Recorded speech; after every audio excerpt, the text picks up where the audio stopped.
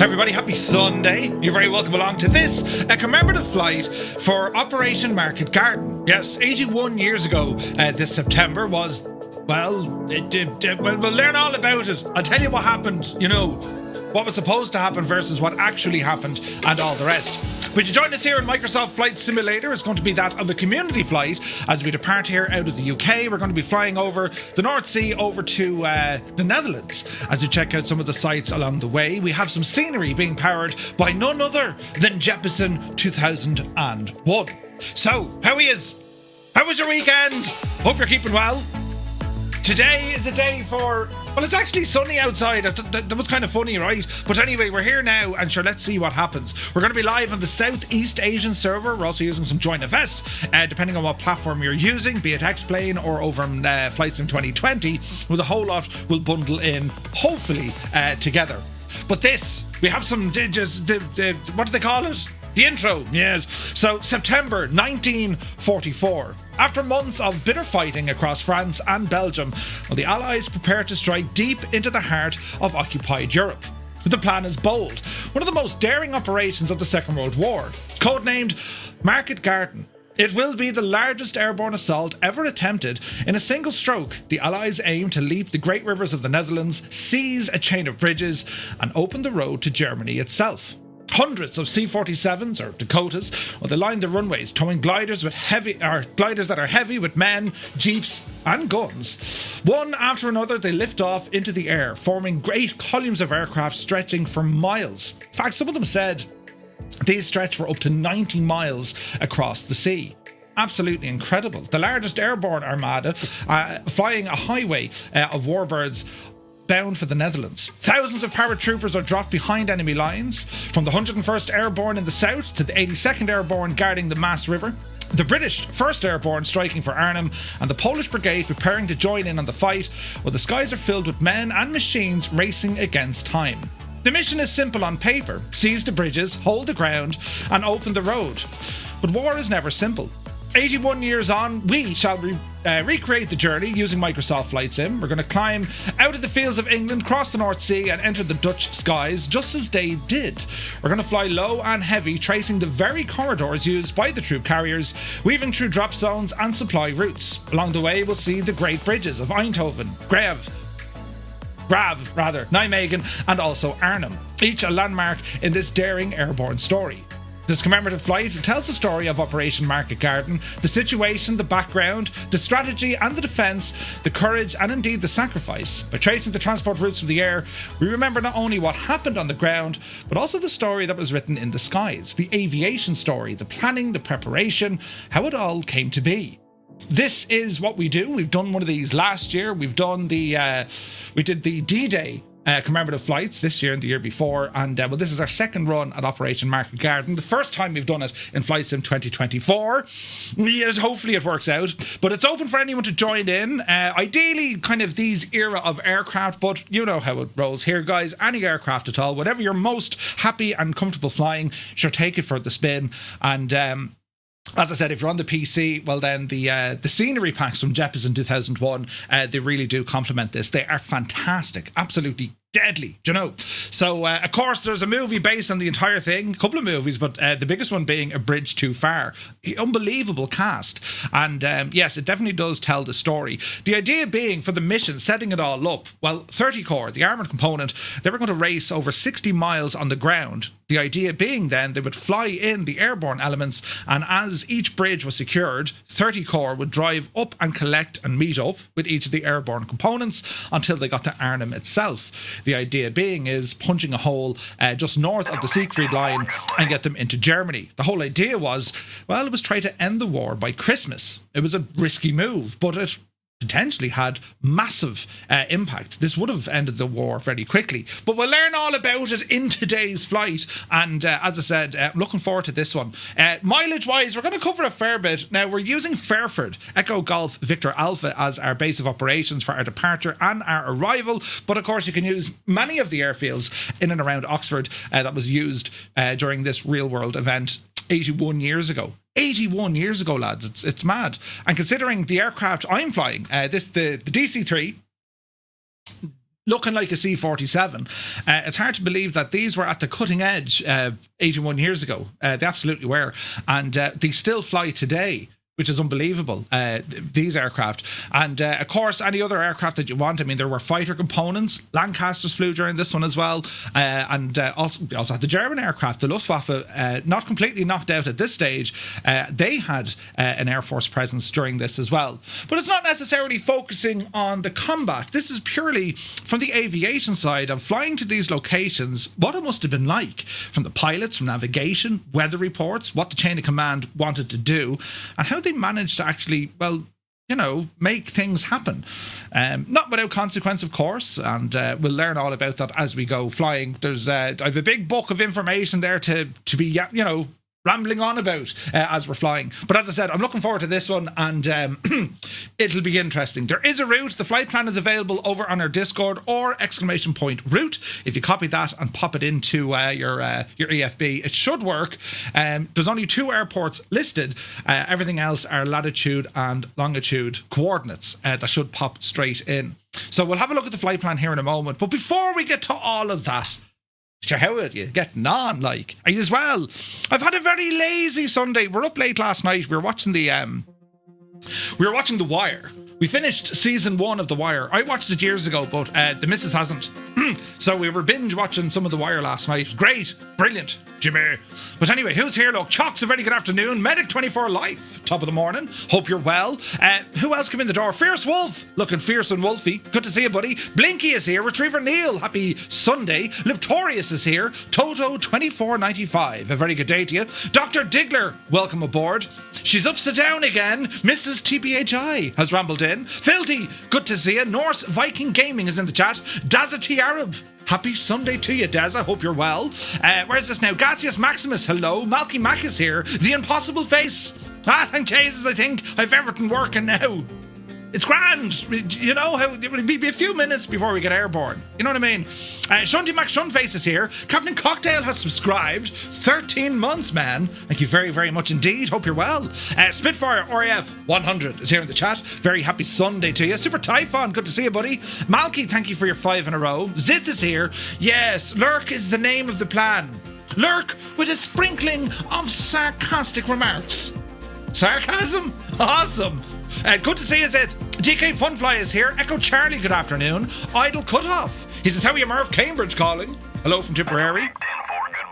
I hope you're well. Eamon 1973, good afternoon. Hope you're well, buddy. Muse Fan bursts in the door. No comment. He says, happy Sunday, is mad jokes. Good to see you, Muse. Hope you're well, buddy. Big Welsh Matt is here. Jack Wings, welcome aboard. Sir Camsalot, my dude. Hope you're well. Larry, good to see you, Larry. Zard is here. Apache's in the house. Nace42, welcome in. Escort Judy, nice. Where's this now? Fly with Craig. Goody afternoon, Craig. I nearly said evening, but when I think of Craig, it turns to evening. Ooh, good to see you, man. Hope you're well. James the Catcher, good to see you. You're very welcome aboard. Greatest World War II movie of all time, no spoilers. Indeed, Shunty. Shut says, good afternoon. I won't be flying. I'm grinding out on air at the moment, but I will be watching. I love learning about this stuff with everyone. Thank you very much. Good to see you, Schutz. Goblin Zeus, good afternoon. Father's Game is here. Good morning to you, man. Where's this now? Proby Pete is here. Tier 2, 27 months. Thank you very, very much indeed, Pete. Hope you're well, man. Right, where's this now? Wicked Lumberjacks, happy Sunday. World War II aircraft were pure beast, and in my honest opinion, some of the most amazing peak of piston technology and rotary powered aircraft. I agree. Some incredible machines. Mac Vision, good afternoon. Corn Wolf is here. Good to see you, buddy. Hope you're well. Soaring AJ. AJH, man. APU Inspector then, subscribing for 13 months with Prime. Thank you very, very much indeed, man. Wills, 1985, good to see you. Tenured is here. Papa Justify, a grand afternoon to one and all. And to you, welcome in. Top Gun Lenny is here. Ace of Spades, good morning. Dougal McTavish, the chairman, has rambled aboard. Good to see you, Dougal. Crafty Tigers, welcome in. Airwolf, good to see you. You're all very welcome in. On a Sunday, we don't belong on Sunday. Well, we kind of do, but you know what I mean. Who else come in the door, look? Ernie T, good to see you, Ernie. Angels15 is here. Norcal Sar, welcome aboard. Happy Sunday. Dave Cleary, legend Dave. Welcome back, Dave.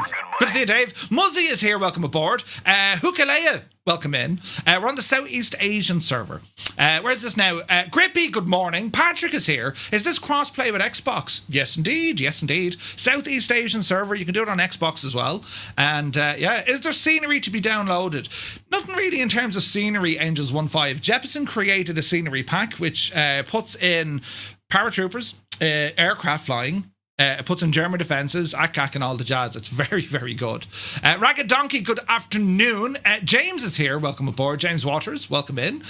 Eagle, or is it Eagle? Hope you're well, buddy. Sourdough Man, welcome in. Steve Claxton is here. You're looking great, lads. JP, he says, where's this now? Good day, Murph. From a first rain of the summer in South Africa. The rain season has started. Kozaki Flyer is here. Good to see you, Kozaki. Where's this now? Lucky Bo has subscribed. 7 months, man. Thank you very, very much indeed for your support. I hope you're well. As Mosh Pit Plays rambles in. Good to see you, Mosh. A very happy Sunday to you. So, yeah, as I said, we'll be a couple of minutes setting the scene, getting the aircraft into action. The DuckWorks Mod is working in 2024, which is great. So we're going to be using that one for today. And let's see how this one goes. There's limitations, of course, when it comes to multiplayer, so try not to worry too much. Hopefully there's no CTDs, no crashes, but if it happens, don't worry. As I said, we'll be taking our time. We'll be flying relatively low on this one, kind of 3,000 feet, thereabouts, and we can dip in lower when we start doing our paratroop drop runs over to the drop zones, right? So, there's stuff happening. Filthy, the man, did you see what he did? Filthy gifted 5 tier 1 subs straight into the community because he's a mad lad. Filthy, thank you very, very much indeed, lads. I put the car in swinger, baby. If you just got a tier 1 sub, but thanks to Filthy, do be sure to say thank you. Very kind of you. There's bonus subs as well. Valorant, yeah, right. They jump on the bandwagon and say, oh, I see what you did there. Have one. Have 2 maybe. Or, random amounts. It's this thing to do on Twitch every now and again. It's great. Fantastic. Do you know? Means you can get large meals or, extra cheese. But it's kind of mad. But Filthy, thank you very, very much indeed. But yeah, the DuckWorks mod, it's very, very good. It's awesome. So what we'll do, we'll come over to the screen and we'll start getting ourselves situated and discovering what it is we're going to be doing. So light off and camera over here. After Friday night, I'm hoping the audio issues that we were having are now fixed, or at least that's the hope when I change up all the scenes and the jazz. So hopefully that's going to be fixed as well. We'll have to wait and see, right? But we'll play it by ear. So anyway, this here is the DC-3 or C-47. There's a lot of confusion when it comes to a DC-3 or a C-47, right? And the main differences between them, they are in effect the same aircraft. However, the C-47 was the military designation of the DC-3 and it had some modifications made to it, right? Some of the avionics, some of the equipment on board, it featured that of the Eureka system, Eureka Rebecca. They lowered the floor, they extended the rear cargo door, they made it for a jump door, right? I was missing out on the vertical stream. This one was way better. Yes. So the idea behind the vertical stream, if anyone's watching on the vertical stream, welcome in. But it's primarily designed for those who would like to watch in the vertical form. You could be on your phone or you could have your iPad turned vertically. That's what that's for. For everyone else, if I do appear vertically and you're using a TV or whatever, click on the other stream on YouTube and you'll see what the crack is there. Do you know? So, Ronnie Dillard, good to see you, Ron. Hope all is well. Tennessee, hello from Tipperary. B. Carlo rambles in. Good to see you, buddy. So the aircraft, it's an absolutely iconic machine. The DC-3 C-47, it is one of my all-time favourite aircraft. And it's just beautiful. And as I said, these things fly to this day. They're still in operation, mainly used in kind of remote places, but it's just a beautiful, beautiful machine. The livery we've gone with, it's that of That's All Brother. This was one of the first troop carrying aircraft into Normandy on D-Day, and there are a couple of issues when it comes to 2024. For example, strictly speaking, it's a 2020 aircraft, therefore it draws its own pilots, its own avatars inside the aircraft, and then 2024, well, that by default puts your pilot in there. So if you do kind of zoom in and look into the cockpit, it's a face on top of a face. It's quite disturbing, but we don't worry about that, right? Nick Clemens, if you type in all one word, ! how to multiplayer, that brings you to a link on YouTube of all the multiplayer settings to get yourself set up and up and running, right? So we'll wait and see what happens. With this aircraft, you can see we have a ground cart installed, and we're on ground power at the moment. So our plan is to get this machine up and running, and we'll be taking off here out of Fairford, and then we just head her on, right? But as I said, this is a beautiful plane. They live on today. They got a new turboprop upgrade. There's a company up in America that do them. They convert the old piston engine and they throw on a big fancy turboprop. So these aircraft are still very much flying to this day. In kind of modern culture, if anyone watched Ice Pilots, Buffalo Airways operate a number of these. And there was a company in England, Air Atlantic, before they kind of closed up shop. They were operating these as well. Yeah, Basler conversion. Yeah. They're up in Wisconsin there. And it was funny because they actually came across the actual aircraft, that's all brother. It was sitting out the back as kind of scrap. They're going to use it for spare parts and whatnot. And there was a documentary, it's on Netflix. There was a documentary of how they actually found the aircraft, and it's been completely restored, and it flies to this day in the original colours and markings and all the jazz. So this is our Chariot for today, and I'm looking forward to it. It's not necessarily a difficult aircraft to fly. The DuckWorks Mod do phenomenal work to it, especially with the kind of weight balance and how the aircraft should feel.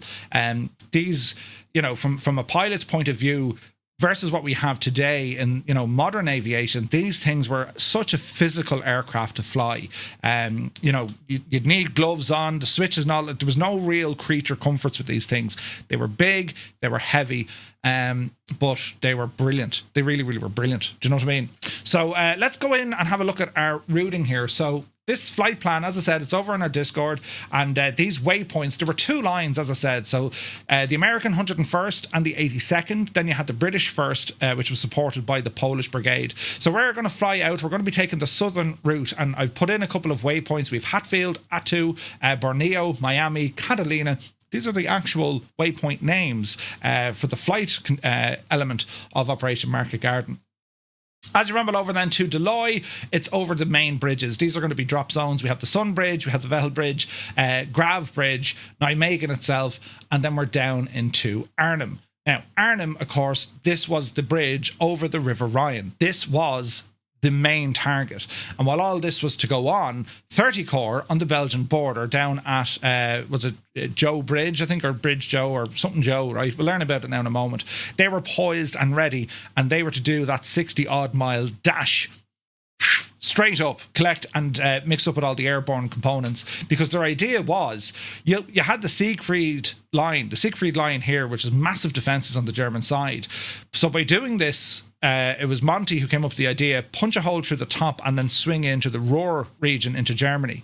And the idea was, it was bold, and it had considerable risk, but if it worked, if this would actually work, it would have a massive impact on the outcome of the Second World War. And it's only 81 years ago, considering, we look at, from a history perspective, we look back at other battles that took place throughout the world, throughout history. This is very, very recent, and on a scale that's still in living memory. Unfortunately, only for a handful of people in terms of, the survivors and whatnot. They're dwindling away. That's the way time works. So for us, it's a great way to kind of bring their story forward, right? Because it's still in living memory, the experiences of what happened. But from the technology and the aviation side, when we consider what we have today when it comes to navigating with waypoints and GPS and engine capabilities and all that sort of stuff, when you realize what they had to do back then, they were nuts, right? They were nuts. In our time, we're looking back going, what? That's what they really? Do you know what I mean? So it's very interesting to see it. But I think it's a great opportunity for us, as I say, bring this story with us, bring it into the future so it's not forgotten. Because that's the problem in the world. People forget about this sort of stuff. And, But anyway, this is our flight path. A couple of 100 miles in it. So we'll be here for a few hours. But at the moment, we're using live weather. Now, when they actually started flying this back in September 1944, well, the weather on the first day was actually relatively clear skies, and it was calm, it was nice.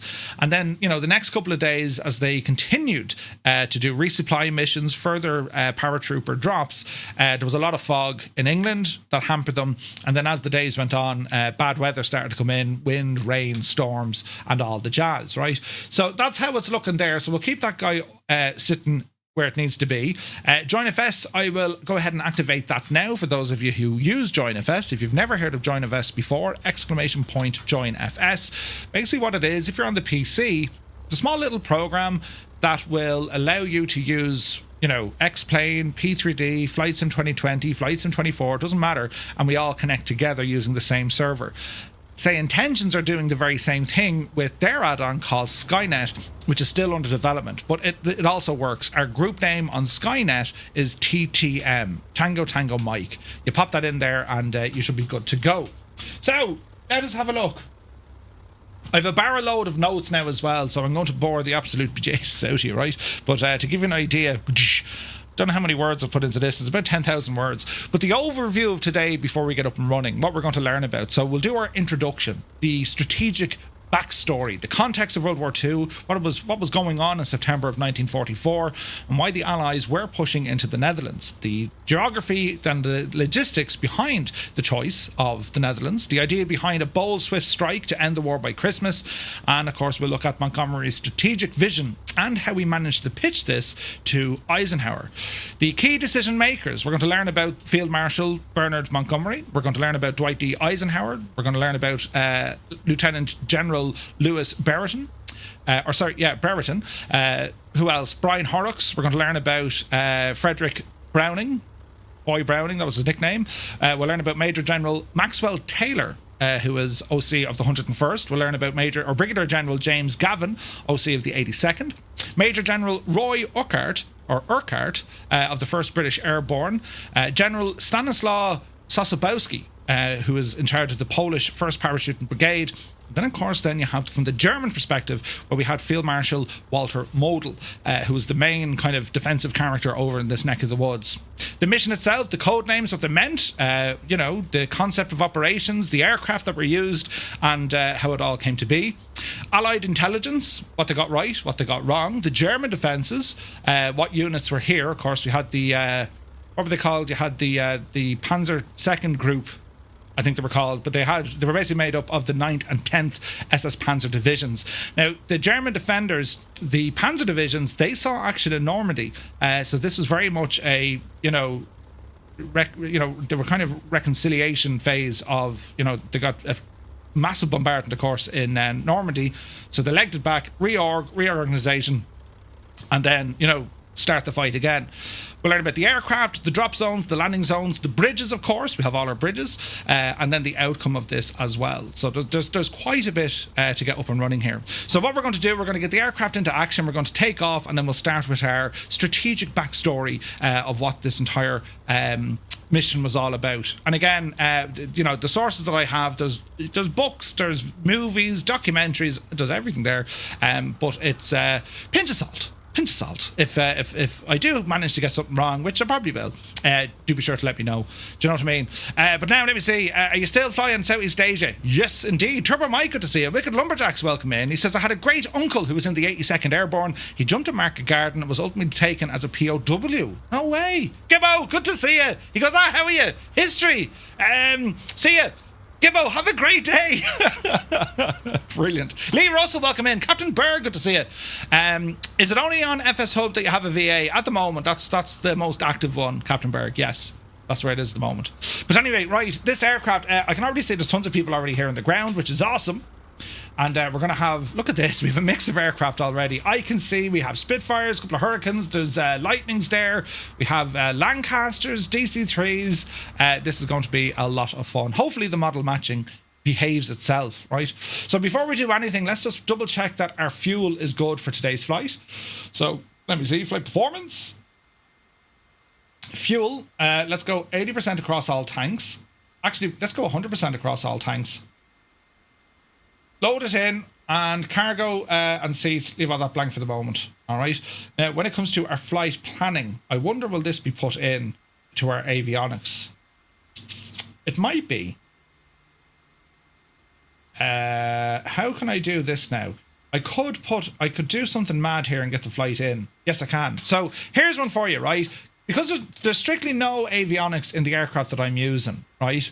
As in, sorry, when I say avionics, there's strictly no GPS in the aircraft that I'm using. This is the original, you know, not a modern take on it. You can fly the modern version, and instead of having, you know, a gyro pilot, it'll actually throw in a fully functioning autopilot. Before this, we're going to do something a little bit different. We're going to open up our GTN 750. This is from PMS 50, and we'll get this fired up here.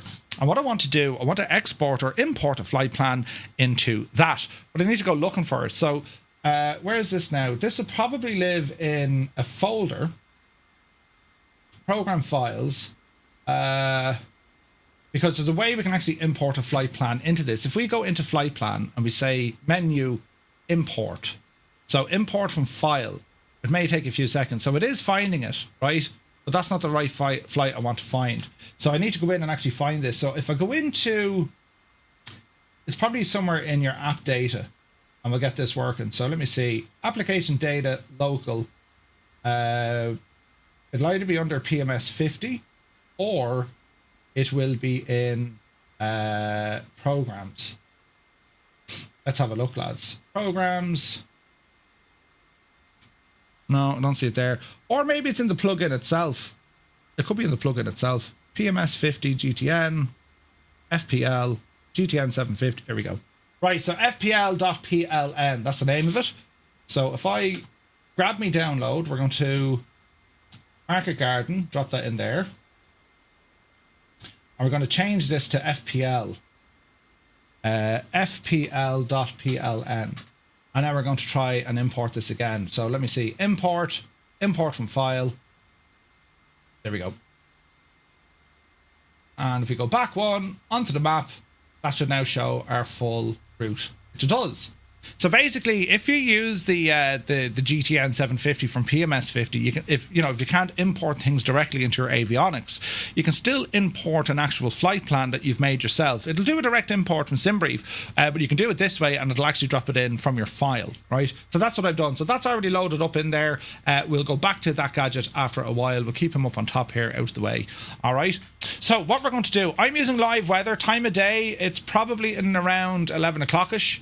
Because they departed between 10 and 12, right? So it's 11:30 here during the day on live weather. We'll see how the live weather goes. Hopefully not too bad.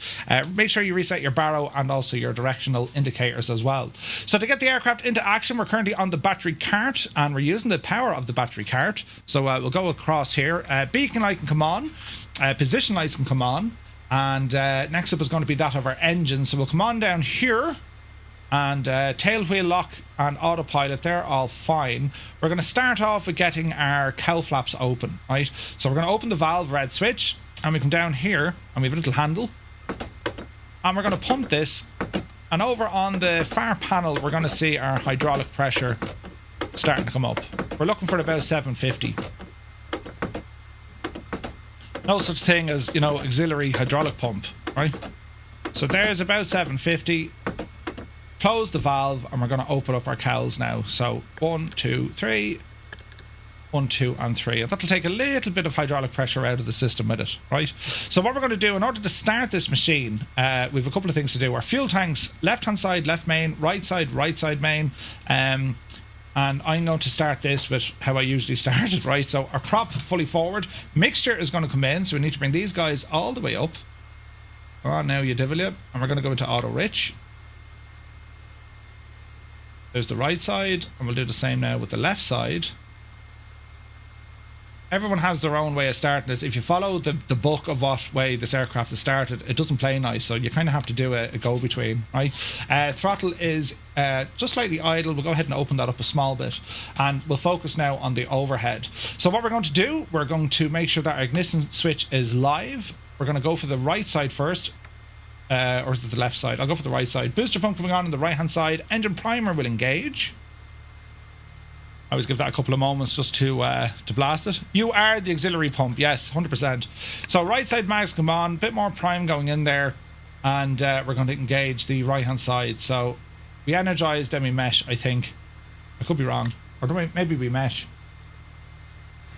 No, we energize a mesh. So we'll hear that starting to come up.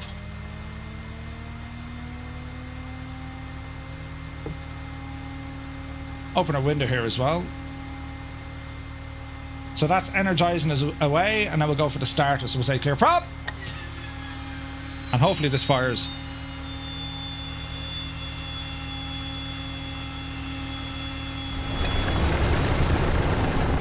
She fires. Okay, quick check down here on instruments. Right hand side, RPM is looking good. Bring her up a bit. Manifold pressure, bring it up as well. All sorts of shaking, rattling and rolling.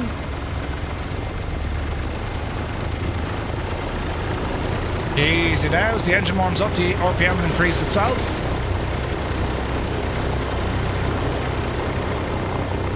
Alright, that seems to me like a good start, so we continue on with our flows. Close the window. Alrighty. Generator for the right hand side, activate. That's going to give us some power. And now we do the very same with the left side. Pump's coming off. Left side pump coming on. We're going to give it a bit of primer before we do anything. Keep the cowl flaps open. So just after engine start, we're going to bring them from the open position back into the trail position, and then we'll see what happens then, right? So there's a bit of primage for the left side. We're going to go ahead and open up the mags. Fuel is already set.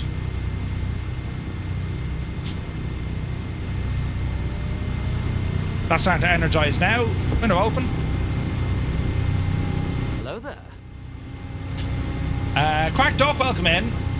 And now we'll go for a start on the left hand side. We have a spin. Usually about 12. There she goes. Double checking our instruments. Left engine's coming up, and as it warms up, you'll see it go then into what it needs to. Alright, close the windows. One up here on top. We're going to go ahead and turn on the left generator. At this stage now we can disconnect. So we're going to go onto the ship battery, disconnect the battery card. We're looking good here. Pitot shouldn't need it for the moment. Oil dilution not modelled. Go ahead and close the doors. Cowl flaps bring them to trail. That's looking good with me. And we do have an aircraft probably on Joint FS, probably in the wrong livery, so let's go in and investigate. So let me see, Druid Zeus, DC-3, Firefly Air. I think that is the problem, so we're going to just change this one up. Let me see here now, because I think the Firefly Air livery doesn't work in 24. So let me see, DC-3, let's see, can we change it to that?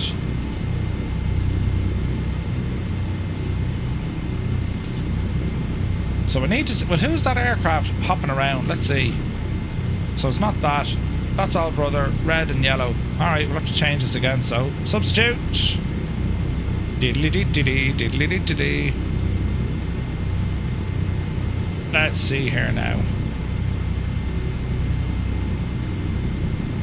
Would it be under Airplane Heaven, or would it be under... No, it'd be under DC-3, wouldn't it? Uno momento, lads.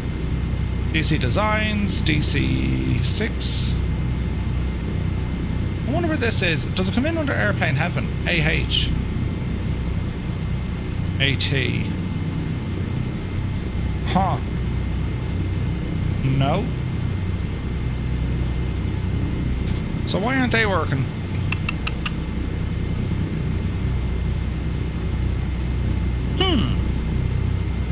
I saw at least 5 DC-3s in there. We'll find it here now in a moment. So it could be DC dash. Sometimes you're going to get these livery issues, so we'll try and fix it. Because the last thing you want is a plane hopping around with a big, you know, shaking purple thingy. Do you know what I mean? Behave. So we're quite okay letting the engines warm up here now anyway. So Aviation Tyler, welcome in, buddy. Thank you very much indeed. Welcome to the flight crew. Hope you're well. Let me see her.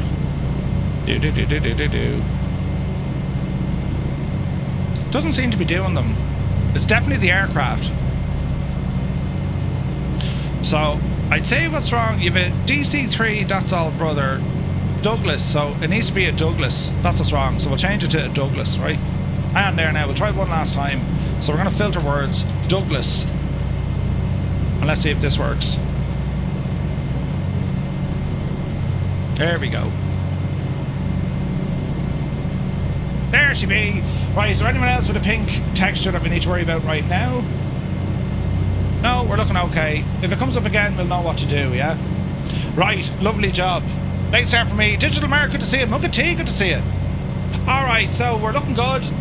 Flaps will be the next one. Hello there. So we want to set a quarter flaps. Flaps are set.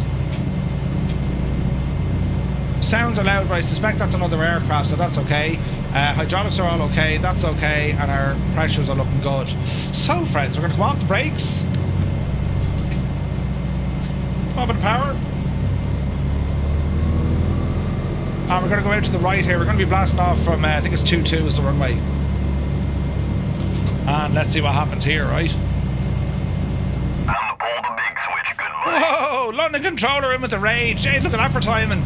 Jamie, welcome in. Hope you guys had an awesome stream. Happy Sunday, lads. We're here doing a... Well, I'm doing something. Eyes up, look. Oh, wait, I never turned on me avionics. Allow myself to introduce myself. So we're here doing a commemorative flight for Operation Market Garden. 81 years ago is when this all kind of kicked off. So our flight plan today, we're going to be departing out of Fairford here in England, and we're going to be rambling over to the Netherlands. So flight plan and all the jazz is over in our Discord, and it's following the flight of the 101st Airborne. Of course, we'll learn about the 82nd and also the 1st British Airborne, along with the Polish brigade as well. So that's what our route looks like. And you would be most welcome if you'd like to join in, lads. There's a mix of all types of aircraft, from the old World War II stuff to, you know, Cold War and, you know, all sorts of jazz. I'll sit here and let the lads go up the road. You wouldn't want to share the bed with them, they'd have you on the ground, you know. But hope you're well. Hope you had an awesome stream, buddy. Welcome in, lads. Very happy Sunday to you. So, welcome in, lads. Welcome in. We've done this flight a few times, and it's always fun. And there's loads of information to learn, or you know, or the BJs is out here, either or. But it's pretty cool. So we have a ton of aircraft here. We're on the Southeast Asian server, and we're just going to be taxiing down here. Let me see here now. Ownership. Jesus, there's buttons. Valorant. London. What the name of what? London controller has... What? Did you just see what he did? He gifted how many? 20 subs! Yes! I put the car in swinger, baby. And then Valorant came in with 2, 4, 6, 26 subs, Jamie. Are you off your... Are you mad? Is he absolutely mad? Lads, if you just got a tier 1 sub, but thanks to London controller, God, be sure to say thanks. What a legend. Jamie, thank you very, very much indeed. Jesus, lads. The man needs no introduction at all. It is that of London controller. The multitasker who can, you know, sing, dance, talk, fly, control, drink, breathe, and do other things all at the same time. Unbelievable, man. Where is this now? We'll click in that. Thank you very, very much indeed. That's insane support. Bloody hell, look. So we're here trying to do a thing. It seems to be working. A little Lancaster there, look. Jesus. So historically, we always did these flights in 2020 because they tend to behave a little bit more. And using Join FS, you sometimes the noise. You sometimes get planes doing this. Listen, we can't explain it. We just know it happens, right? So, yeah, that's what it does. We'll also need to keep an eye on our fuel as we're moving. So we're on our main tanks at the moment, so we'll keep an eye on our main tanks because this sort of a flight will have to use the entirety of it. Also, lads, there is some custom scenery being used from Jeppesen 2001, and well, what it is it puts in other aircraft, it puts in paratroopers being dropped, it puts in anti-aircraft fire, and you'll see, you know, you'll see kind of high explosive stuff in the air. And there are sounds there that are just not terribly loud. In 2020, they're very loud. You know what I mean?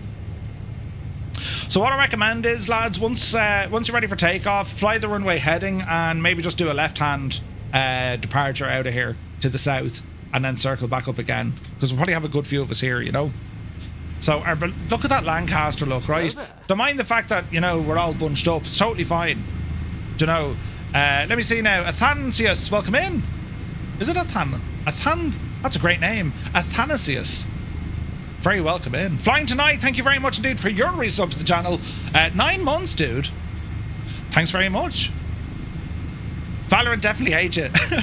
what was Valorant giving Jamie? Gotta run. Jamie, thank you very, very much again, dude, for the raid and for that insane sub bomb.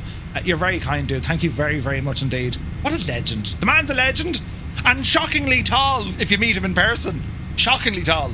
Agent Presta is here. Just flew it last night for the first time in a long time. Yeah, it's pretty cool. It's awesome, man. So, when you're ready, lads, start taking off because there's a queue of us here trying to get out. Yep, there's a few of us now just trying to, you know, we're just trying to do our thing as we taxi. It'd be interesting to see.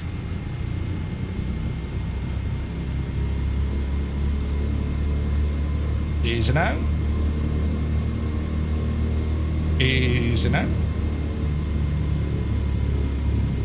Alright. It's a large fleet, it really is.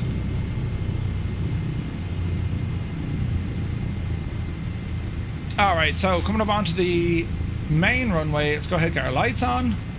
Your passing light was purely that for... There's a dude sitting in the air.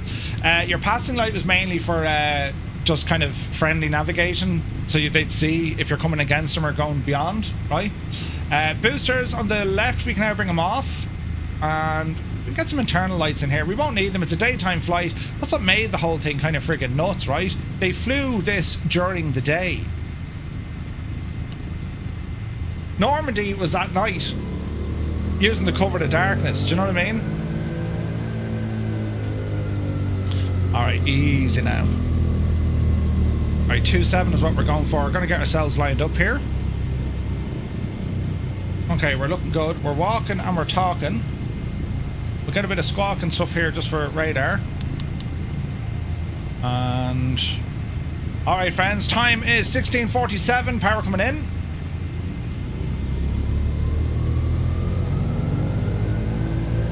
Let's go flying. Oh, the sound. Airspeed alive. Our tail wheel is up. Try and keep on the straight and narrow.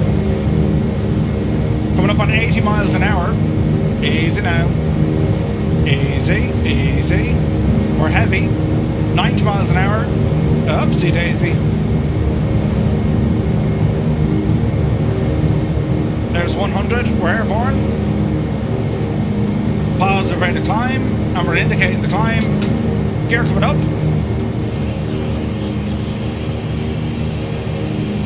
Easy now.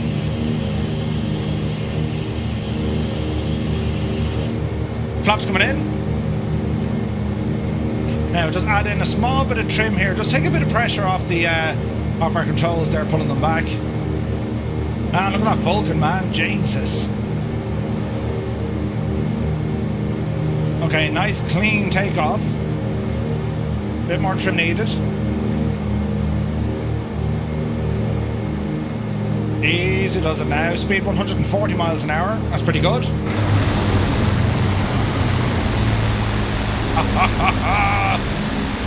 The sounds of piston engines is the best in the world, isn't it? The sound's pretty cool, isn't it? Alrighty then. Right, we're doing well. So it's going to be a left turn here as we kind of circle around. We're in and around Oxford anyway, as I said, taking off out of Fairford. So small little roll here to the left. At this stage, landing lights can come off. Beacon can stay on. Position lights can stay on. That's all grand. And we'll get into cheat mode here. So what we want to do, we're finished with our hydraulics at the moment. Blue handle needs to come forward, and this is going to give power into our gyro pilot, or effectively our autopilot. If you don't move that forward, there's not enough power to control the surfaces for your autopilot, right? So we're going to come over here to our PMS 50 GTN 750. We're going to come down to its autopilot, and this should give us a bit of chance here. So it does. Altitude select, we're going to call it 3,000 feet. Heading mode, we're going to say heading, And we're going to swing onto a heading of... Keep her going. Let's call this one probably in and around the 100-ish. Easy now, easy now. So if I can just type this in, give us a heading of 100 degrees, enter. There she is, she's starting to respond. We'll throw in a 90. Alrighty then. We're looking good. We're sitting on 2,000 feet. We're going to go into VS mode. We're going to go up the road. Let's climb it at around 800 feet a minute. CDI, we're going to put it into GP. Why doesn't it want GPS mode? Think, Murphy. Close off our cowl flaps. Autopilot is on. Why won't you have GPS? That's interesting. Nav mode, GPS. Huh. This could be fun, lads. This could be fun. V-lock. So she's stuck onto... let's see here now.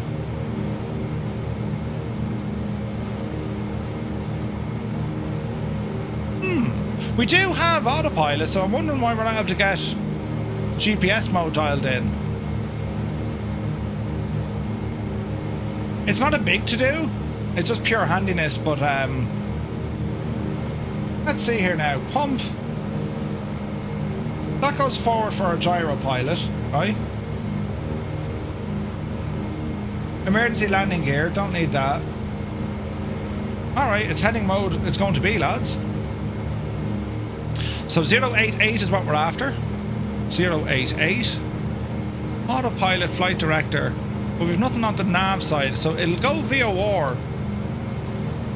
It's a big 10-4, good buddy. Probably didn't like the flight plan. Oh, flight plan should be okay. Let me see here. We can go VORs if we want. You know, wouldn't be the worst thing in the world. Fornax, thank you very much indeed for your 36 months. Cheers, buddy. Yeah, it doesn't like flight director. Yaw dampener. Alright, stick it on to heading mode. 088. We'll be flying this for about 58 nautical miles. So, let me see here now. What's funny is, check the map in your GTN to see the magenta line is there. Yeah, it is, yeah. We just, it's like there's something blocking it.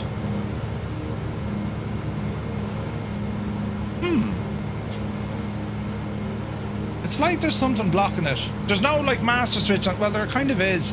Let's think now, Murph. Think.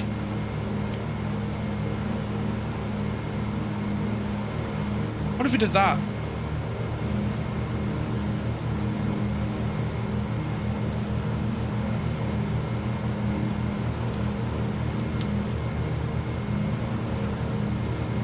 Nope.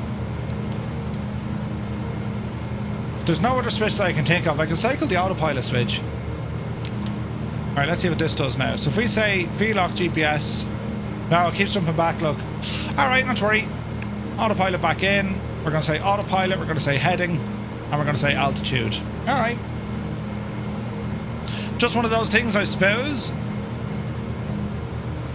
Menu, altitude select, that's okay. Sky Perrian, good to see you, buddy. Yeah, it's weird, isn't it? It's not a big to do, like, I'm not worried about it. We can go this, we can just fly this by heading, and to be honest, that's what they had to do back in the day, so tis what it is. We're going to stick it on heading at the moment. Let me see, heading and altitude. We're looking for 3,000. We're sitting on 3,000. Go ahead and put you back up there. And what else do you want to do now? Aircraft itself is behaving, so it's going to be our power, right? So, as we're kind of booting along here, 177 knots, that's 200 on our own side. Manifold pressure, start bringing you back gently into the green. We're going to go 40 inches. On our RPM, we're going to drop you back to 24. And 40 inches. Alright, easy does it. Speed is probably going to hover up a little bit more now because the prop is more efficiently biting. That's looking good. And then we'll do a small course correction then in the moment, right? Oh, it looks pretty. Look at that. The amount of aircraft we have moving here. This is nuts. Absolutely gorgeous. Right, so what else do you want here? Windshield, no. Lights, landing lights, passing lights, battery, landing gear, prop heat, panel lights, bring them on. Booster pumps are on, gens are on, lights here are on, gear light is up, fuel main tanks are okay. What else do you want to look at here? Yeah, we're okay. That's radio. I don't think there's anything else here when it comes to whatchamacallit, our GPS. I don't believe there is.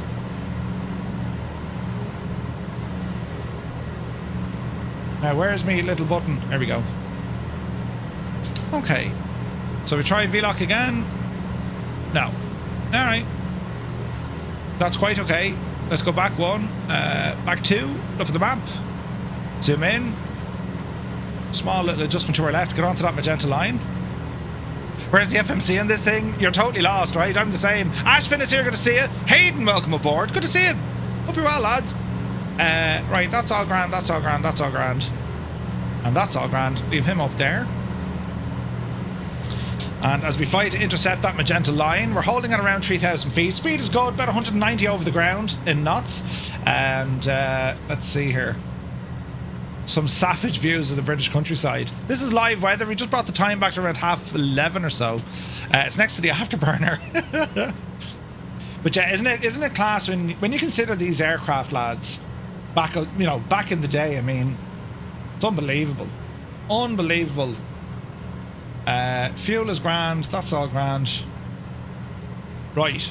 We haven't broken anything yet, so all is well. So at this stage, back in the day, the aircraft thousands of aircraft, thousands would have been taking off, all getting into holding patterns, and then they'd start flying towards out towards the Netherlands. And it was said that, the armada in the sky, the line of aircraft, the trail of all the columns was over 90 miles long. Like it was almost horizon to horizon aircraft coming over. Unbelievable stuff, right? Unbelievable stuff. But we have some notes here, so we'll go through our introduction. As I said, it's all about Market Garden. This is a commemorative flight. 81 years ago, just a few days ago, 81 years, is when all of this kind of happened, right?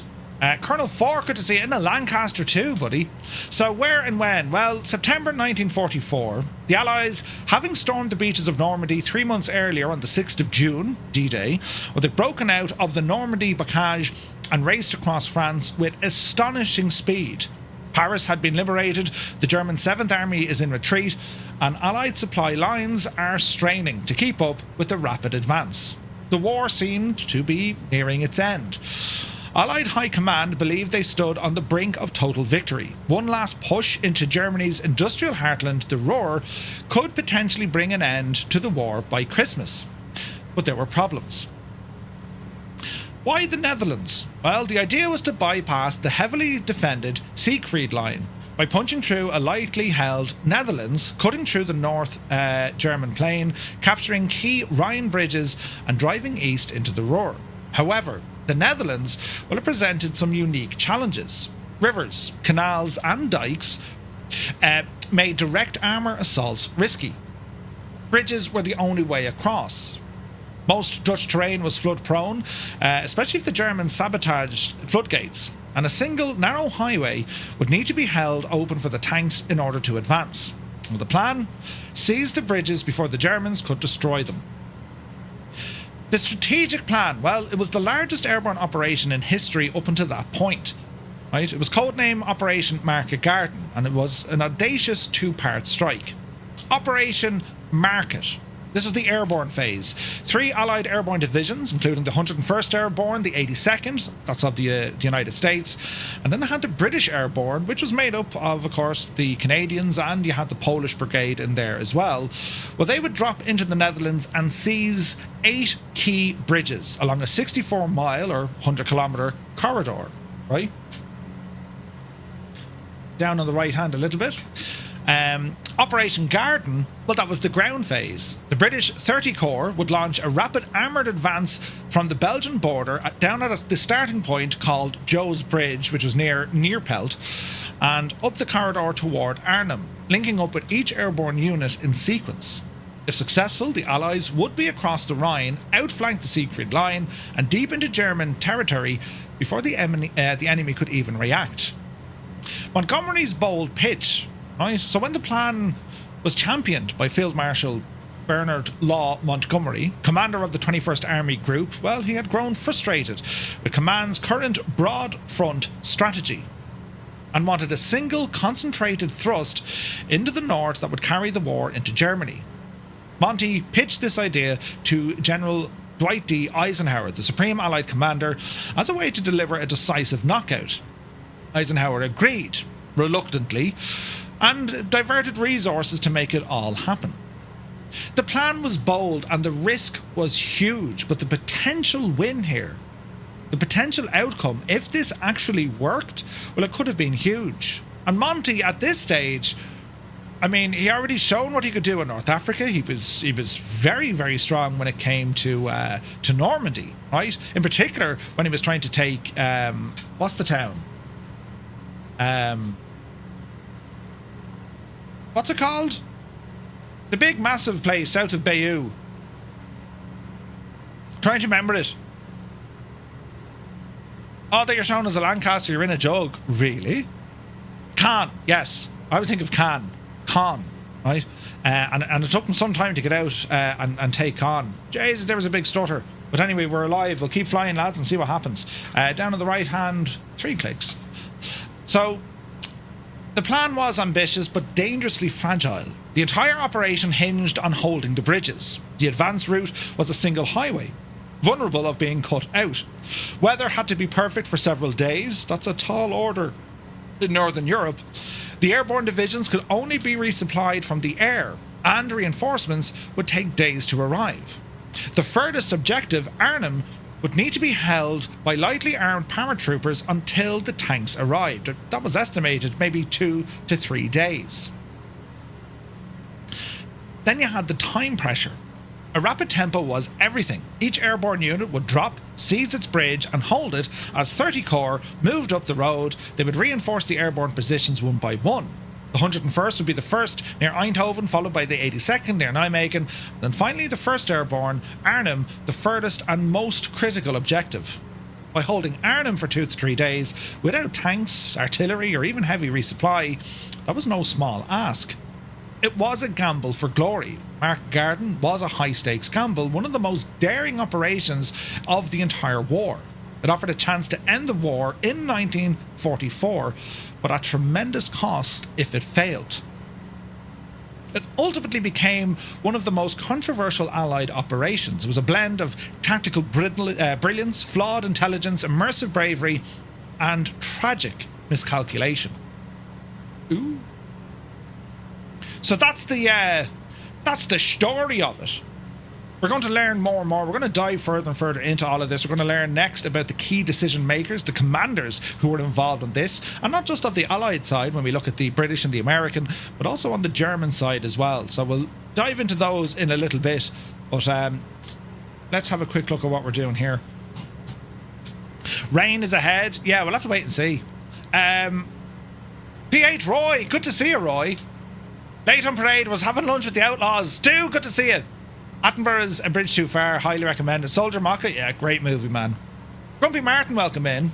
GPS works on mine with Flow Pro, but I had to push the pump behind the gyro. The pump behind the gyro. Well, I've done that. So, we're in the forward position, gyro pilot. Yeah? Now, if I bring this back, we should lose autopilot, if I'm not mistaken. Or maybe I do it here, look. GPS. No, it keeps resetting. It's weird, right? So I've lost autopilot by doing that. So come back here. Autopilot in. Outer Space Guy, thank you very much indeed for subscribing. Welcome in, buddy. So we'll go back. Can we change this GPS? She won't hold GPS. Ah, well. Heading sync. Now try it. That's really weird, isn't it? She'll go, like, she'll go via war and whatnot, but are you able to fly German warplanes for their point of view? Of course, if you'd like to, yeah, no problem. When was Operation Market Garden? It was in September 1944. So the original plan was set to happen, I think they only agreed for it on the 10th of September, which only gave them a few days. Literally a few days to say, right, we're going, we're off, we're on this one, you know? And between kind of the 25th was 17th, 25th. Was it the 15th? The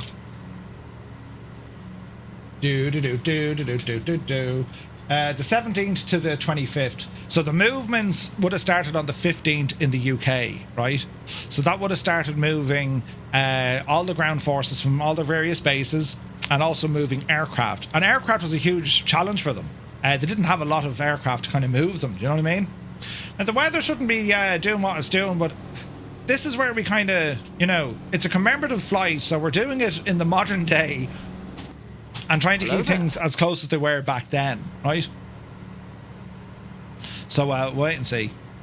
Manny says, where did you get your stuff? Which? You kind of pick them up over time, Manny, do you know what I mean?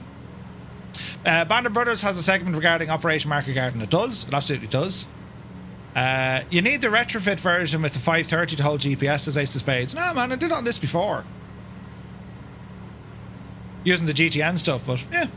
Albert says, I walked the landing grounds for several years during my 4-day march at Nijmegen and the Airborne Remembrance March at Arnhem. Nice. That's awesome. Doug is here, good to see you. Grumpy Martin, hello. But yeah, it's a fascinating story. I don't know how much rain we're gonna have here, but so listen, we'll keep her lit for the minute, right? Just Tom, that's a tight formation. We got loads of people flying with us. We'll get a head count here now in a moment, lads. But as I said, like, you know, when we did our D-Day flight, that was nighttime, and that was the initial invasion. And you can imagine, I mean, like, you know, the 17th of September, after June 6th, there's nothing in it, right? And all of a sudden now you have the largest airborne operation happening to bring them all in to bring them into the Netherlands.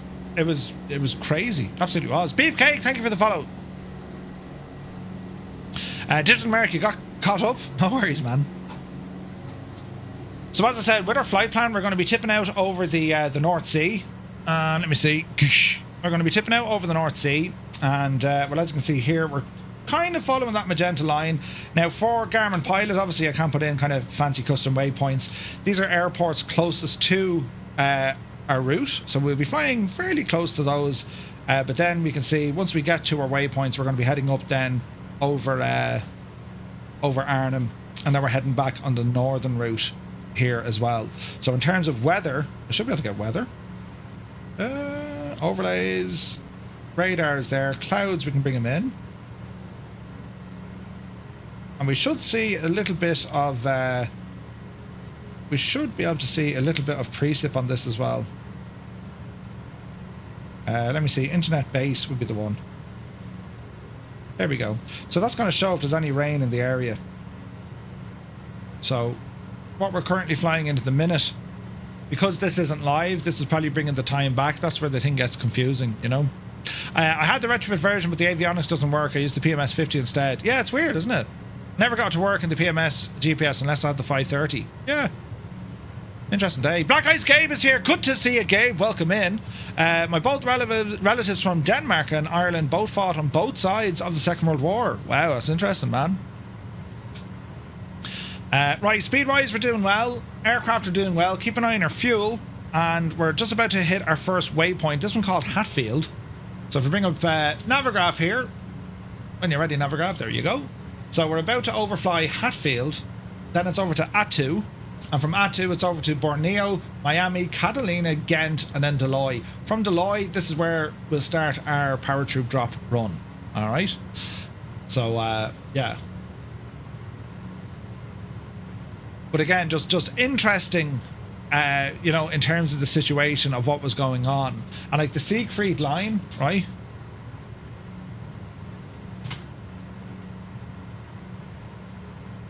It was known in German as the West Wall. It was a German defensive line built during the late 1930s. It started in 1936 opposite the French Maginot Line, and it stretched for more than 630 kilometres, about 390 miles, right?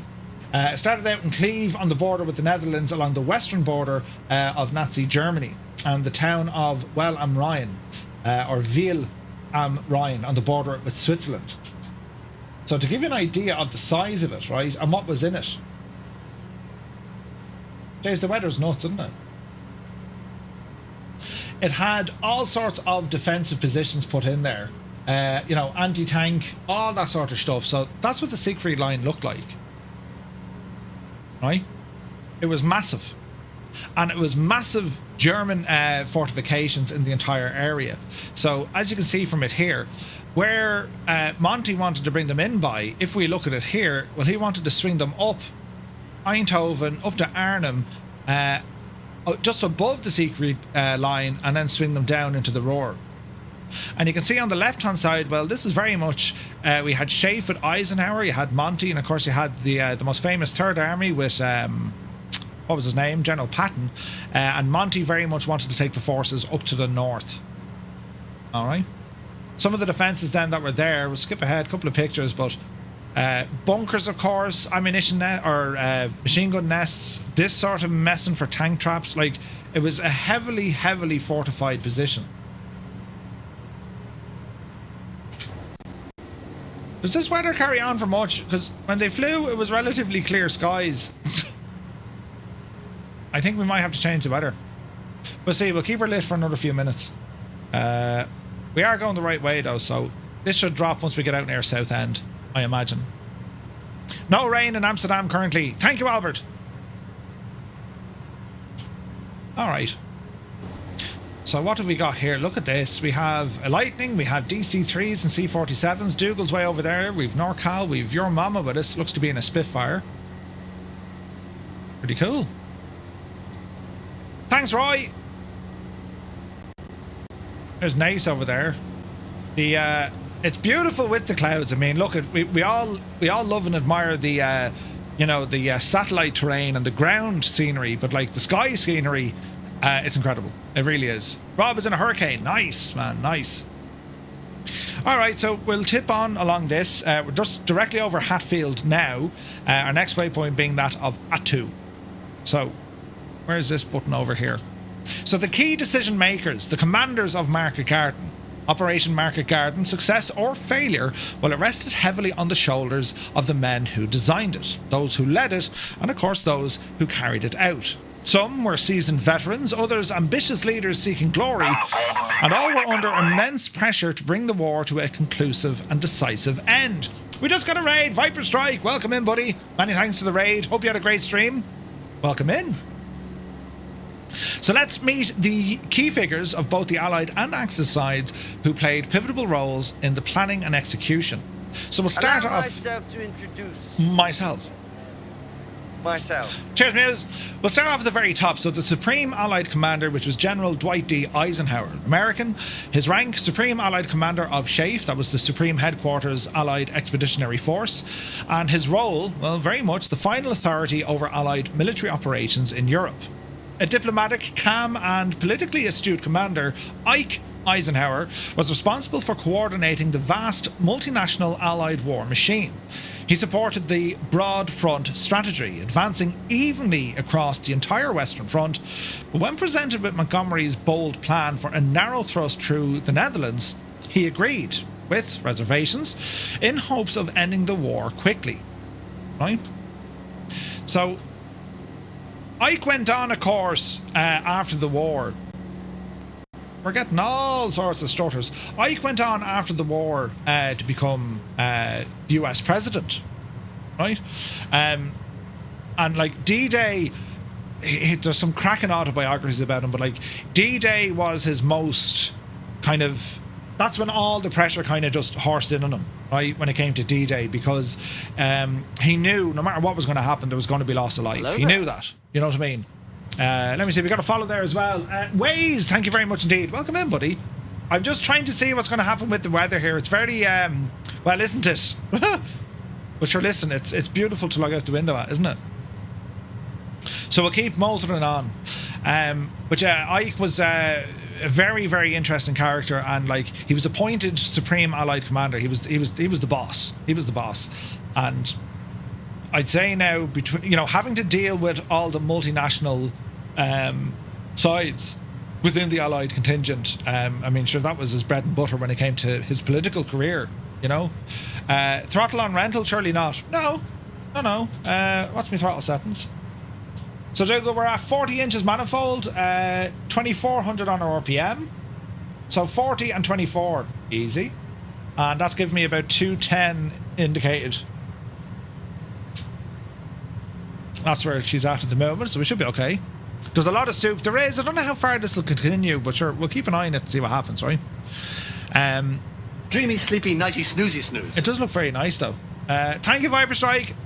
So anyway, moving on. Field Marshal Bernard Law Montgomery, British, commander of the 21st Army Group, overall architect of Operation Market Garden. A hero of El Alamein, Montgomery was known for his meticulous planning and iron discipline, but also his arrogance and difficult relations with American commanders. He advocated for a bold, narrow thrust through Holland to outflank the German Siegfried Line and to reach the Ruhr. Market Garden was his creation. He believed it could end the war by Christmas. Now, with Monty, yes, he was kind of difficult to deal with, especially with the American commanders and the British commanders. To be fair, he was very well respected by his own men, and prior to Market Garden, he had shown incredible capabilities and also strategic and tactical brilliance over the years. And Market Garden, I mean, from the planning stage, it was brilliant. Monty was also heavily involved on D-Day, and of course out in North Africa. Like, there was a lot of stuff that he knew, and history kind of portrays him as kind of an awkward, not fully aware of what was going on sort of a character, which I don't think is necessarily accurate. I mean, there was no doubt it was a bold plan, it was a risky plan. But what if it worked? He'd have been heralded genius, But what I thought was very interesting, it was the camaraderie of his troops, his soldiers. They had incredible respect for the man. They'd follow him anywhere. So natural born leader, So, very interesting. Zard, full throttle, can't keep up. Are you using live weather? I wonder. But yeah, so anyway, the main story was Monty managed to convince Eisenhower to divert these supplies, most importantly, as I said, away from Patton, because they wanted this kind of steady approach, this structured approach of just, taking mile by mile by mile, this giant line of the Allied advance. And that's how they wanted to play all of this. And Monty's plan was, let's park this. We're going to do something quite audacious here. We're going to go up and strike them a hard blow. So only the turbo version DuckWorks Mod will keep up. Are you not flying in the DuckWorks Mod? Uh-oh. So if you're in the standard DC3, what sort of speeds are you getting? Because I could drop it back if we need to. No, we seem to be okay. I wouldn't worry too much, lads, anyway, because we're going to be circling around the bridges and all that when we get up there. So if you find yourself falling a little bit far behind, don't worry. We can ease off some of the speed here in a moment as well. And we might have to change out some of this weather. We'll wait and see what happens, right? I forgot I had the supercharger. You're sitting at 200 now. Yes, there is a supercharger. These fellas right here. If you need to get your speed. Next up, we're going to learn about Lieutenant General Frederick Boy Browning, British Deputy Commander of the 1st Allied Airborne Army and overall commander of the airborne troops during Market Garden. He was charismatic, well connected. He was married to the author, was it Daphne, how do you pronounce her name? Was it Daphne du Maurier? Was that her name? Browning had little operational airborne experience, but he played a major role in orchestrating the deployment of these airborne divisions. He flew into the Netherlands with HQ staff and was based near Grosbeek. Tasked with coordinating the entire airborne assault, infamously optimistic, he was alleged to have said, "I think we might be going a bridge too far." His intelligence staff ignored key signs of German armoured presence near Arnhem, contributing to a later disaster. So, Frederick Browning, if you ever watched it, he's a man with the tash in the bridge, or a bridge too far. Next up then we had Lieutenant General Brian Horrocks, British, commander of 30 Corps. That was part of the British Second Army. He led the ground advance in Operation Garden. He was respected, energetic and popular among his troops. Horrocks had a reputation for aggressive action and clear communication. However, his corps would face the daunting task of racing up a single raised highway through hostile territory. That highway, that 60-odd mile stretch, well, it later became known as Hell's Highway. 30 Corps was the unit responsible for linking up with each of the airborne units along the way, and they were expected to reach Arnhem in 2 to 3 days. 2 to 3 days. Next up then we have Major General Maxwell D. Taylor, the CO of the 101st Airborne Division. An American, codename Screaming Eagles was that of the 101st, and his role, well, to seize and hold the bridges between Eindhoven and Veghel. He was a Princeton graduate and artillery officer. Taylor had successfully commanded the 101st Airborne during the Normandy campaign. He was intelligent and pragmatic. He believed in close integration between airborne and ground forces. He led the southernmost drop near Eindhoven. The 101st job was to seize 5 bridges to open up the corridor for 30 Corps. They did encounter very tough resistance. So Maxwell Taylor, General Taylor, if you watch Band of Brothers, you hear General Taylor. The night is the night of nights. All that kind of stuff, right? Fascinating stuff. Next up then we had Brigadier General James M. Gavin, officer commanding the 82nd Airborne Division, American as well. The 82nd, they were all Americans. He had the Screaming Eagles and all American. He was to capture the bridges at Grave, Nijmegen, and also the Grosbeek Heights. At just age 37, Gavin was the youngest division commander in the United States Army. He was nicknamed the Jumping General after he jumped with his men into combat and was respected for his courage and intellect. Tasked with seizing the crucial Nijmegen Bridge and holding the heights around Grosbeek, delays in capturing Nijmegen contributed. It was said that he horsed his back out of it when he landed. He broke bones in his back when he landed. Right? Heading 136. Come on, Muse! An immediate turn is needed, look. So, down the left hand, heading 136. Do. 136. Good man, Muse. Only for you. You'd have been terrible trouble. Do you see? This is why I was never going to make it. I was never going to make it as a pilot. And we're going kind of that rough direction, you know. We'll have to do a small bit of course correction there, so we'll actually go 150 and re-pick up this line. And I'm hoping the weather now starts, you know, clearing up a bit. Not looking terribly interesting out there, but sure, we'll see what happens, right? But yeah, James Gavin, the 82nd Airborne, he was young. He was 37 being a general, a brigadier general. Freaking nuts, right? Next up then we have Major General Roy Urquhart, the 1st Airborne Division. He was played, of course, by Sean Connery in the movie. The code name for the 1st British Airborne, the Red Devils, that was their name, Red Berets. Their role was to land near Arnhem, seize and hold the final Ryan Bridge. He was a tough and competent infantry commander. Roy had no previous airborne experience. In actual fact, he had air sickness. He wasn't able to fly, right? He was thrust into a complex and ambitious operation under challenging conditions. He would command the most isolated and vulnerable unit. Not only that, the drop zone for these guys was 8 miles away from Arnhem. 8 miles. And we'll look at the drop zones a little bit later on, but like, they already had a massive challenge at the very beginning. And of course, they had a ton of issues when they did land. Next up then, we have Major General Stanislaw Sosabowski, Polish 1st Independent Parachute Brigade. He was Polish. His job was to reinforce the 1st Airborne near Arnhem. He was a hardened veteran. Sosabowski had escaped Poland in 1939, and he led his brigade with the hope of liberating his homeland. Blunt, independent, and often at odds with British command, he was deeply committed to his men. The Polish brigade was dropped late due to weather. There wasn't enough aircraft to get everyone in the one drop. And the idea was that they were going to stagger reinforcements and supplies over a number of days. And as we'll learn later on, well, the mission brief wasn't flexible enough to allow for changes. This is what's happening. We stick to the plan. That's it. It wasn't flexible.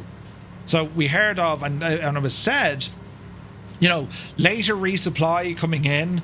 They were famously dropping in friggin' berets and cap badges, and they needed weapons, they needed ammunition, and food and water. But because all the the air forces were all based on, okay, what's the chalk today? Okay, well, we need to fly this stuff, because this was based on the entire operation saying, on this day we'll reach this point, on this day we'll reach that point, then we're going to be preparing to go over this bridge and enter Germany.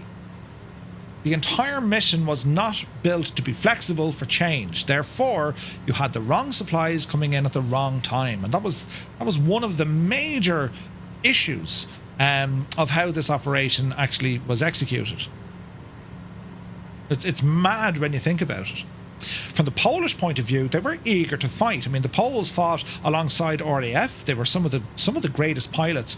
They had just an uncanny ferociousness about them, and some of the stories that you've read and the camaraderie that they had with other nationalities within the RAF, fascinating.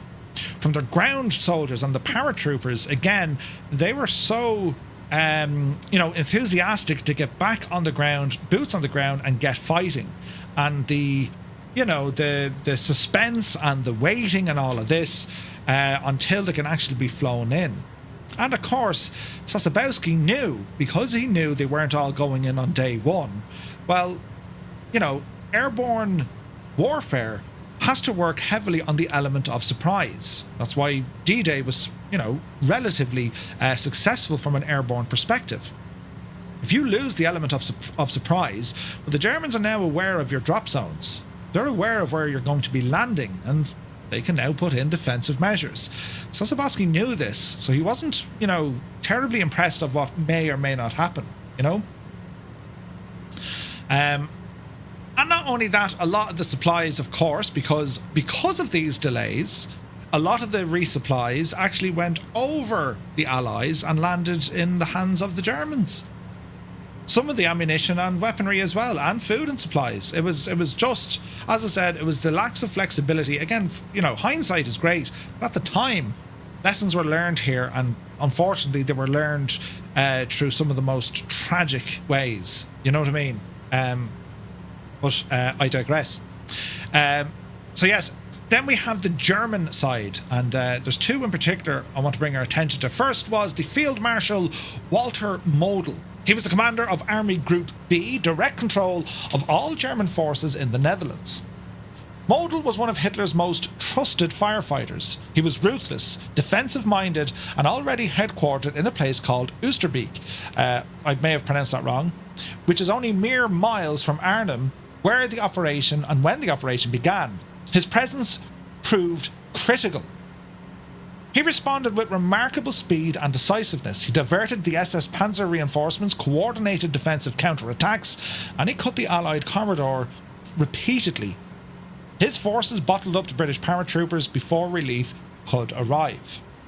Then we had General Willy Bittrich, I beg your pardon. He was the commander of the 2nd SS Panzer Corps. He controlled armoured reinforcements in the Arnhem region. He was a professional soldier and veteran of the Eastern Front. Bittrich commanded the 9th and 10th SS Panzer divisions, which at this time were resting and refitting after, of course, the D-Day invasions. His role during Operation Market Garden: thrust into battle with the limited preparation, his units mounted aggressive counter-attacks, and that was feared by all on the Allied side. It was the German counter-attack which was just, it was ferocious, you know.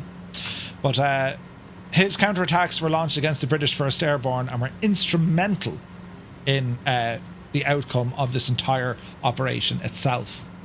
So they're the main players, if you like, from the American, the British, the Polish, and of course the German. These are the main key figures, the decision makers of, you know, who were calling the shots here. Now they're all backed up, you know, from your typical kind of, you know, top-down, small course correction, top-down rank structure. I mean, you know, you have the top brass, then it comes down to the lower levels, then it goes into your non-commissioned ranks, all the way down to your soldiers as well, privates and gunners, troopers and whatnot. And it was often said the operation of Market Garden, a lot of people would say, yeah, they you know, it was their biggest challenge was actually getting intelligence. You know, they didn't get enough intelligence. And at the time, I mean, you would have had the Office of Strategic Services, the OSS, and others. Not only that of what the Allies could do with photo reconnaissance missions, but also the Dutch resistance themselves providing information. So I don't think it was a problem with how they gathered information. I think the Allies gathered information on a scale that, you know, it was unbelievable. Bearing in mind, I mean, Bletchley Park was up and running. They had already decoded Enigma. So they knew what was happening on the German side. They had double agents. They had decoders and decryptions working from Enigma. So their intelligence gathering, I believe, was bang on. The problem was intelligence sharing, not letting the key people know what was actually happening. And that's again, like, it's hindsight. You look back to say, well, Jesus, what if this happened, or what if they only could manage, you know what I mean? Frightening stuff, absolutely frightening stuff. So next up then is the overview of the mission itself. We've learned about the situation, what's going on. We learned about the key players, if you like. Well, let's have an overview of the operation. And as we're flying here out over the North Sea, it's going to be a course correction in a couple of moments as we kind of leave you know, the coast just north of Dover here. Dover is over to our right-hand side, neck of the woods. So we're going to be tipping out over the North Sea, and then the next bit of land we will see, friends, is going to be that of the Netherlands. So let's just hone in a Navigraph here. There's Dover. We're just up here, look. So it's going to be a turn left, 091 degrees. And from Borneo, our next waypoint is Miami. As we cross, then we're going to go between France, Belgium, and then we're straight in from Belgium into the Netherlands. So we'll start putting in a left-hand turn. 091 degrees is required. Go ahead and dial that in now. And we might have to aim off a couple of degrees just due to the wind, right? Hayden, you're more than welcome. The cliffs of Dover named after Neil Down, you know, or Elaine. Yeah, very good, Portal, very good. Right, we'll get ourselves situated here. I'll catch up on the chat because I'm reading notes, of, you know, and we'll see how we go here. So we've just turned left onto a course 091. As we're also flying, we need to remember, check our fuel situation. So let's go in and have a look. So we're looking at our main tanks. We're on the right and left main. We've burnt about a quarter out of each tank, right? So what we might do, we'll let them burn down to roughly half, and then we'll switch on to our auxiliary tanks. As we're pilots flying this, well, we need to be very aware. The last thing we want to be worrying about is fuel management during intense situations, most notably when we're going to be dropping paratroopers. So we're going to make sure before we're actually entering the zone for when we commence our parachute runs, we're going to have the aircraft fully configured, not worrying about fuel or anything else, and then we could just focus on the mission at hand. Then we're on the way back. We revert back to managing the aircraft and its systems. All right, that is the plan. So we seem to be looking fairly all right on this course. Maybe 093 to affect the wind, or 094. That should do it. And we'll jump in here now to the mission overview when I just give a quick catch up of what's going on in our chat here as well. So let me see. AO Attack is here. Good to see you, buddy. Where's this now? Would you say that jumping general was your role model, Murph? Brilliant. No, Murphy's role model is Gibbo. Yeah, brilliant. I can say that's a long walk to the bridge of Arnhem. 8 miles. 8 miles, right? What speed are we doing? We're doing about 190 over the ground right now. Not on VATSIM, Chris, negative. I broke the 109 autopilot. Let me see now. Rum side, good to see it. Germans took most of the airdrop stuff. They did. And radio's not working correctly. Yeah, we'll learn all about that too. Dougal says the Polish forces, they're still very good. My unit did some training alongside them and they fear nothing. So like well, this could have changed now, but to the best of my knowledge, Poland still has conscription. I think once you're 18 you have to do your 2 years unless you're going into college or whatever, and obviously that's now back in the cards as well. But what I often find is any countries that have to deal with, you know, what's the way to phrase this? Any country that has to deal with, you know, mad weather, extreme weather, be it extreme cold or extreme heat, their military units are just on a different level of being conditioned. I've always found that. I think the lads I've spoken to, I'm like, wait, you did that? Really? In that weather? Do you know what I mean? So like whatever about here in terms of like, yeah, we're you know, Ireland is most strongly defended if, you know, you're in up around the Glen of Amal in the lashings of rain. It's not very warm, right? That's what we're good at. That's where most of the training takes place. But like when you look at some of the Nordic countries and the likes of some of the European ones as well, extreme weather, extreme cold, extreme heat, and they're able to, you know, operate within those. It's hugely advantageous, is what I mean. Do you know? But yeah, Poles, they're a great bunch of lads. A lot of drivers come in Ireland. A lot of drivers here are Polish. VRC Black Stars, good to see you. Where's the brakes in the plane? Brakes in this plane. How'd you turn the parking brake on the plane you're flying? VRC, so there should be a button over here, right hand side lower on the panel, and it acts as your chocks, wheel chocks. That should do it. My main experience with the Poles, reading about the naval forces. Yeah. Absolutely. CJ, thanks for the meter at Amsterdam. We have winds 140, 4 knots, few clouds at 3,500 with no significant change. Sweet. That's good. Augie, good to see you, buddy. Hope you're well. Sorry, lads, I was delayed catching up in the chat. Is the DC6 on Marketplace for Xbox? I don't believe so. What do you think of Flight Sim coming to PS5? Oh, I love it, man. I love it. I have concerns about servers and multiplayer and how the data is going to work, but I'm also very excited that it's a lot of folks are going to experience our hobby for the first time, which is class. It's class, man. You know. Portal says, I remember camping during my military service and it was -30. Jesus. Nor says, Murph, there's a reason that most Arctic exercises are held in the north of Norway. Yeah. 100%.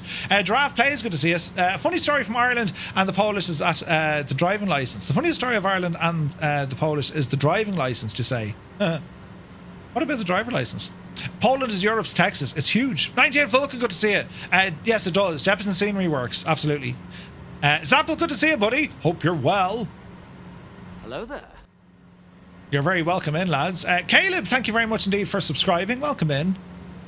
So where we're flying right now in our airborne armada, la-di-da's in a helicopter, brilliant.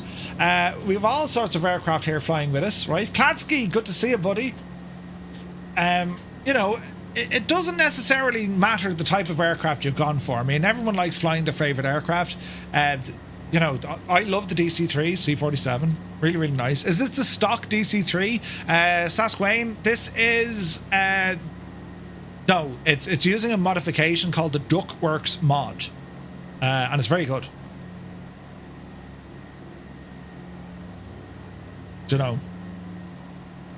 Well, I mean, look, the default still works. I mean, you can absolutely use the default one, right?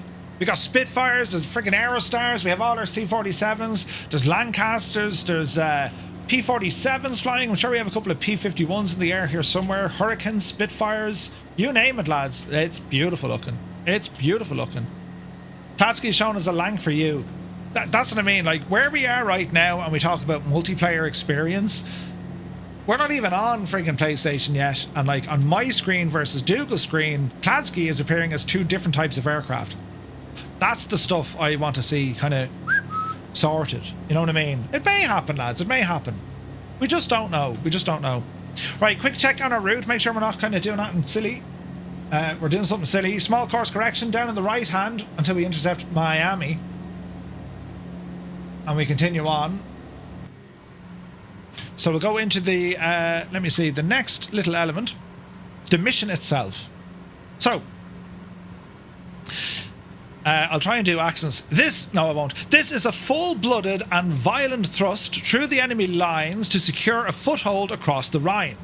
Airborne forces will strike first, ground forces will follow, and the objective is nothing short of ending the war by Christmas. That was a quote from Field Marshal Bernard Montgomery. So, but what was the whole operation? Well, Operation Market Garden was a bold Allied offensive launched on the 17th of September 1944, combining 3 airborne divisions and a single ground corps into a 2-part strategy. Market, the largest airborne operation in history up to that point, well, that involved some 35,000 paratroopers, over 1,500 aircraft, over 500 gliders, and multiple nationalities: British, American, Polish, Canadian, you name it. Garden, a ground assault led by 30 Corps, that was the British Second Army, pushing northward from Eindhoven towards Arnhem, advancing along a single narrow highway, later known as Hell's Highway. The objectives. The goal was to seize and hold a series of key bridges across the rivers and canals into the Netherlands, creating a corridor for ground forces to cross the lower Rhine and drive into Germany's industrial Ruhr region. If successful, it would outflank the heavily fortified Siegfried Line, it would shorten the war by several months, and would open a direct route into Germany's heartland. It launched on Sunday, 17th of September, and the first flights departed between, 0900 and 1100 Zulu. The operation ran for 9 days, officially ending on the 25th of September, 1944. The timeline: between 10 o'clock and 1 o'clock, Allied air armadas began taking off from over 20 airfields across England. Now, technically, not out of Fairford, although it was used to position troops. We'd other airports and airfields in the way. My good friend Stu noted me earlier on saying, "Murph, are you sure you're going the right way?" And I was like, "Yeah, why?" But just to be clear on it, right? Abington, RAF Abington, which is about 5 miles to the east of Fairford, or maybe 8 miles east of Fairford. Abington was one of the airfields they actually took off from. But the reason I went for Fairford, well, it's bigger, longer runways. It gives us a little bit more space, purely from this flight, you know. And of course, it enables you then to fly the Vulcan, right? You know what I mean? So that's what we were doing that for. So, let me see, between 1 o'clock and 2 o'clock, our C-47s, the gliders, the fighters, well, they began crossing out over the North Sea. From 2 o'clock onwards, paratroopers dropped behind enemy lines near Eindhoven, Nijmegen and Arnhem. Between 3 o'clock and 4 o'clock, the glider landing started to commence, and at 4 o'clock, 30 Corps crossed the front near Valkenswaard, begins pushing up Highway 69. That's the timeline on the day of events. The airborne plan market. We'll start off with the 101st, the Screaming Eagles. The drop zone was just north of Eindhoven. Their objective was to secure Eindhoven, the key bridges over the Dommel-Wilhelmina Canal, and also the Zuid-Willemsvaart, and on the road north up to Veghel. They had 8,500 paratroopers and glider reinforcements. The 82nd Airborne Division, their drop zones were near Graaf and also Groesbeek. Their objective was the Graaf Bridge, Nijmegen Bridge, and hold the Groesbeek Heights. They had some 8,500 paratroopers with them and gliders. The 1st British Airborne Division, the Red Devils, drop zone 8 miles west of Arnhem due to terrain and also anti-aircraft defenses. Their objective, secure and hold the Arnhem Bridge over the lower Rhine, and they had some 10,000 troops, which are also made up from the 1st Polish Parachute Brigade that were due to arrive a little bit later. Course correction. Little bit. Airborne and aircraft. The first Polish brigade were intended to reinforce Arnhem from the south. Due to fog and poor weather in England, they dropped 4 days late. 4 days into this, and their strength, I think overall about 1,700. Airborne aircraft and support, well, of course, yes, the C-47 Skytrains carried most of the paratroopers, and they towed the gliders. The gliders including that of the Horsa and also Hamilcar gliders, and of course you had the Waco in there as well. The gliders carried artillery, jeeps, anti-tank guns, engineers, and we also had some fighter cover from both the RAF and the US Army Air Forces, such as the P-51 Mustang, P-47 Thunderbolts, Typhoons and Spitfires. Reconnaissance and spotting aircraft included aircraft such as the de Havilland Mosquito, the Mustang, and of course the L-4 Grasshopper. The ground plan, Operation Garden, 30 Corps were the British Second Army, or part of this British Second Army. The starting point was Neerpelt in Belgium, advancing the route from Eindhoven to Veghel, Grave, Nijmegen and Arnhem. Their objective was to link up with each of the airborne divisions in sequence as they moved along. The armoured units, Guards Armoured Division, spearheaded the assault, and supporting units, of course, they had engineers, artillery, flak suppression, and also bridging units. Their challenges: one single elevated highway. They were exposed on both flanks. They were susceptible to ambush, constant need to repair blown bridges. Then you had congestion from refugees and destroyed equipment. The numbers involved in the entire operation.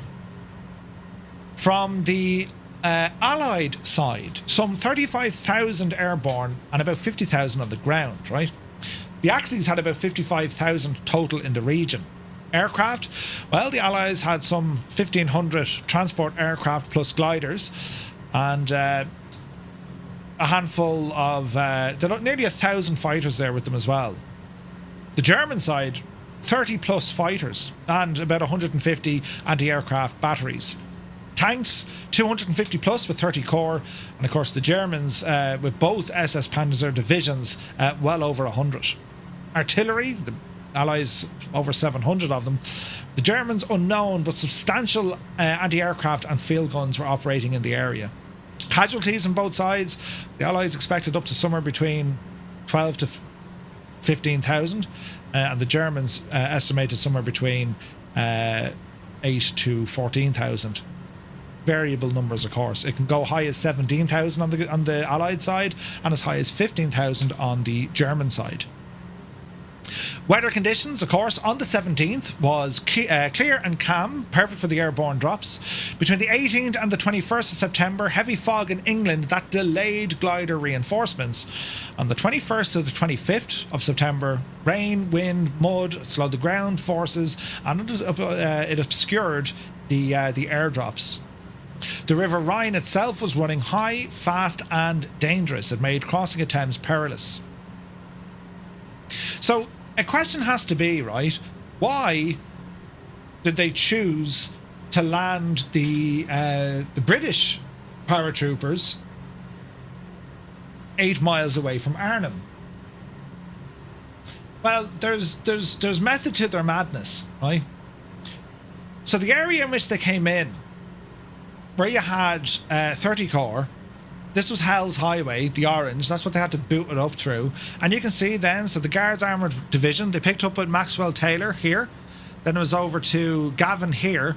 Sosabowski and Uckart should have been on either side of Arnhem, and then Arnhem in itself. The reason why they dropped all the way out 8 miles outside, the thought process was, if they were to drop all the troops directly over Arnhem, that would have been potentially a disaster, because you now have pockets everywhere. Aircraft would have been susceptible to anti-aircraft fire. Moving equipment, in busy urban locations, just headaches. So they decided on an area 8 miles to the west, which was open, flat ground. No rivers in sight. But the idea being is they use that as a drop zone, get the entire 1st Division there, and then roll on as one single unit directly towards Arnhem. That was the plan, right? That was the plan. So that was the layout. You'd have 30 Corps on the south. They're getting ready to drive all the way up. You had the 101st. you had the 82nd, and then you had the British 1st. All the while, you had German defences all over the place. The 2nd Panzer Corps, 2nd Parachute Corps, and also the 84th Corps. You had Germans all over the place. Because the reason being here, they were retreating back across the north of France. Normandy was an absolute unmitigated disaster for them, so they had to hightail it back. Reorg, right? Get repairs done, resupply, all that sort of stuff. You know what I mean? From this here, where we can see where all the various attacks were leading up into Arnhem itself. Well, this is where you can see on a much closer area as the first division were moving in, right? And you can see all the different areas that they had to hold. It was very much on the southern part of the Rhine. On the far side, it was so heavily defended. Do you know, it was like. And we get into the intelligence as well. Where is this now? We move on to... Intelligence is going to be next. And, you know, the whole reconnaissance things. But the operational shortcomings. There was limited drop zones.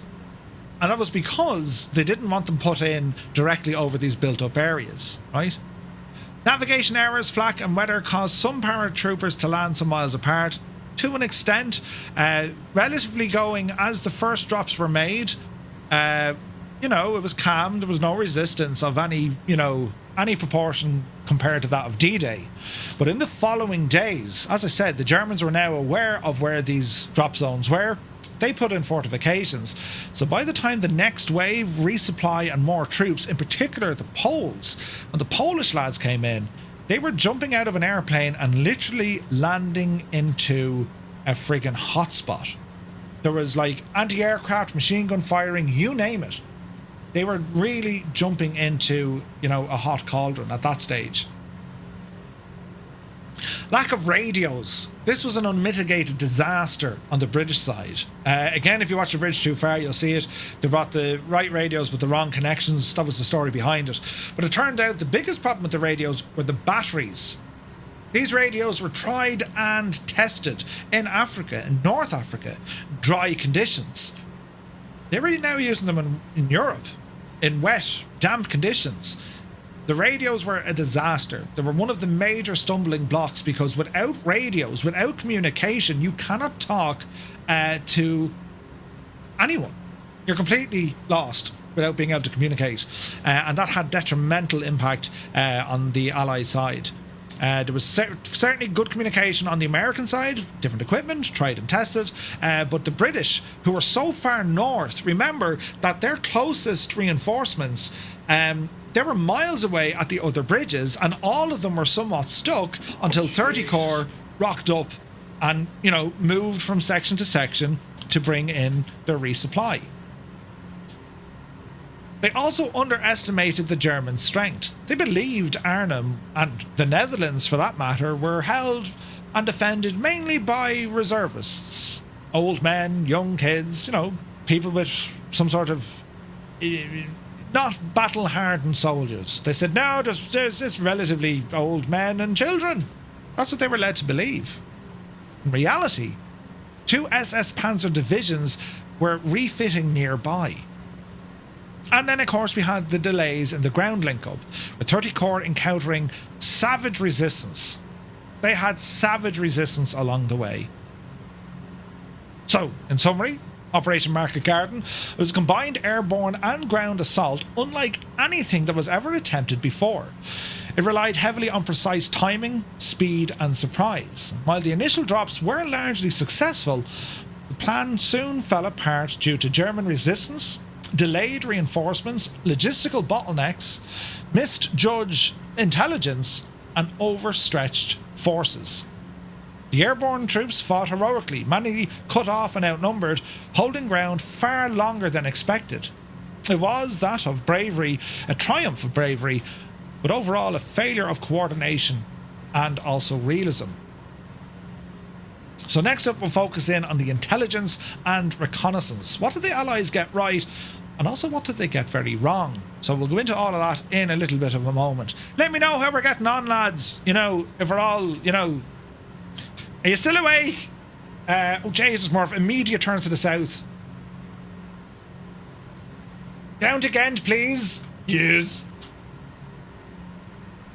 I'd love to mention this. During my service time, we were responsible for the M109 Paladin 155mm howitzer.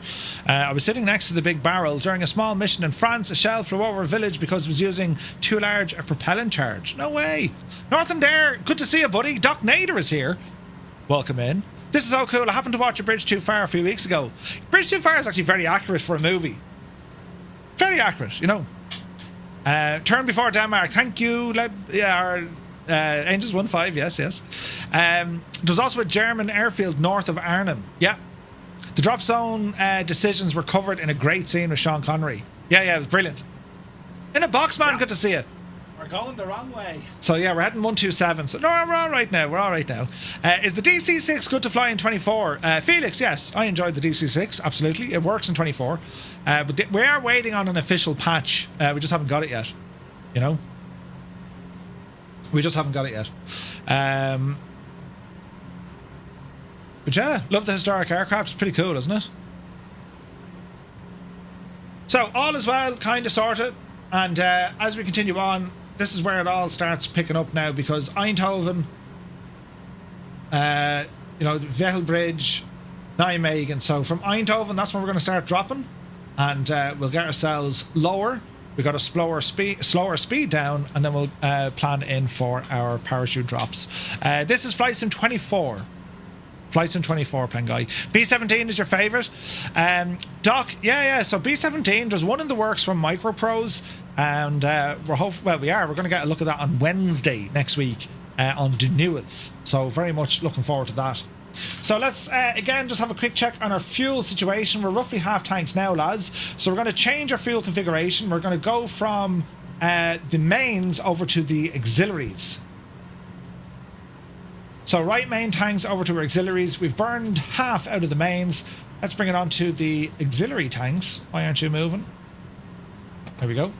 So right and left auxiliaries, they're both showing full. Keep an eye on these now as we start lining up ourselves for a run. Wicked Lumberjacks, yeah, they are. They certainly are. So this is how we're looking so far, ladies and gentlemen. It does not look pretty. All these absolutely iconic aircraft. And again, as we get a little bit closer, well, you're going to see Jefferson's scenery come to life, because it is very, very, very good. Very good. Because, well, the man's a genius, so...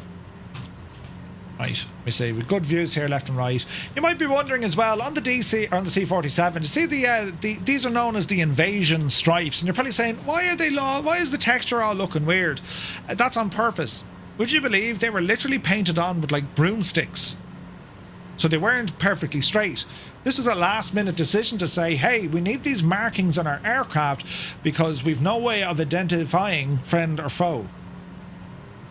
So if you ever wanted to know why those stripes sometimes looked a little bit wavy, it's not because the artist wasn't bothered. That's accuracy. It's mad, isn't it? Maple Leaf, good to see you, buddy. Hope you're well. Shut says, love World War II history. The family watched Hacksaw Ridge last night. First time the kids have seen it. Jesus. These stories are so impacting and powerful. They should never be forgotten. I agree.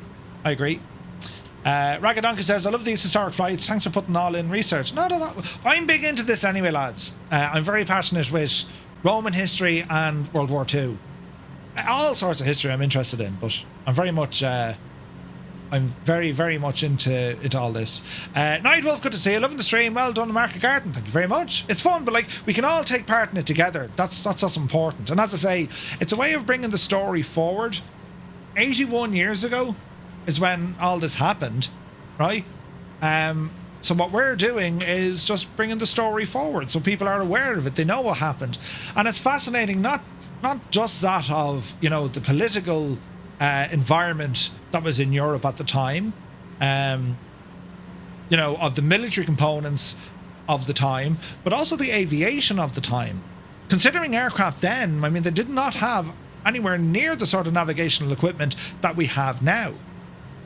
They just didn't. There was no VORs, DMEs, there was no friggin' GPS. Even ATC wasn't developed yet, right?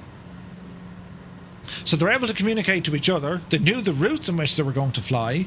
Usually 1 in 5 Allied aircraft, especially the troop carrying aircraft, 1 in 5 carried a Eureka and Rebecca system. And that's if they manage to get pathfinders in there in the first place, in which they can then fly towards these beacons. Because they were flying during the day, they didn't really need the beacons because they looked outside. They could see, you know, their waypoint that we're about to hit is that of Ghent, here in Belgium. How do they know they were going to reach Ghent? So they have their navigators. Map and compass, 100%. And if it was windy, they knew how to aim off due to the wind. I'm off course again. It's grand, Super Tie. Don't worry about it. Yeah, it's all shagged. We're slightly off course, but we're all right. We're all right. So we're nearly halfway through it, lads. Nearly halfway through it. We're over Europe now. Map, stopwatch, and a compass. Yep, 100%. And a navigator station in a DC-3. I don't think we can. Oh, we can. That's deadly. I didn't think we can open that door in this one. The navigator station on a DC-3 should have been here. Little radio and all the jazz. And we can see maps and charts and all this kind of stuff with the aircraft as well.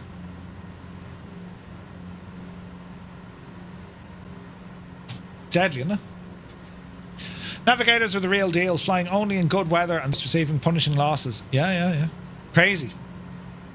Okay, so this waypoint of Ghent is going to be a left turn after this on a heading of 078 degrees as we fly south of Antwerp, and we're heading up now towards, Deloy, and then it's Eindhoven.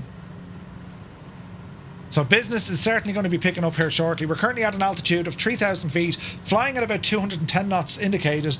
It's about 210 miles an hour indicated. It's about 191 over the ground. So as we start approaching Ghent, we're now over the city of Ghent. Right, that's our viewpoint. And hopefully now the sounds and all this work when I press these buttons, right? You ready?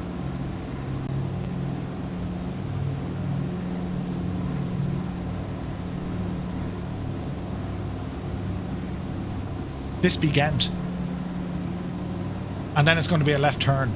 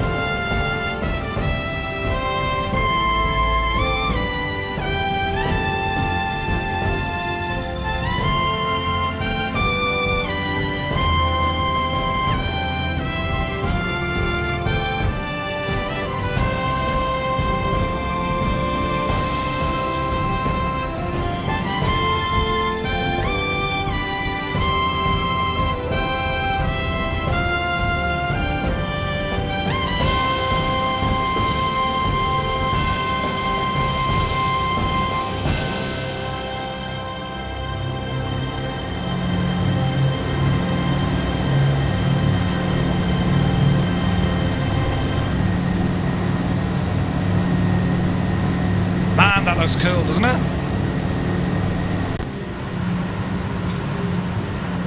Easy now. Get ourselves right in that heading.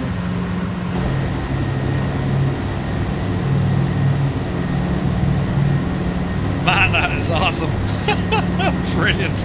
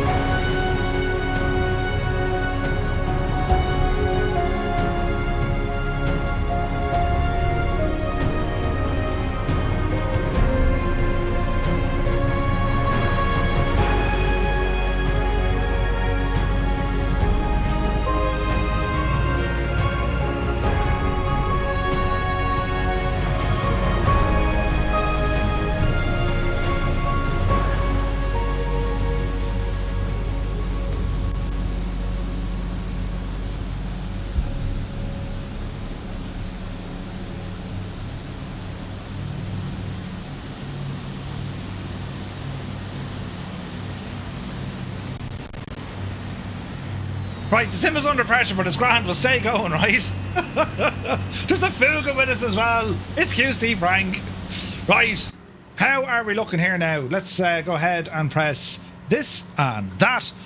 And was the audio all right? Did it do that stupid thing the other day? It shouldn't have, because I spent way too much time trying to fix it. But anyway, where are we looking here now? Bit of Navigraph.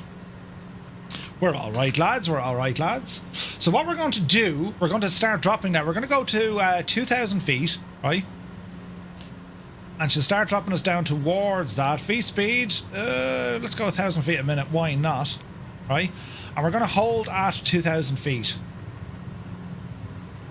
as we continue on into Deloy. That's going to be our next turn.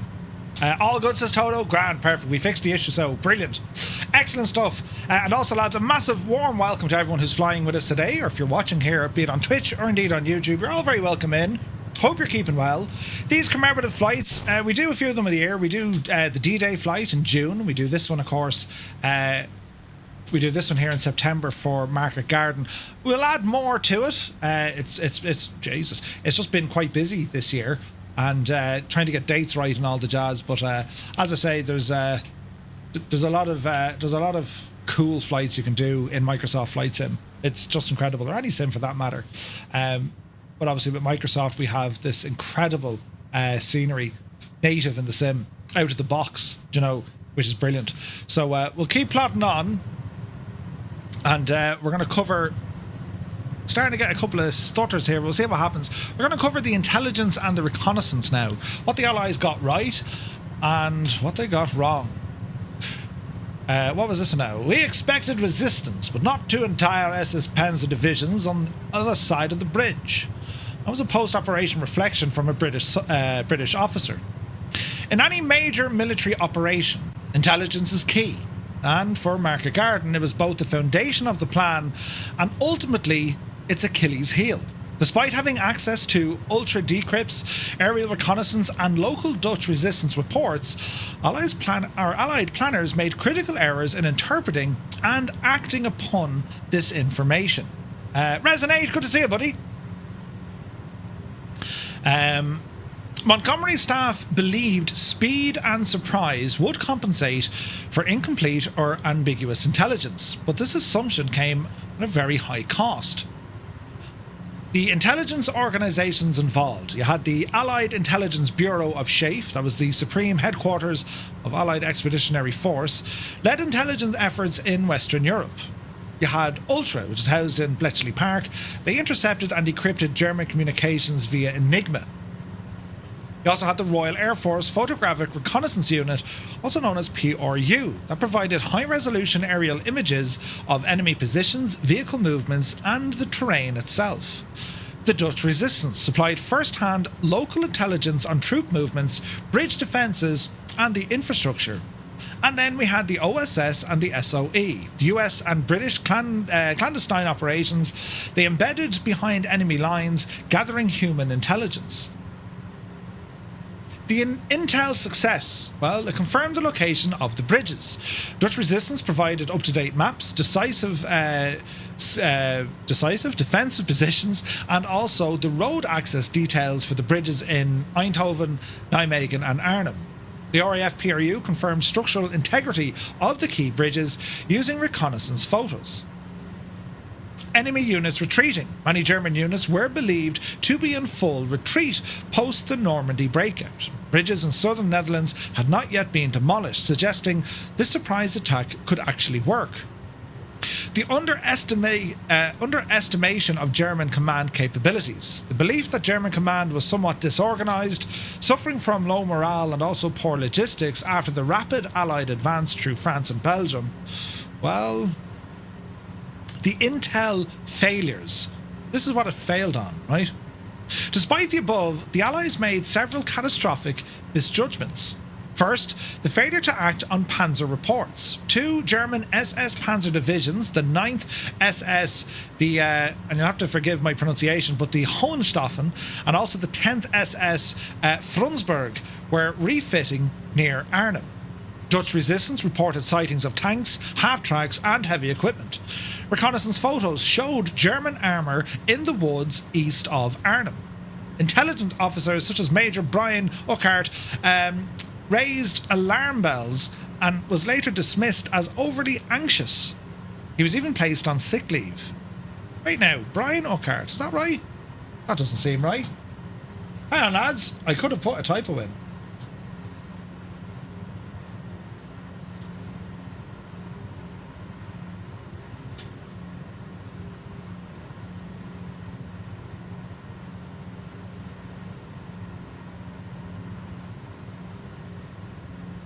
Yeah, it was.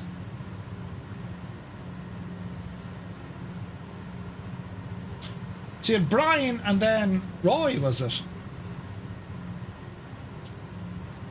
Yeah, it was. Okay, there we go.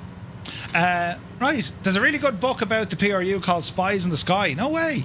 How are we looking for a left turn? We're okay for the moment. Continue on. Where is this now? Browning staff dismissed the threat. They must be training units. Nothing to worry about here, old boy. Right? The drop zone selection. The 1st Airborne Division's drop zones were 8 to 10 kilometres away from Arnhem Bridge. Chosen based on the reconnaissance photos that showed anti-aircraft guns closer to the town, but the distance created an insurmountable time gap between landing and the assault on the bridge itself. Weather dependence was also overlooked. Weather forecast underestimated fog and low cloud conditions in England and the Netherlands in the following days. They didn't really care about all of that. Just get them in, they'll be fine. This delay rendered the glider reinforcements for the British and fatally postponed the Polish brigade drop. Inadequate radio equipment. Intelligence failed to account for the terrain interference on the very high frequency radios. Trees, buildings and long distances caused severe communication breakdowns. Also the climate. As I said, these are tried and tested in North Africa. Dry conditions. Suddenly they go into this damp, wet environment with buildings and forests and all this kind of stuff in the way. They never kind of copped it, you know? So what were the reasons? How did this all happen? Why do these failures happen? Well, confirmation bias. Commanders believed that the war was nearly over and filtered intel accordingly. They weren't getting too concerned with, oh yeah, you know, we need to be doubly careful or need to watch this or need to watch that. They thought they were on the home run here, the last kind of push. The pressure from Montgomery, his eagerness to maintain momentum meant risks were downplayed. Monty said, we're doing it and we're doing it fast. Operational secrecy. Minimum intel was shared with the lower echelons of the airborne troops. They weren't given the full story. Disregard for local resistance, the Dutch civilian intel was often deemed unverified or speculative, which in reality was extremely accurate and in a lot of cases so very dangerous to the people actually gathering this intelligence to share it back with the Allies. A lot of Dutch intelligence folks, but they didn't make it out of the war. A lot of them were captured and killed. Also, dismissal of inconvenient truths. Officers like Urquhart were silenced or ignored when challenging assumptions. So much so, as I said, they put him on sick leave. The movie covered that very, very well, you know. Major Brian Urquhart, assistant intelligence officer under Browning, famously argued that SS Panzer divisions were present near Arnhem. The drop zones were too far away, and poor radio coverage would isolate units. He was ignored. His briefing was said to have upset the operations mood, and Browning allegedly replied, I wouldn't worry too much about the Panzer divisions, old boy. We'll be in and out before they know what hit them. I mean, that was what they were up against. Imagine that. It's all terribly, terribly, really, you know. But yeah, quotes from the time. This one here, they told us here... Oh, wait, they told us there would... Wait, no, sorry. They told us there were only cooks and clerks in Arnhem. Nobody mentioned tigers. That came from a sergeant of the 1st Airborne Division. Ultra gave us a chance to know what was coming. The fault was not with the signals, it was with the ears unwilling to listen. Conclusion was, well, the intelligence failure of Market Garden, it wasn't the lack of information, which we touched on earlier on. It was due to the interpretation, the dismissal of warnings, and the dangerous overconfidence that the war was all but won. You often hear to say, well, this thing is too big to stop. We can't call this off. We're going in. The show is on. That's it. When the paratroopers landed, they found not the disorganized conscripts, old men or young boys. They found elite panzer troops waiting with dug-in tanks, artillery and flak. The critical underestimation would cost thousands of lives. It delayed the entire Allied effort and would make Arnhem forever synonymous with a tragic military overreach. Hence we have the name A Bridge Too Far. Next up is going to be talking about the German defences, the strength, the equipment and the commanders. Such a quote: "The Allies thought we were finished, but we were just getting started." That came from General Kurt Student, Luftwaffe paratroop commander, in a post-war interview. Despite appearances, the German war machine in the Netherlands was far from broken in September 1944. Through reeling from the defeat in France and the collapse of the Western Front after D-Day, the German High Command had regrouped, they rearmed and reinforced key positions, especially around Arnhem. Their ability to rapidly deploy seasoned, battle-hardened units caught the Allies off guard, and it was instrumental in the stalling operation of Market Garden. So we'll get more into that in a moment, but now we need to focus on some flying here, lads. So it's going to be a left turn here at Deloy. And there's a course heading of 034 degrees. So we'll start our turn, and we're going to start slowing it down because very, very soon, lads, we're going to start dropping our paratroopers. So let's see what happens here. Dutch says, "Evening Murph, from the Dutch. Are you flying a B747? My grandfather was in the resistance, killed in Germany. He was in the book of Fallen at our local government in The Hague." No way. We're flying the 74 on Thursday over in X-Plane, if you'd like to check that one out. Current time the same. It's about 12 o'clock PS Mirandai. Where is this now? Also, was a race between the commanders for fame and glory. Yes. US Air Force MedTech, good to see you, buddy. He says, "This is fantastic, appreciate. My dad was in World War II." Ah, nice, man, nice. But yeah, like as I said, the whole thing is fascinating. Now, as we approach, as I said, the first waves got in with relatively no resistance, or at least nothing to really write home about. However, as it went on and the additional days during the resupply, well, things got messy very quick. As we fly now towards the Son Bridge, well, we're going to start noticing, hopefully with Jeppesen scenery kicking into play, just to give us an idea of what this is all about and how it worked. So yeah, I'm looking forward to seeing what we see here. I think we need to start planning another drop of altitude. Paratroopers usually dropped at around 1,000 feet AGL. So we'll drop ourselves down here to about 1,200 feet. And then we'll start easing off our speed as we do it as well. As we get just that little bit closer in, we can start manoeuvring our way up to the start of these drop zones. So this entire stretch here, lads, this is the pinnacle of this entire operation. This is where we're going to see the bridges, and then ultimately, as we see Eindhoven, Nijmegen, and then Arnhem, we'll circle Arnhem, and then it's going to be a jolly back across the North Sea, back to our home base in Fairford. All right.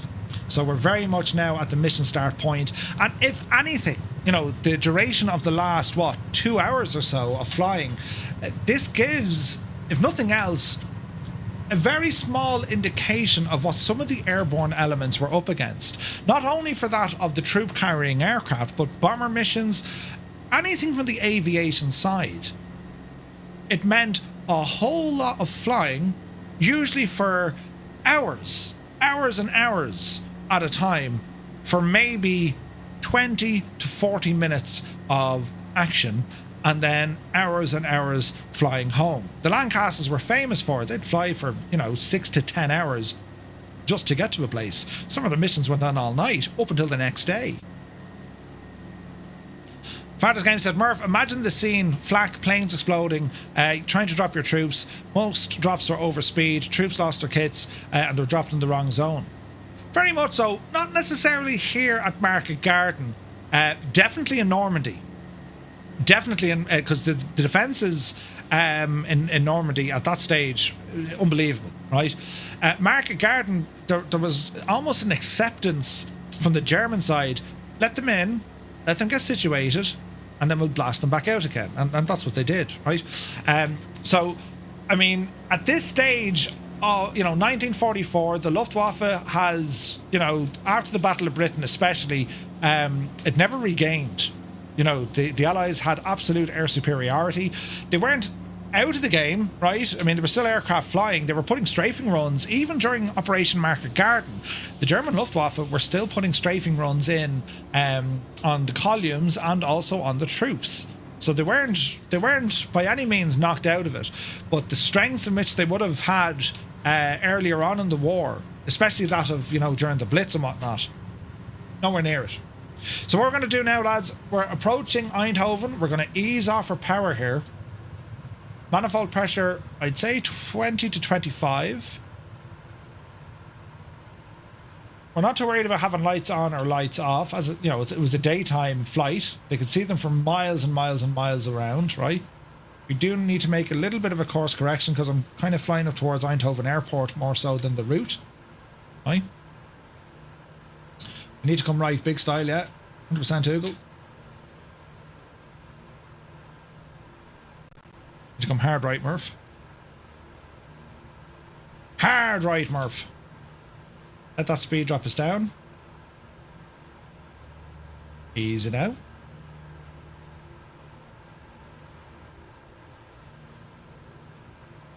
There's a museum down near the bridge. All explains the mission. Oh, nice. I've yet to do this in real life. I've yet to do the Market Garden bridges. I will do it. It's something I'm very, very interested in doing.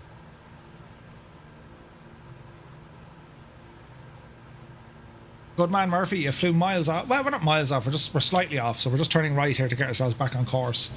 How are we looking here, lads? We're looking good. We're looking good. Speed is coming down nicely.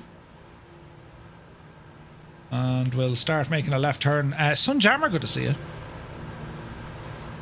So we want to be flying directly over Eindhoven. Then it's going to be a left turn up over the bridge.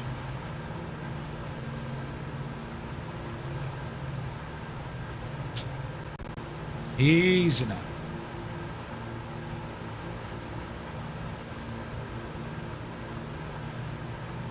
Speed is looking good. Zybot, good to see you, buddy. Hope you're well.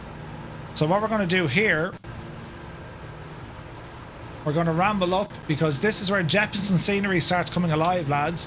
We look out straight ahead, we're going to see a row of C-47s, a full armada, and they're actually carrying gliders here. So we're going to follow these guys, link up with them, and let's see what we can do here. We're a little bit lower than them, but that's okay. Easy does it. Speed is good. We're holding 1,200 feet.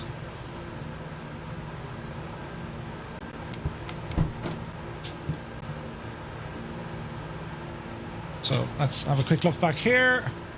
Doors open.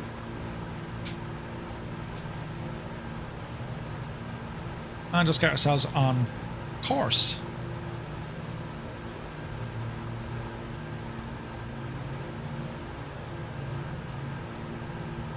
Easy does it.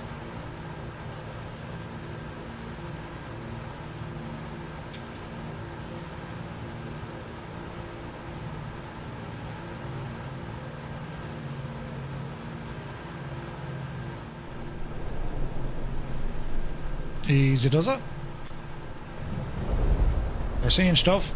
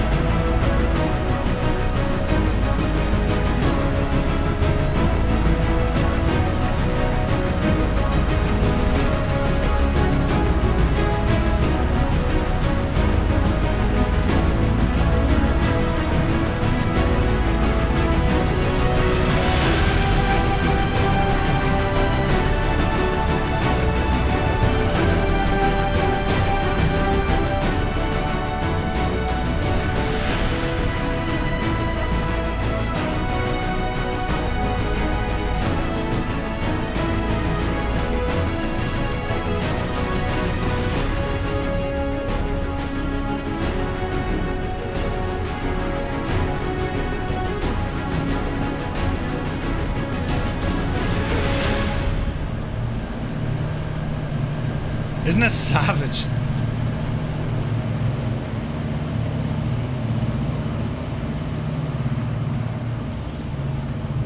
So we continue on.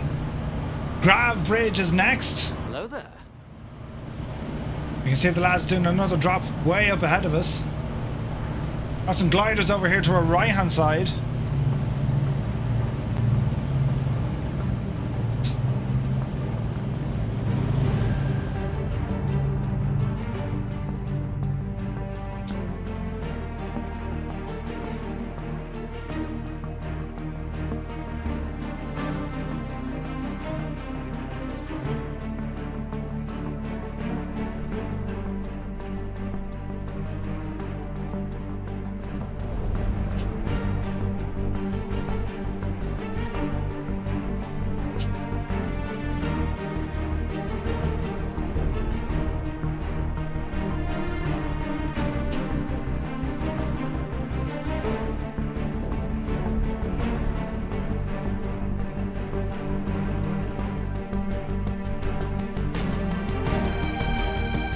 Some big 10-4, good buddy.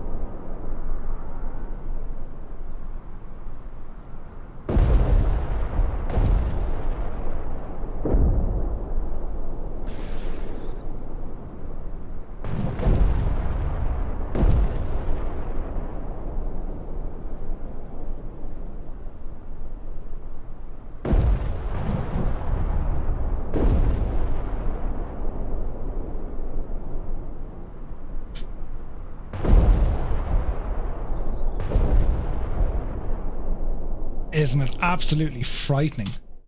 Jesus. So, them lads are just ahead of us. We're going to continue on here. We are needing to make a small left-hand turn. Those guys ahead of us, they're just about to fly over Nijmegen. That's where they're doing their drop. Uniform Goose, good to see you, buddy.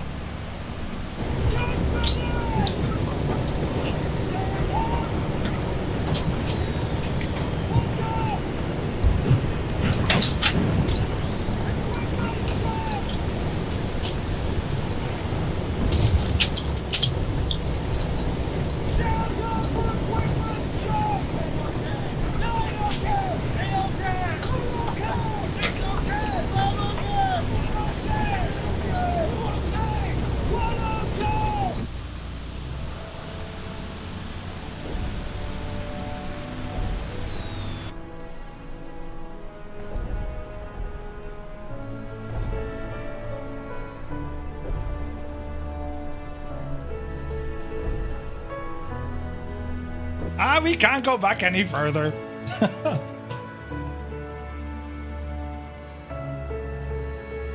Man. Over Nijmegen.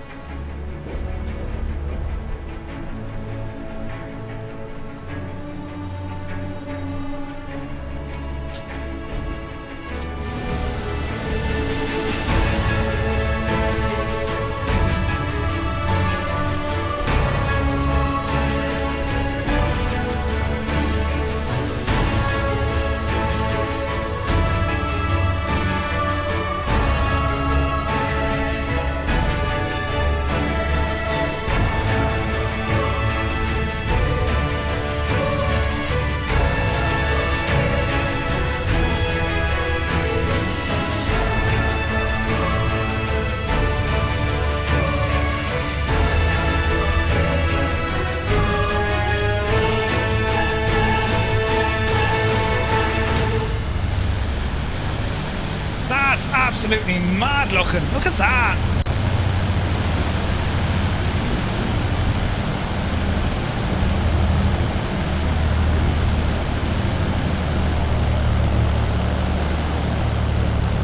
So it's going to be a bit of a left turn coming up here now as we approach Arnhem.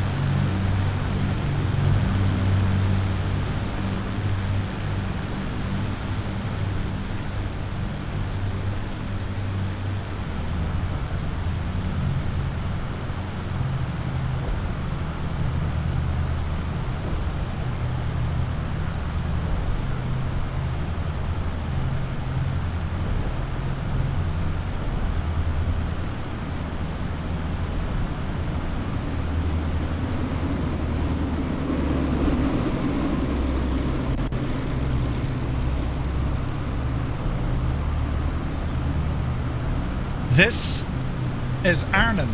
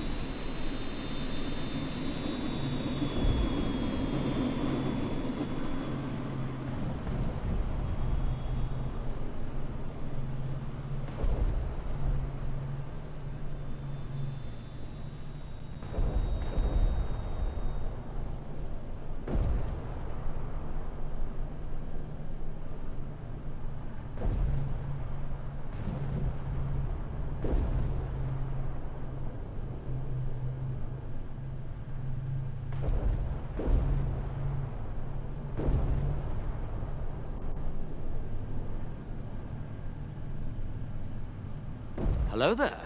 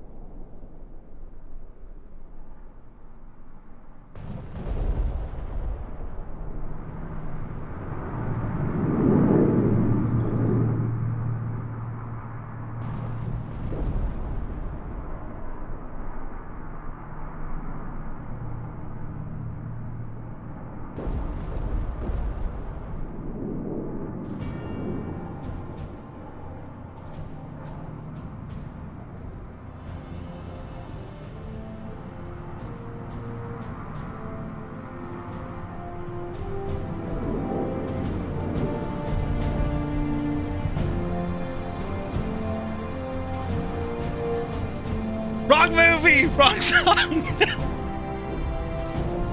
Jesus.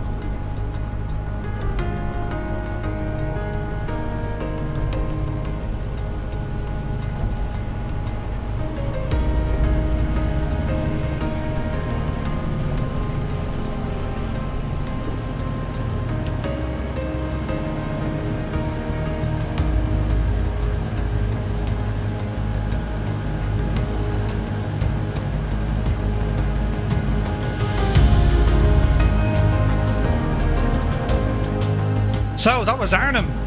Some crack at that, right? So we ramble now on the return leg. And we still have a fair bit to cover here, so yes. Out where the main landing grounds were for the 1st Airborne, 8 miles out to the west. Madness. Absolute madness, they say. But over there. Shout out to Jeppesen, lads. That's insane scenery, isn't it? It's insane. Yeah, we're going to start. We'll climb and we'll get our speed back up the road here as well. So, edit pilot. And we're going to call this one 3,000 feet, right? And we'll start adding in some power here once again. So, manifold pressure for the climb. 40 odd. RPM 20 odd. And let's see what happens here.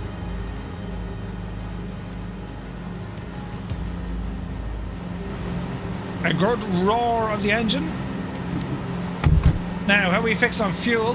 We're roughly halfway down on our auxiliary tanks, which is fine. Man, I tell you, we've some amount of aircraft here, don't we? So what we'll do, lads, we'll try and get we'll try and get a head count if we can. So, if you're flying with us, if you're on the Xbox, press 1. If you're on the PC, press 2. If you're using JoinFX or Skynet, press 3. And for everyone just watching along, you can press number 4. And we're going to continue out here. NEP2 is our next waypoint. And we're going to be approaching... It was roughly around... where are we? It was out here that they dropped the first British parachute division. Now, we're going to talk about the German defences as we get our count going, right? So, at the time of Market Garden, German forces in the Netherlands were under the overall command of General Feldmarschall Gerd von Rundstedt, reinstated as, where's this now? Oberpfeffenschalber, Schaber West, or OB West, on September the 5th, 1944. And though the Germans were retreating, they retained control of key choke points. And Arnhem, well, that was one of them. Despite the Allied assumptions that the Germans in the region were disorganised remnants, the area had actually become a recovery and refit zone for several elite units, particularly that of SS Panzer divisions pulled back from the Eastern and the Western Front. So we had General Feldmarschall Gerd von Rundstedt. Just before Market Garden, he was known for his defensive acumen. We had General Loberst Kurt Student, commander of the 1st Parachute Army. He was a Luftwaffe general experienced in airborne warfare, and he oversaw operations north of Eindhoven. Then we had General Loberst Walter Model, the Army Group B commander. He was the Führer's fireman, known for his decisive and defensive prowess and ruthless counterattacks in Arnhem during the drop. We had SS Obergruppenführer Wilhelm Bittrich. He was the commander of the 2nd SS Panzer Corps, commanded both the 9th and 10th SS Panzer divisions. We had SS Brigade Führer Heinz Harmel, commander of the 10th SS Panzer Division, the Frundsberg, key player in cutting off the British 1st Airborne reinforcements. Then we had SS Brigade Führer Walter Harzer, commander of the 9th SS Panzer Division, the Hohenstaufen, experience on the Eastern Front, swiftly reorganised the defences in Arnhem. And then we had General Lieutenant Hans von Tatu, commander of an ad hoc West Gruppe, who organised reinforcements from scattered Wehrmacht, Luftwaffe and SS troops, instrumental in the resistance of Arnhem.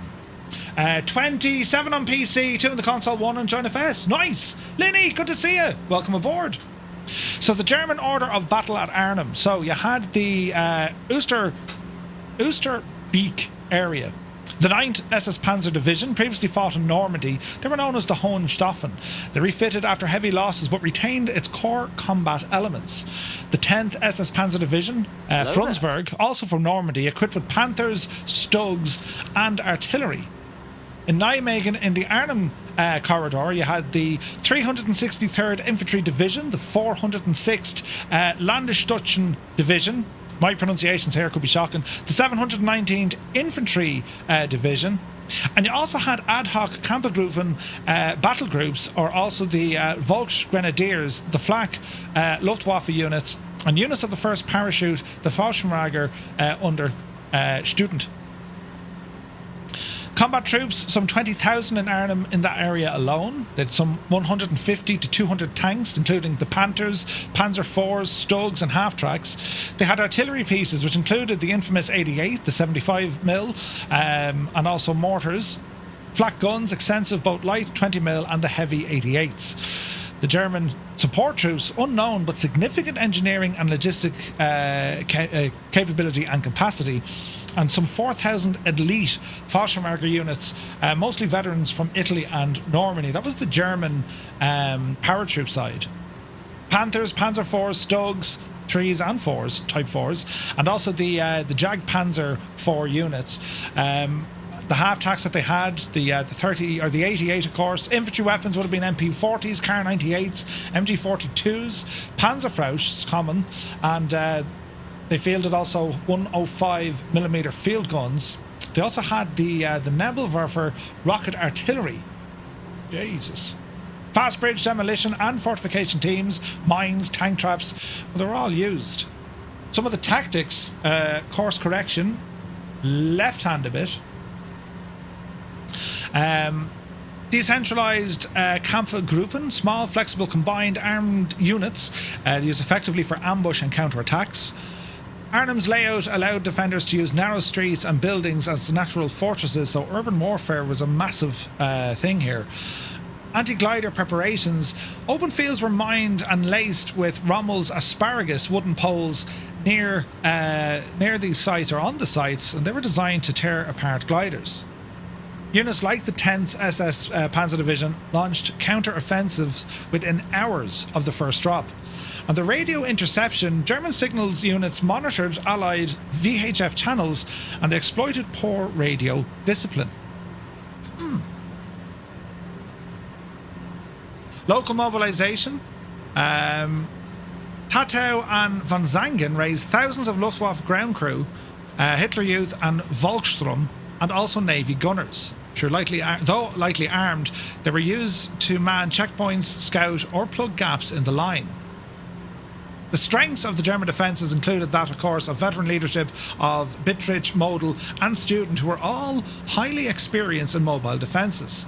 It was familiar terrain. German units had maps, guides and pre-wired demolition plans for every bridge.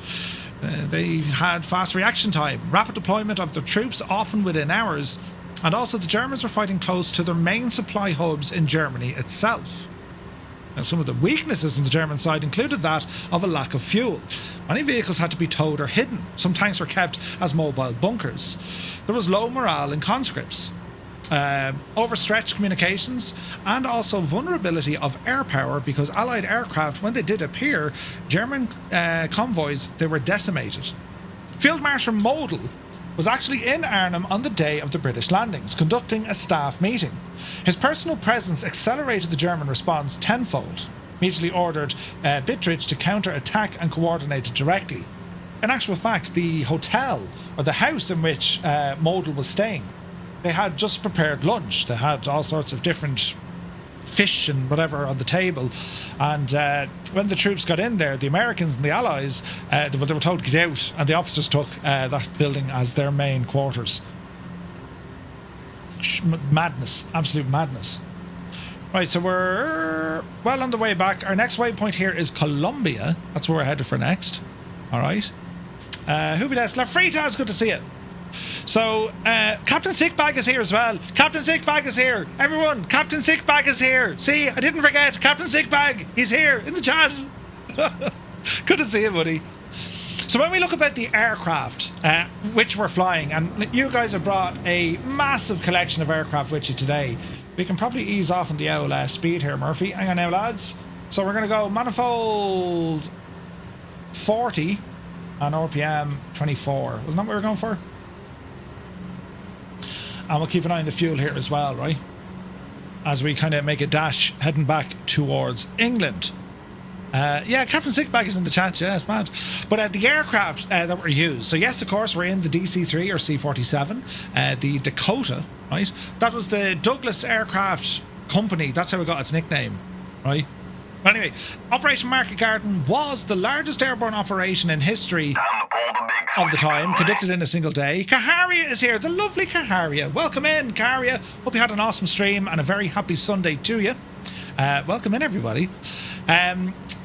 To support 3 airborne divisions plus the Polish brigade, an enormous air fleet was required, comprised of thousands of aircraft. Myself. So the main aircraft, of course, the C-47, the Douglas Skytrain, and also known as the Dakota, this side of the pond.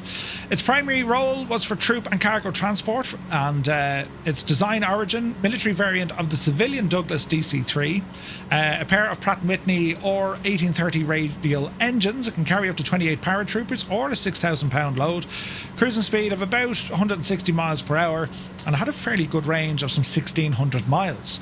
It was rugged, reliable, and simple to maintain. You could operate this thing from asphalt, grass, and even dirt airstrips, and it was configurable for troops, equipment, stretchers, or even tow hooks for gliders. 1,438 of these aircraft and other similar aircraft flew paratroopers and gliders. Part of the 9th Troop Carrier Command of the US Air Force and the RAF Transport Command, and they carried troops from airfields in southern England, commonly that, of course, of Greenham Common, Membry, and the few we named earlier on. In British service, the C-47 was designated as Dakota. It got its name from the Douglas Aircraft Company Transport Aircraft, Dakota.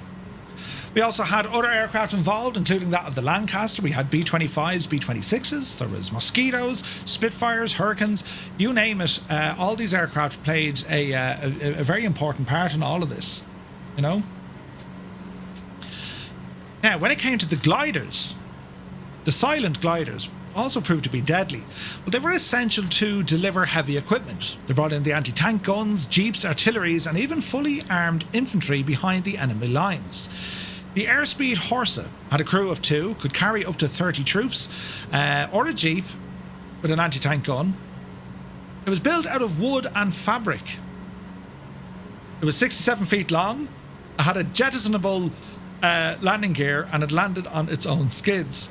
That was used extensively by the British 1st Airborne. Then we also had the Waco CG-4A Hadrian glider. That could carry 13 troops, smaller and lighter than the Horsa, and it was used by the 82nd and the 101st Airborne Divisions. And of course you had the Horsa glider.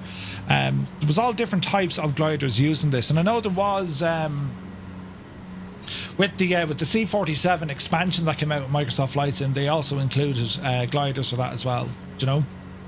So gliders were towed behind C-47s with long cables, but also carried behind, as I said, Lancasters, B-25s, and so on. The landings were unguided and dangerous, often resulting in crash landings and injuries. But despite that, the gliders could deliver heavier payloads than parachutes could, and that's why, well, there was a lot. Plus, they also had a massive lack of aircraft. They didn't have the resources to fly each and every one in one single day. It had to go over a number of days. And to put a scale on these on Operation Market Garden, I mean, when you consider, you know, the D-Day landings of Normandy, this was massive in comparison. Absolutely massive. You know, fighter escort then, airborne troops were extensively vulnerable in transit. The Allies provided massive fighter cover to defend against German interceptors. Main aircraft we'd see, of course, would be the US Army Air Force P-51 Mustang. That was a long-range escort aircraft. That was accompanied by P-47 Thunderbolts, fighter bomber, ground attack. And of course the Spitfire Marks 9 and 14 with local air giving local air superiority. And also the Typhoon. Wasn't it the Hawker Typhoon, I think it was. Let me see. Lupin Legacy, good to see you, buddy. It's our commemorative flight of Operation Market Garden, and we're going to be making a right turn shortly once we get to Colombia. Then it's back out over the North Sea. But yeah, so I think it was the Hawker Typhoon, but the beautiful machine. Do you ever see a Typhoon? We need one of these in Microsoft Flight Simulator, because the Hawker Typhoon, this was the I mean, it was the closest thing. This, the Tempest, they were the closest thing to rival that of the heavier American stuff, you know.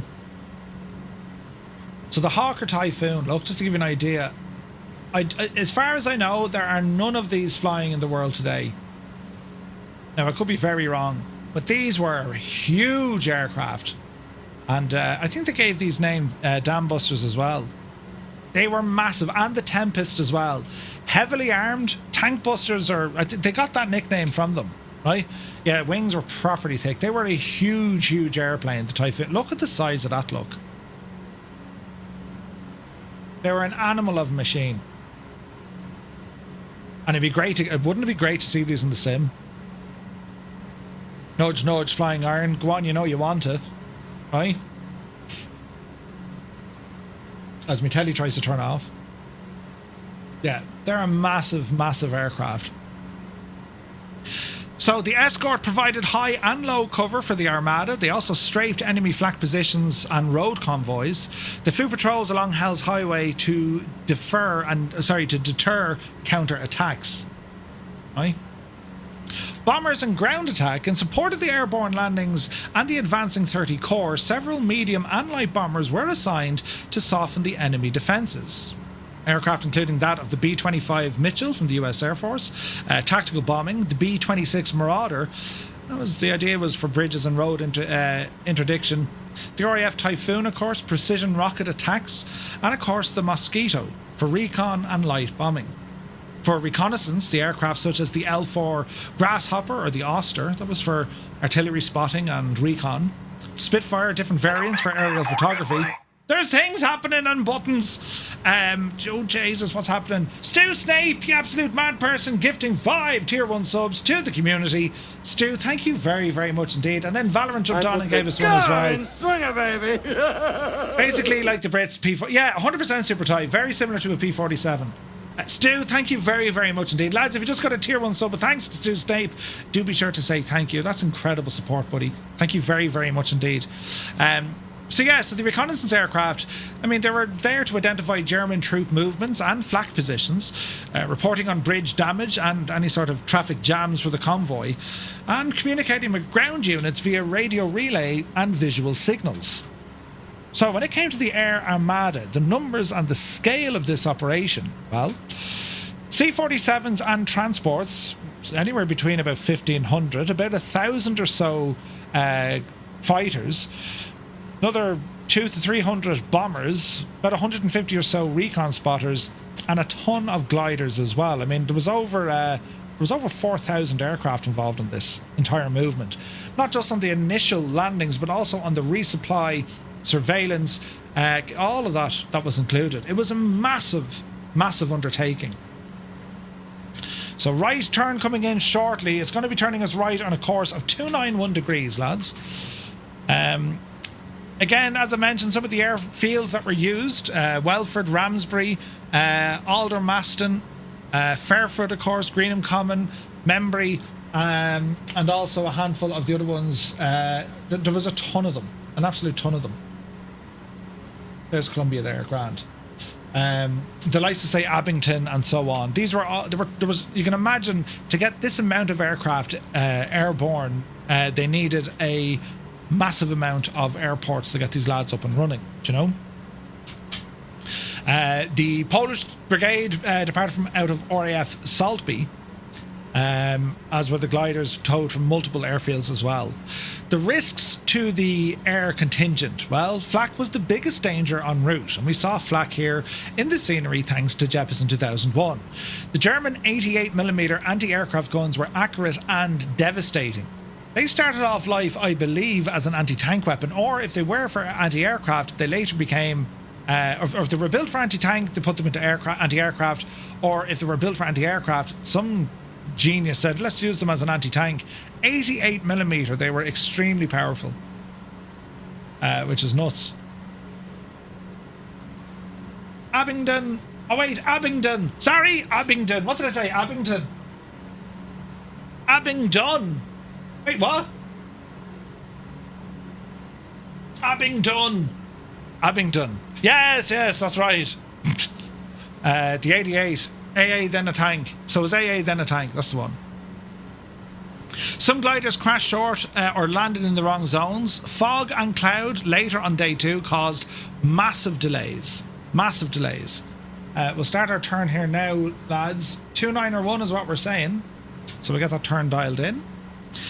Few transport planes were also shot down by German fighters. Right, so the aircraft of Operation Market Garden, have pretty much showed what was tried and tested for Normandy. The C-47 Skytrain and the Humble glider carried thousands of troops, tons of equipment straight into enemy territory.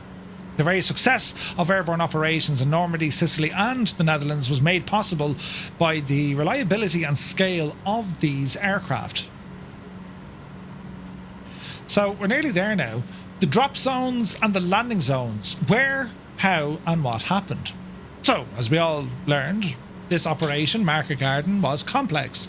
Multi-divisional airborne operation involving precision-timed parachute drops, glider landings, and also resupply flights, all in support of the goal.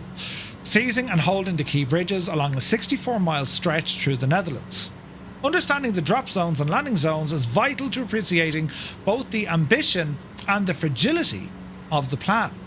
So the 101st, their objective area was Eindhoven, covering the Son and Veghel bridges. The method was parachute and gliders. They had various assigned drop zones and LZ zones or landing zones. So they would have had Alpha, Bravo, Charlie, Whiskey, X-Ray and Yankee. The 82nd, well, they were looking after Nijmegen and also Groesbeek, parachute and glider as well, and their drop zones were Oscar, November and also Tango. The 1st Airborne Division in Arnhem and Oosterbeek, parachute and glider, well, their drop zones were X-Ray, Yankee Zulu, and they had a landing zone over at Sierra. And these were all plotted on the map to show the lads where in which they were going to land. You know, Abingdon is near Oxford, Abington is near southern Scotland. Yeah, right, but we got there in the end, right? Brilliant. The 1st Airborne Division, so the Polish 1st Brigade, Driel, which was just south of Arnhem, they were delayed though, and then you had 30 Corps ground advancing. That was the road advance to link up with the whole lot. So paratroopers dropped in from low altitude, somewhere between 800 and 1200 feet from our C-47s, and gliders were towed in waves, released a number of miles from the objective, and then the plan was silently fly in.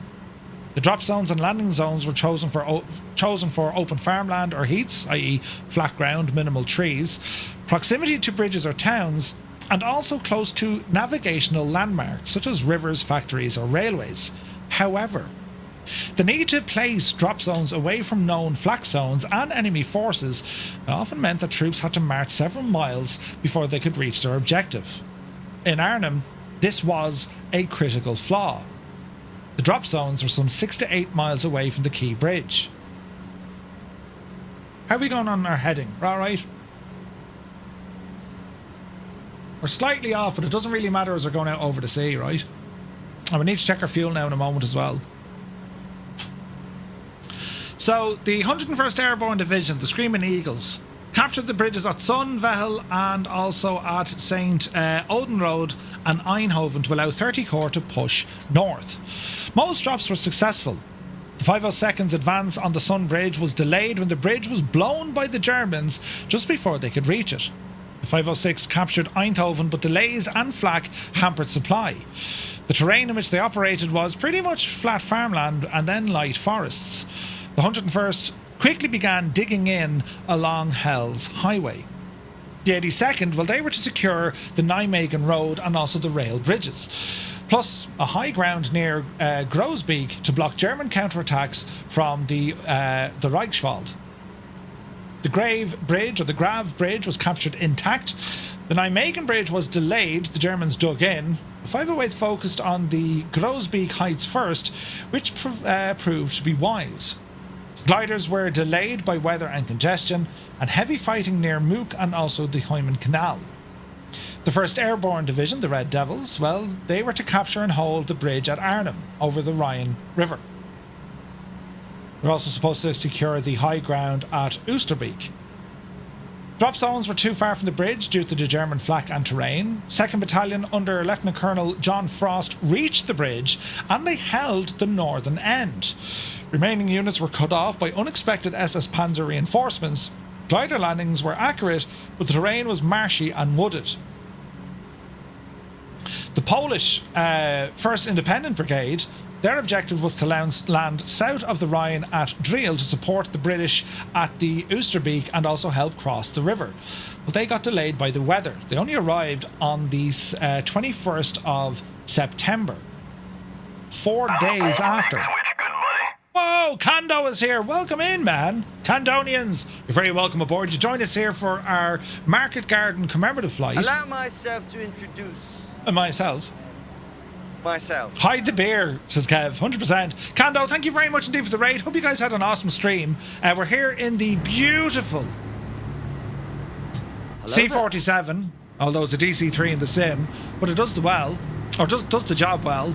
And we're using the DuckWorks mod for it. So we're on the return leg now. We've already done our drops over the Netherlands, and we had Jeppesen scenery, absolutely incredible. If you get the chance to download it, lads, load it in, and it's absolutely brilliant. But Kando, it's great to see you, man. Hope you're well.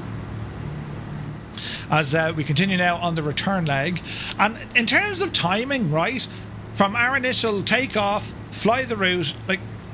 This is real time, just as it was back then. We're roughly traveling at the same time here. So from start to finish, well, this is what the chalk took, right? It's kind of mad, right? But anyway, heavy flak and fog caused dispersed drops, and they couldn't cross the river to reinforce the 1st Airborne. Only about 200 made it across. And for Lieutenant Colonel John Frost, when he reached the bridge, he'd only a handful of soldiers with him. Considering, the entire brigade was there, he'd 800, I think, and of that, only a few made it. Kando, enjoy the farming chores, my dude. Thank you very much indeed for the raid, buddy. So the challenges with the drop zones, the key issues were, staggered drops over multiple delays made coordination difficult. Even though they had set out to put them all into this one kind of cohesive joint and then everyone starts marching together, didn't necessarily come true to it.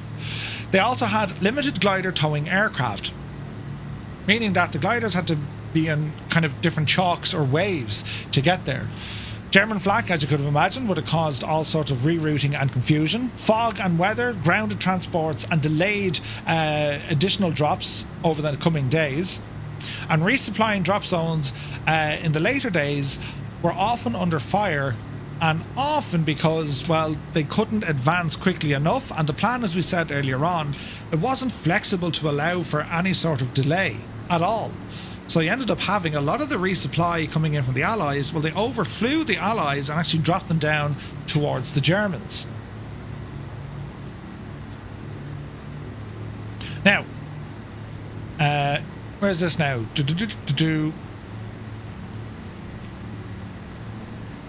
So on the first day, the British 1st Air Landing Brigade, they arrived in horse gliders on day one. They brought in artillery, jeeps, engineers and medics. US glider infantry supported the 82nd and the 101st with engineers, anti-tank units and also medical staff. Some gliders landed accurately and safeties, but others smashed into trees, hedges or even ditches. Casualties during glider landings were high, broken limbs, concussion, even a few fatalities.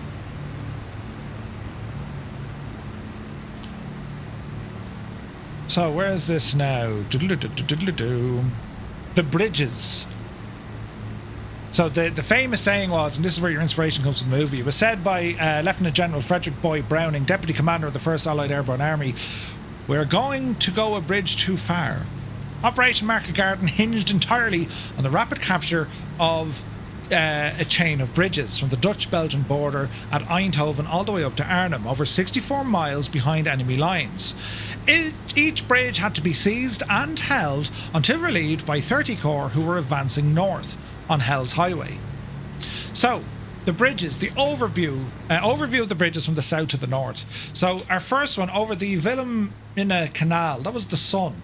The airborne unit was the 101st Airborne, and the bridge was destroyed by the Germans. Over the Dommel River at the St. Odin Road, again the 101st, that was captured intact. Willems Canal at Veghel, 101st, captured intact. The Maas River at Grave, 82nd Airborne, captured intact. The Maas Val Canal over near a place called Koimen and Malden by the 82nd, captured intact. The Wall River at Nijmegen by the 82nd, captured after heavy fighting. And the Lower Rhine, the bridge at Arnhem by the 1st British Airborne, held briefly but failed to secure. So the first bridge, the Sun, that was the 101st. Upon arrival, American paratroopers discovered that the bridge had already been rigged with explosives. German engineers detonated the bridge just as US forces approached.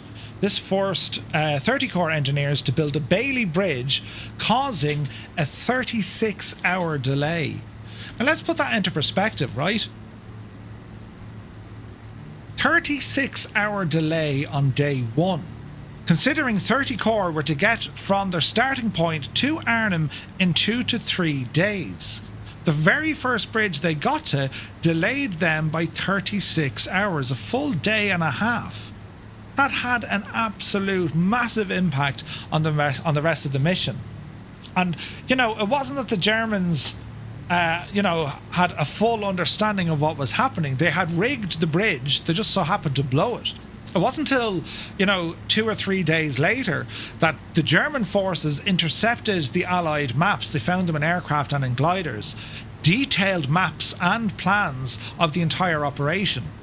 Right? And sometimes they put in diversionary pieces and whatnot, but seemingly the maps that they had got access to explain the mission in exacting detail. Do you know?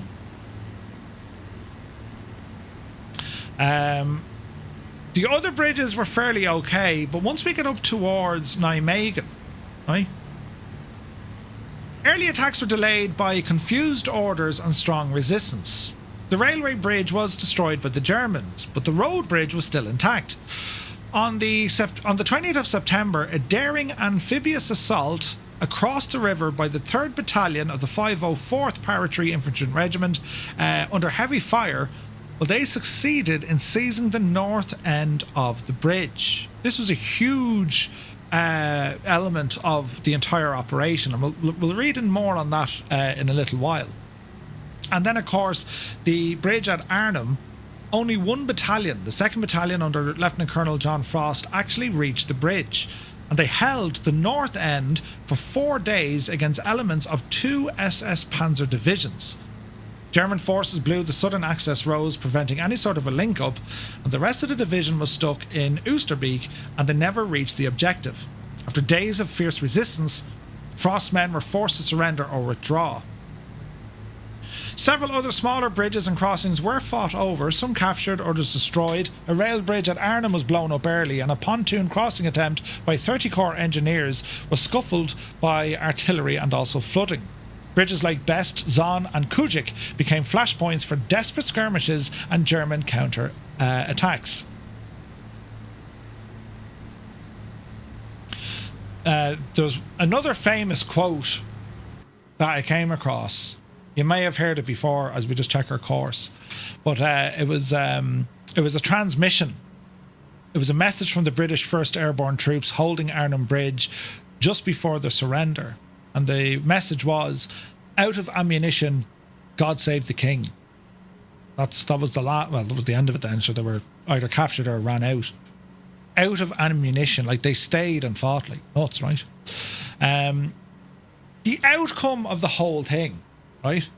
The entirety of Operation Market Garden. It was the largest airborne assault in history up until that point, Operation Varsity taking over.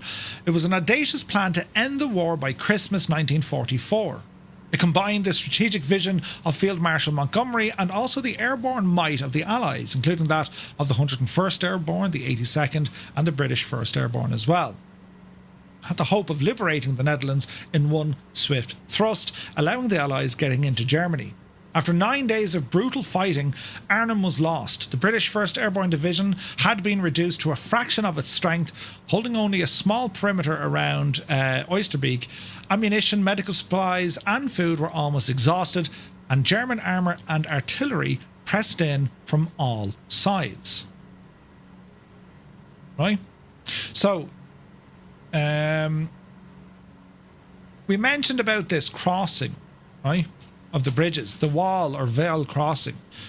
By the 20th of September, American and British forces held the south side of Nijmegen, but they had failed to secure the bridge. German forces entrenched on the north bank turned the bridgeheads into strong points, blocking the vital route towards Arnhem. To break the stalemate, Major General James Gavin of the 82nd ordered a direct assault across the river. Units involved were the 504th PIR, the Parachute Infantry 82nd Airborne, supported by British tanks of the Guards Armoured Division. They had 26 flimsy British-supplied canvas and wood assault boats with no outboard motors, no covering smoke, few paddles. Many men rowed with their rifle butts. This happened at about 3 o'clock on the 20th of September. It was a 400-metre wide river swept by machine guns, mortars and artillery fire from the entrenched German positions, which also had elevated positions. Casualties, roughly half of the first wave, were killed or wounded before reaching the far bank. The assault. Well, survivors stormed the north bank, clearing trenches and strongholds in brutal close-quarter fighting. US paratroopers then seized the north end of Nijmegen Bridge, linking with the British armour advancing from the south.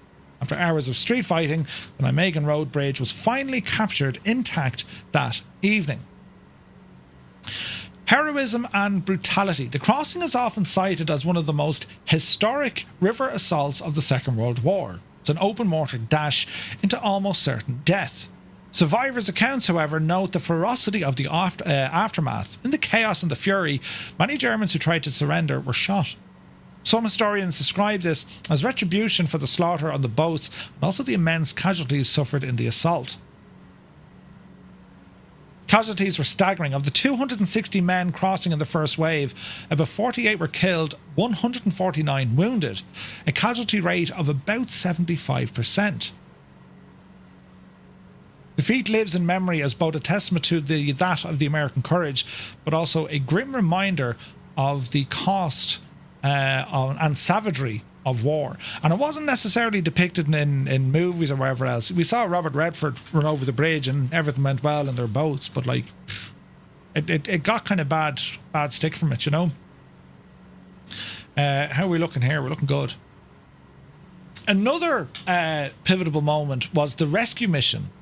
There was a new mission created toward the last few days of Operation Market Garden, and this was called Operation Berlin. General Roy Urquhart, commanding the 1st Airborne, recognised the situation was hopeless. Now, we'll hone in on Roy there for a minute. Very interesting man, right? So he got separated as he was trying to go up and link up with the other battalions and divisions, and he ended up getting stranded in a town. And like a German reconnaissance and, well, Panzer group literally parked up outside of this makeshift shelter in an attic he was staying in. So he was completely cut off. They all thought he was dead. Anyway, he managed to break out of there, which did a lot for the British morale. I mean, seeing the boss come back from what they thought, or when he thought he was dead. But the idea behind this was, on the night of the 25th and 26th of September in 1944, he authorised a desperate evacuation codenamed Operation Berlin. The plan was to withdraw the surviving airborne troops from the Oosterbeek across the Rhine River under the cover of darkness. The Polish paratroopers who had landed late and fought with great courage helped shield the crossing. Canadian engineers and British Royal Engineers used boats and makeshift rafts to ferry exhausted soldiers across under heavy German fire. The result? Of the 10,600 men who had landed at Arnhem, only about 2,400 were successfully evacuated. Thousands were killed or captured, including the majority of the 1st Airborne Division. Urquhart himself made it out of Arnhem, but became known as, which of course became known as a bridge too far. The Polish paratrooper stand. Well, the unit, the 1st Polish Independent Paratroop Brigade, formed in exile, trained in Scotland, would you believe, intended originally to jump into occupied Poland. It was commanded by Major General Stanislaw Sosabowski. The mission and arrival, well, bad weather hampered their efforts to get in on Operation Market Garden, and the main parachute elements finally dropped on the 21st of September at around 5:15 in the evening. They were dropped in at Driel, that was on the south bank of the Lower Rhine, opposite the surrounded British 1st Airborne. One battalion was dropped miles away near Grave due to dispersal.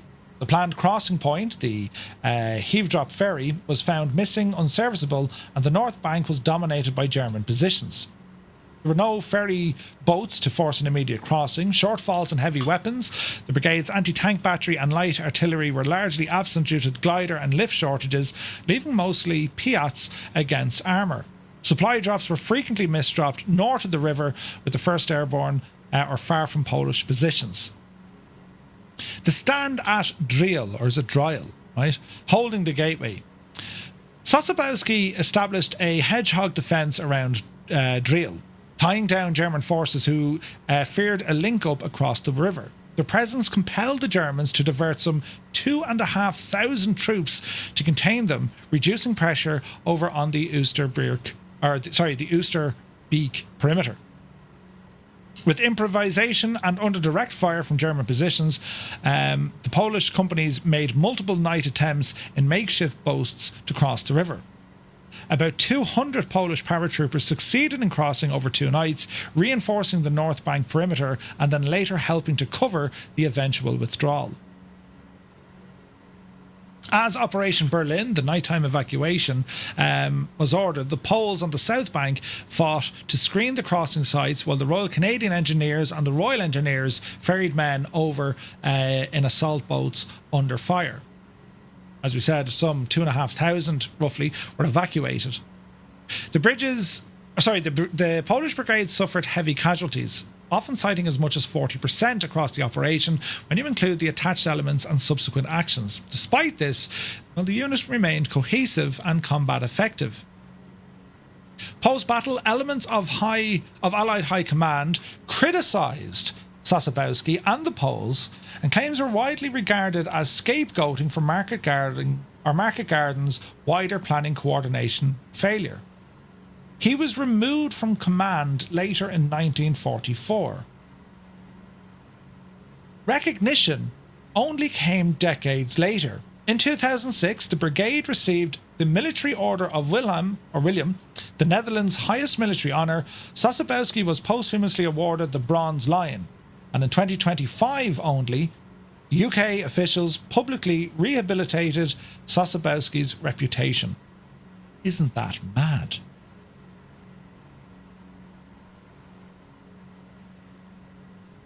While Operation Market Garden failed to achieve its goal by ending the war by Christmas, while the courage of these men, especially in the desperate withdrawal, remains one of the most poignant episodes of the entire campaign. So did Market Garden succeed then, overall? Well, some did, some of it did, some of it didn't. The successes were as follows. The 101st and the 82nd Airborne secured several bridges, notably Eindhoven, Veghel, Grave and Nijmegen. 30 Corps was able to advance over 60 miles from the Belgian border. Parts of southern Netherlands, well, they were liberated. Tactical victories in places, terrain held, bridges captured, and the Germans were indeed pushed back. However, the Arnhem Bridge, the linchpin, was not taken and never held. The British 1st Airborne was cut off, encircled and decimated. The Rhine, Hitler's last true defensive barrier, was not taken and it wasn't crossed. The corridor, Hell's Highway, it was narrow, vulnerable and repeatedly cut off by German counterattacks. Resupply failures, well, that left airborne troops undersupplied and isolated. Overall, like, the casualties were huge. Massive amount of casualties on both sides, but, you know, it was just huge. Also, civilians. A lot of civilians were killed in this. Thousands of Dutch civilians were killed, particularly that in Arnhem. And, like, when they got to these big cities, you know, the Dutch put on a frenzy of celebrating. I mean, that was it. They were liberated. The harsh reality was, after about a week or so, the Germans regained control there. And it wouldn't be until the last days of the war in 1945 then, you know, these places were finally liberated properly. Do you know? Mad.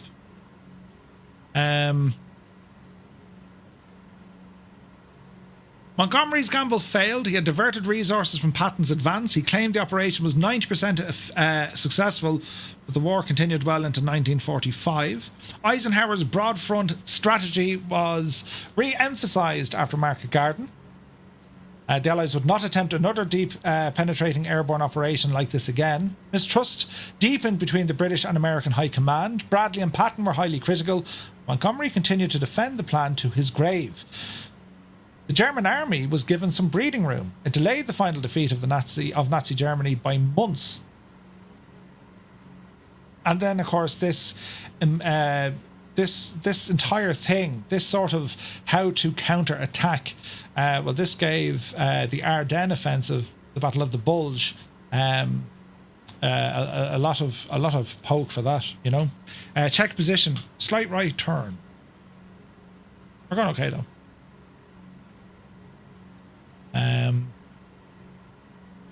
But yeah, despite its failure, Market Garden remains one of the most heroic chapters in airborne warfare. It's, when you think, like, you know, we've seen it in movies, we've seen it in, like, kind of, you know, Band of Brothers and all this kind of stuff. It's to think this entire audacious move, as mad as it was, the loss of life as staggering as it was, well, the intent of the entire operation was to actually reduce the length of the war. You know, it was designed to reduce it. In popular culture, of course, yes, immortalised in in Cornelius Rhine's book A Bridge Too Far, adapted into the movie directed by Richard Attenborough, the 1977 film. And yeah, it's kind of mad what happened. And like, as I said, until Operation Varsity came along, there was nothing like this ever attempted. Check our fuel now. We need to swap back onto our main tanks here, lads. So we'll go left main, right main. And we're rambling back. Tons upon tons, making a fuel stop at Thorpe Abbott's. Roger. Monty should have parachuted in too, right? Us Canadians did stuff. I pronounced drill correctly. Thanks, Happy. By today's military standards, it would be called a failure, but you can't say that really in times of war. I agree. Martaza, good to see you. I just like it's very interesting to me. Like, as I said, like I'm fascinated in World War II history, but this from the aviation side of things, I'm absolutely mesmerized because, like, when you think about, you know, navigating the human element, you know, the equipment being used, it's unbelievable. Still remember these brave men today, and that's the point of this, right? It's a commemorative flight, and you remember all sides, you know.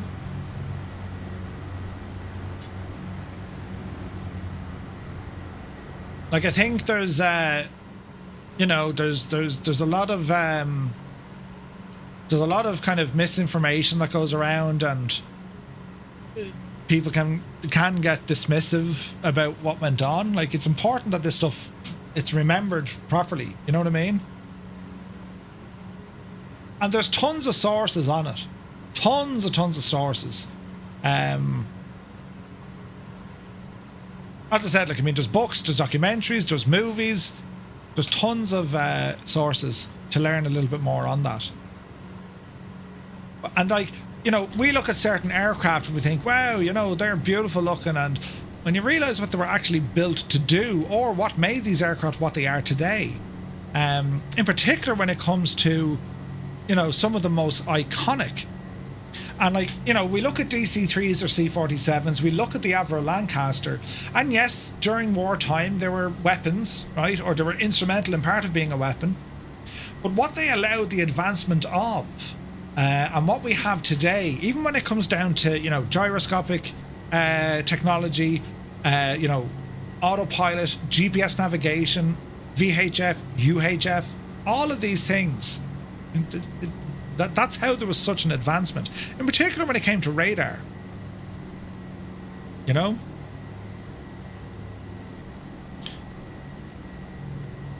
Nutty Slack says there was a blame game surrounding Market Garden and very little critical thinking involved.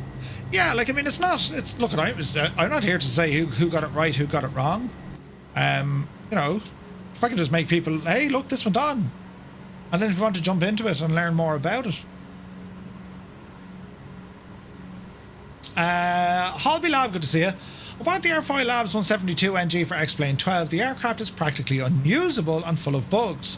The GPS display doesn't turn on with the rest of the avionics. Many of the messages keep flashing. The VOR system doesn't work as it should. There are many other problems. Have I experienced those? Can't say that I have. No, I haven't. And what GPS unit are you trying to use in it, Holby? And the VOR system does work. I've flown with the VOR on that. But yeah, I think like the biggest advancement, well, not the biggest, one of the biggest advancements was radar. And like when I was over in France, we went to a museum. It's the Radar Museum. It's in Normandy, and it's it was a Luftwaffe base, one of the only Luftwaffe bases in Normandy, right?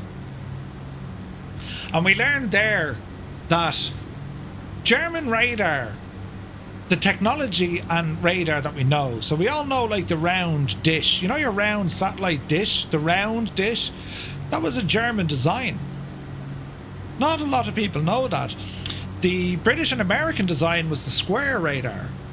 You know, like a rectangular, kind of semi-arched, right? The round dish, that was a German design. Anyway, to kind of put things into perspective, right? The Germans poured the investment in terms of like GDP and money and whatever else. The Germans put in more money percentage-wise into radar than what the Americans put into the Manhattan Project. So if anything, that will show you the importance of what they believed that was going to be, you know, vital technology. Vital. You know, Würzburg was round, yeah. GTN 750, which one though, Holby? So the GTN 750, if it's, you need to buy the third-party add-on for the GTN 750. There is no default GTN 750 in X-Plane. You either need to buy the one from, is it Real Sim Gear? Or you buy the one from TDS. TDS is better. The TDS GTN in X-Plane is way better. Right, lads, left turn coming in. Canada have a really cool war museum in Ottawa. Tons of German equipment they captured and brought back. Ooh, Zard, cool. Hello there. Isaac, good to see you. Thanks for the follow, buddy. All right, lads, so we have a left turn coming in here, heading 251 degrees. And this is going to be a direct run for 136 miles back to Fairford. So we're looking good. So we have just done our run over the Netherlands, flying Operation Market Garden. And if we were to look at our flight path here, so we're on the final stretch. We're over at Antigua, and this is our last waypoint before arriving back into Fairford. And we've done quite the flight here tonight, lads. We've done quite the flight. It's absolutely savage. And like the other routes we've done Normandy, which is considerably shorter than this one.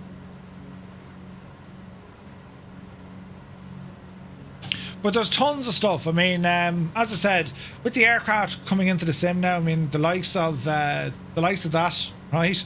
The Lancaster. There's a ton of kind of different flights we can do. The commemorative flights we can do. It's pretty cool. Holby, yeah, I don't think it'll work without one of the payware ones. TDS, though, definitely my favourite one. It's very, very good. Very, very good. Do you know? So we're back across the UK. There's a freeware B24. Oh, there is Locust, actually. Yes, there is. Yeah, I forgot about that. I haven't tried them yet. I saw kind of working them. Look at that. Look at that view, though. Isn't that only deadly, look? Man, just all the different aircraft. I mean, isn't that only brilliant looking?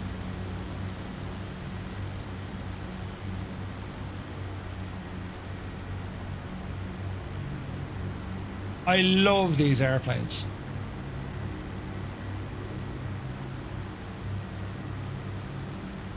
Nutty Snack, yeah, 100%, man, 100%. I just love seeing the different types of aircraft. It's just stunning. Absolutely friggin' gorgeous, look.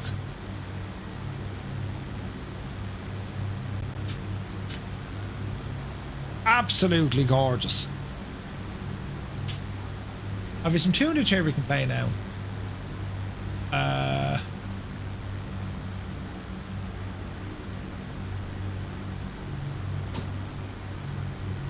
We do.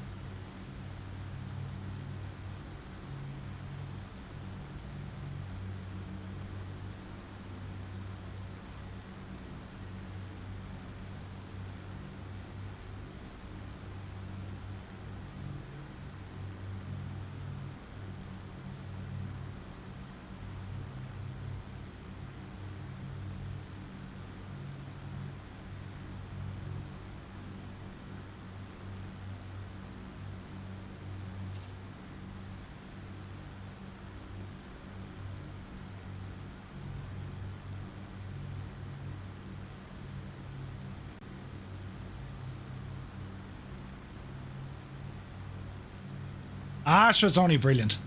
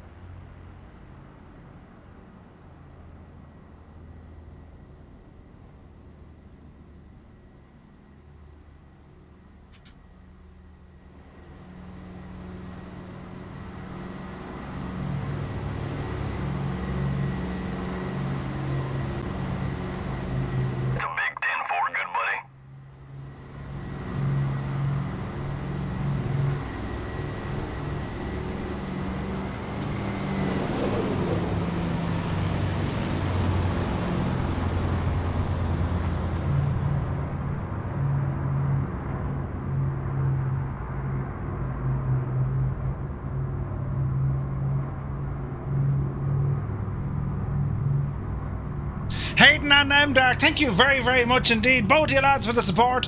Really appreciate it, lads. Unbelievable support.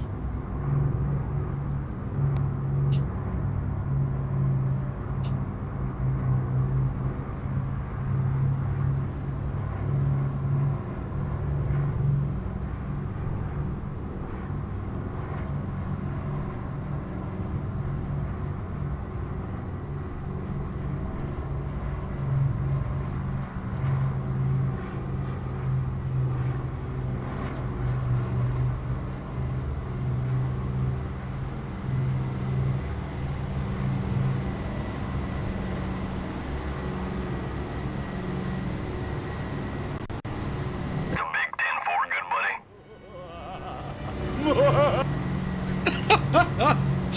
Buttons and things are being pressed at an alarming rate. What happened? Valorant gifted a tier 1 sub. Jesus, Proby Pete with 5 gifted tier 1 subs. Look, Proby Pete, thank you very, very much indeed, man. Jesus. Lads, if you just got a tier 1 sub, but thanks to Proby Pete, do be sure to say thank you. I was afraid the sounds are going to be all glitched like last time, but it's behaving really well. Yeah. And anyone who's using Jeppesen scenery, the sounds are there. They're a little bit lower in 24.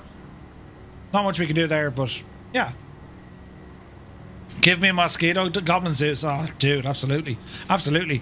First time I've done this flight, I loved it. And as usual, very informative. Thank you, Proby Pete. As I said, lads, there's many things we can explore in this flight sim. You know, I mean, we have all different types of flying.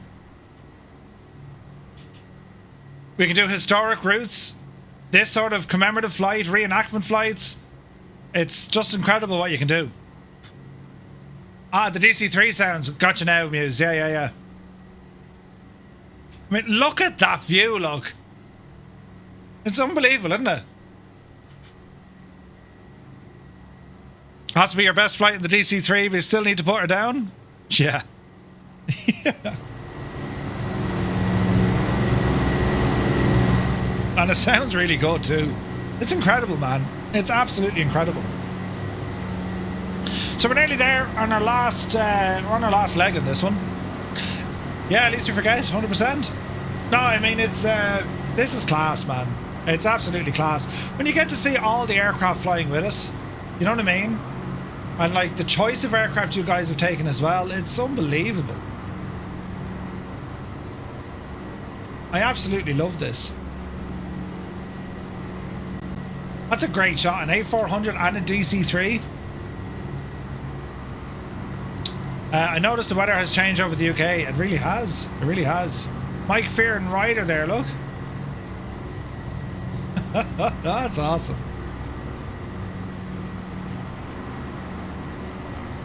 Mrs. GPHI, she's only dying to go upside down, look. But it's just cool we get to experience all of this together. I mean, that's what makes all of this work. You know what I mean? She's representing Australia in this flight. Yeah. I wish Grandpa had seen this sort of technology. He would have appreciated the remembrance. Yeah, that's pretty. Like it's mad. Like I mean, we're so. I suppose we're so far kind of detached from what things must have been like back then in a world war, you know? You've seen a few videos of a C-47 flying with a Herc. Yeah. I think they flew some Hercs over when they do the Duxford anniversary stuff, Super Thai. There was DC-3s flown over from the States. Ice Pilots, Buffalo Airways, they flew one over. And there was I think there was 2 Hercs flying with them. And I saw a shot. They had the ramp. Hang on, I'll find it. Where is this now? C-47 and Herc. There was a great shot because it showed out the back window, or out the back door. It was just gorgeous looking.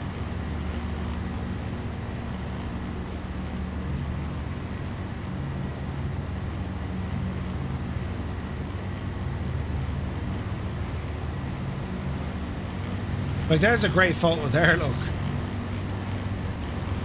I mean, look at that. What a shot.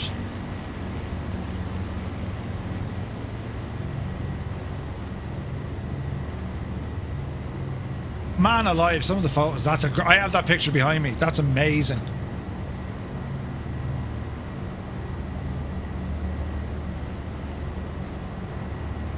'75th anniversary. That's the one where they flew them in, like the Buffalo Airways flew them in. And this is the video.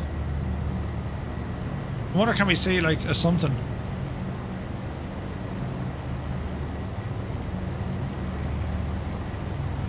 Look at that. It's amazing, isn't it?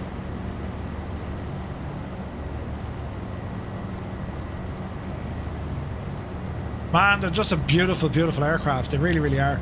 Stunning. Flying the jump would be fun in these birds. Oh, the hump. Yeah, flying the hump. Remember Seedy did the hump some time ago? He flew the hump. Yeah. Northland Air, I didn't even see that. He gifted 5 memberships over on YouTube, look. Northland Air, thank you very, very much indeed. Jesus. The support on YouTube as well. Thank you very, very much indeed. Lads, don't forget to hit the old like button if you do like this sort of content. You know, do be sure to hit the little like button. It helps. YouTube recommends it to other folks, you know. And maybe have a friend who likes this sort of kind of vibe when we go flying together. It's pretty cool. Yeah, Nutty Slack says, it feels strange that the RAF don't use C-130s anymore. Well, they got the A400s now, I suppose. You know? Right, we're in silly weather here. Look at the cloud. So small little course correction because we have to aim off for the wind, lads. Do you know what I mean? But this has been a flight. An absolute flight. What's our fuel looking like there in our main tanks? We're still on the auxiliaries, are we? No, we're on the mains. Okay, our fuel is fairly balanced, but let's go back onto our auxiliary tanks for this one. And that should get us home. I just love it, man. Anywhere you look, you're surrounded by friggin' awesome aircraft. Look. It's awesome. Oh, look at that.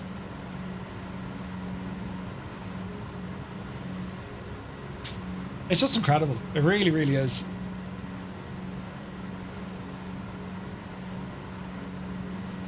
So with all the aircraft you're flying tonight, I think the vast majority has to be DC-3s, right? But if you get the chance, just pop it into the chat. Let me know what aircraft you're flying in, lads. It'll be interesting to see. Because we've got a great mix. I mean, we have, as I said, the transport aircraft, we have the Lancs in there, but there's also fighters, and there's modern aircraft as well, or even standard GA aircraft. It's pretty cool. Captain Cocktails DC-3, Dougal DC-3, Goblin Zeus in a DC-3, Riders in a P-38, Toto's in a DC-3, Wicked Lumberjacks in a Spitfire. Nice. Digital Merc a DC-3, Retriever Neil in the Lancaster, Muse in a DC-3, Lucky Bow in a P-38, Hukalea is in the Spitfire, That's Angel DC-3, Fierce Wolf is in a P-38, Colonel Fork is in the P-47, that's the Jug, right? Devort is in the DC-3, Mr. Minimite, good to see you, buddy. You're in the Spitfire, sweet. Angels 1-5 is in the P-47, Mrs. GBHI in a DC-3, Photos by Kev is in an X-Cub, Down in the Weeds. Nice. Chalks in a P-38. Ox is in the Spitfire. Proby P is in a Sky Courier. Locust a P-38. Ragged Donkey a DC-3. PS Miranda is in the MB-339. Nice. We saw QC Frank in the Fuga. Zybok was using a DC-3 and a Spitfire. Nice. Right, I'm wondering, do we need to drop altitude to get underneath this cloud? What do you reckon, lads? We've kind of found ourselves in the middle of a layer. And it seems to be fairly light. So let us drop down to 2,000 feet. Make sure you reset your barrow as well. So 2,000 feet. Pop that in. And let's see what happens. Mech Mancer's on the couch. Passenger Princess in a farmer's cart below you. Good woman yourself.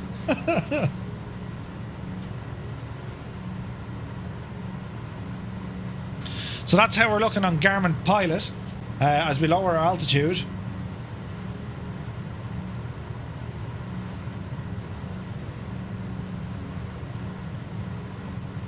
We're going to overfly Duxford here now, lads.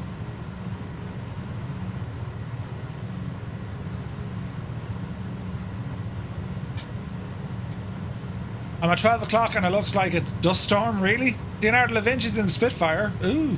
Your curry has showed up, Malky. Nice. It's not cloud, it's haze. Oh, it is haze.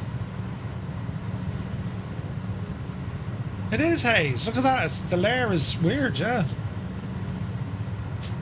That's mad looking, Ted.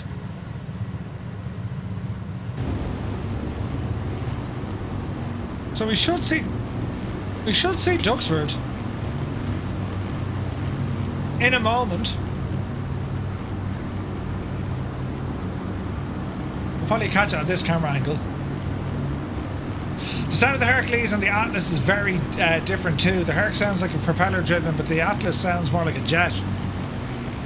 IFR landing ahead of us, Locust, do you reckon?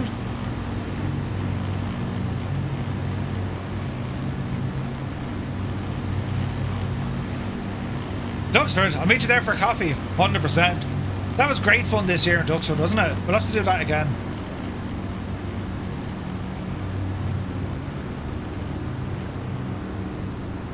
That was at 1,200 feet, you could barely see the ground. Uh-oh. The Impossible Face says, right engine won't go above 1900.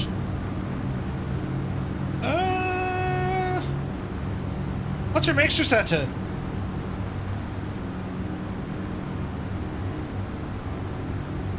It should be an annual pilgrimage. I agree wholeheartedly with that. Yes, that is what it should be. That is a great idea, Hayden. Survival of speed negative. This is Microsoft Flight Simulator 2024. Should be auto rich. Yeah. Right, we're very close to Duxford as we overfly it. Look at that weather, man. Haze, they call it.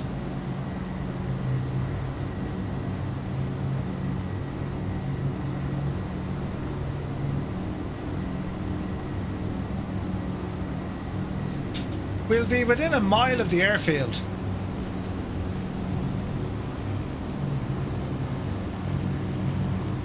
We're close. But no cigar yet. The A400 is allowed at altitude. I had a few fly over my head between 30 and 33,000 feet. No way! Kanzui, good to see you, buddy. Oh, dude, it was a lot of fun. Survival Speed said, just started with DCS, but I have a keyboard and mouse set up. Ooh, there it is. You might struggle there, buddy. But there'll be a DC3, but I'm spending time with my significant other. That's quite okay. No worries at all. I wish I could have spent more time with you guys at Duxford. Not at all. Nutty slack. We'll do it again, buddy. Don't worry. I want to get into Microsoft Flight Sim as well. What would you recommend? I'd recommend like a HOTAS. That's a joystick and a throttle. It just means that you can use it in DCS. You can use it for helicopters, jets, and of course the commercial stuff. If you just go with a yoke, you're kind of limited to... Well, it's real awkward flying jets and helis with a yoke. You know what I mean? Right, so we have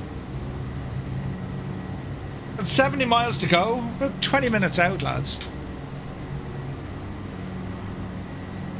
And it's beautiful scenery, even in the old hazy condition. But look at everyone flying along, man. I love this. It's awesome. That is most unusual.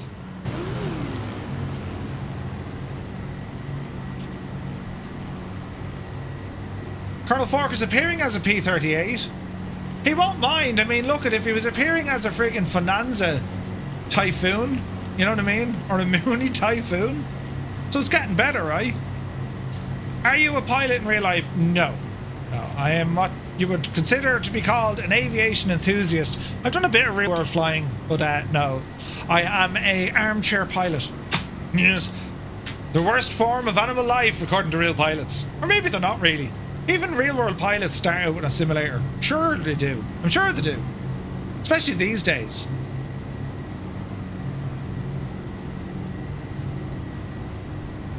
The reality is this, right? You can jump into a flight sim and fly something as iconic as this machine here. What are the chances of actually getting to fly in that in the real world? You know what I mean? Well, it depends where you live, of course, but you know what I mean. Mr. Minimite looking good, man. 96 likes. Holy muckrage. Thank you very much indeed, lads. Appreciate all the support on YouTube today. Very kind of you. So we're back tomorrow night. That's our next group flight. We're taking the AccuSim Aerostar out for a spin in the southwest of Ireland. We're going to be flying out from Shannon, and then it's going to be down to Kerry and out around the Ring of Kerry. You might get a sightseeing tour in one, but a flight in the cockpit unlikely. Yeah. Am I aware of the Indian Air Force? You're no problem asking questions. Survival of speed. Indian Air Force, yes. Their colours are very close to ours. If you look at the roundel, very close. That's awesome. Look at the friggin' planes. Look, that's deadly, lads. And the shadows on the ground. Isn't that amazing? Love it. Love it.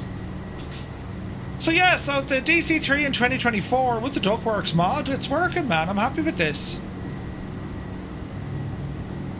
Now that I know she's working well, we'll have to do some Buffalo Airways flights up in the Northwest Territories. Hang on to your hats, boy. Because they're just a cool machine, aren't they? They're just a cool machine. I'm trying to stop the light from shining on my iPad on my vertical stream. There we go, we got it. Fixed it! Would I go with an Su-57 or an F-35? Su-57? I'd go with an F-35. Not that I'd be able to fly one, mind you, but, you know, pretty looking. Fuel.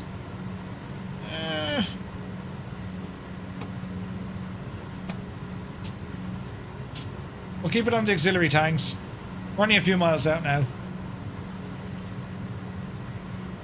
I'm a little bit worried about the old weather here now, you know. Also, runway conditions for landing.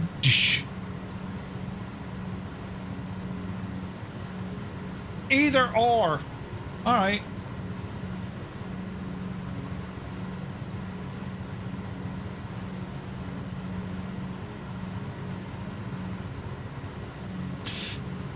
Two 7, lads. We're going to fly straight in. How's that for a plan? It's going to be near impossible to see this. Like, we can stay above... Whoa, that's high. We can stay above the haze. Oil pressure's high. Or we can try and drop into it. There's Muse Van. You're looking good, Muse. You're looking good.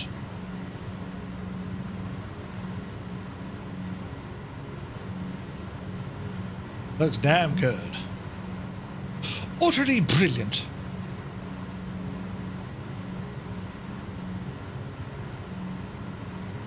Flying near Stevenage at the moment.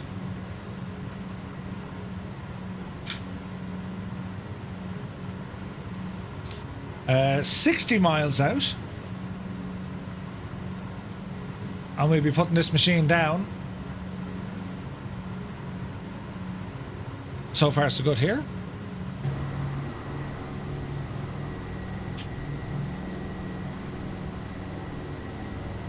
It's very, very pretty.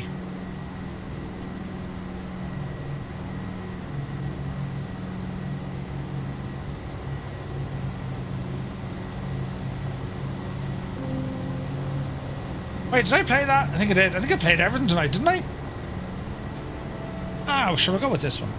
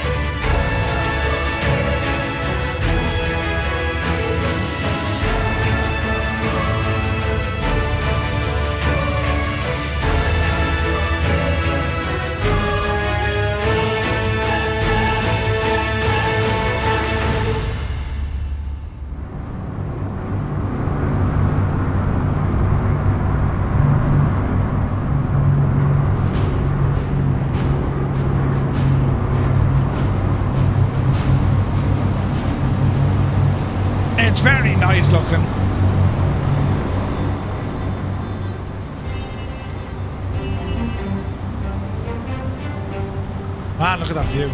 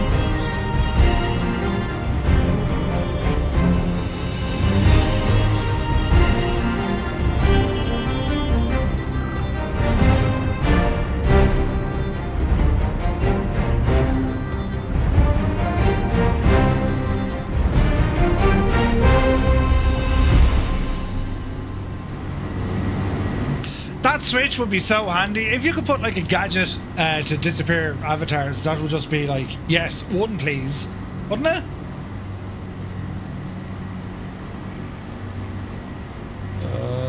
Right, we shall continue on this heading for the moment.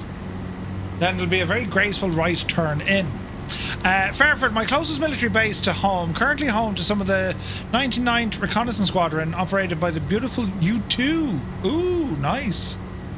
Thank you, Hayden. Very kind of you to say so, sir. Appreciate you, man. Right. And just like that, our visibility has been incredibly increased. Beautiful. All right, friends. Easy does it. We are now just 40 miles on the button. Inbound runway 27.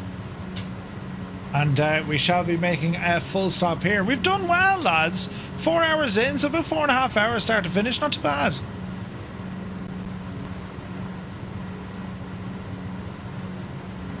Hope the weather is nice tomorrow for our friggin' flight in Ireland down the southwest.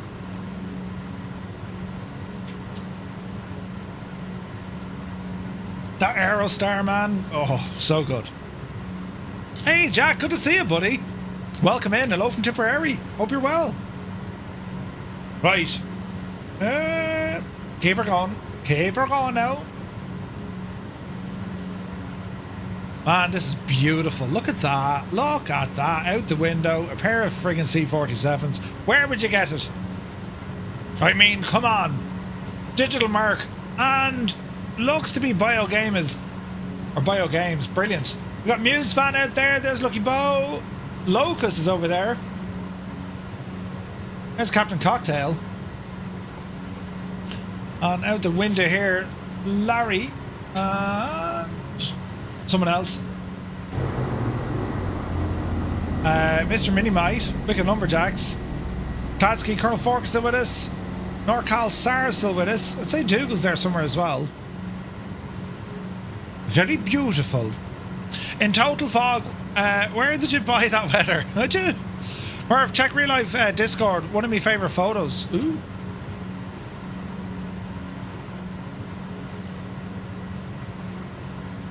Oh, Jesus, dude. What a photo, lads. Look at this. That's friggin' gorgeous. Look at that. Man alive, that's a photo. Gorgeous. Here's Mrs. GPHI.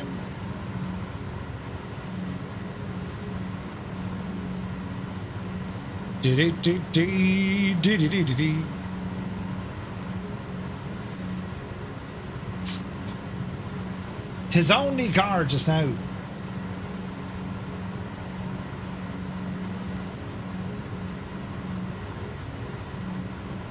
Alright, let's have a look. Alright, we're going to start our final right turn. Although, no, not yet, no. I was very, very lucky with that bank of cloud. It's amazing. Going to be a busy runway. Move over, coming through. It's going to be busy. It says super clear, but it's starting to get a little bit misty again. Now, we will be making a right turn shortly. Just not yet.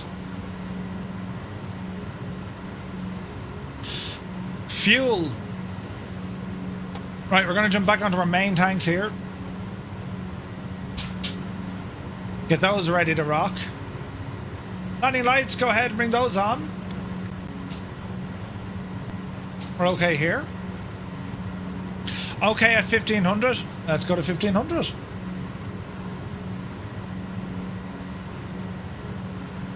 Let us go at 1500 to see what we can see, and well, hopefully it'll be grand. So we'll be down on the ground about, what, 10 minutes? Give or take.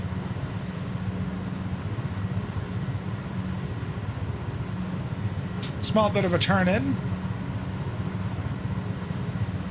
Make sure your barrow is current as well, lads.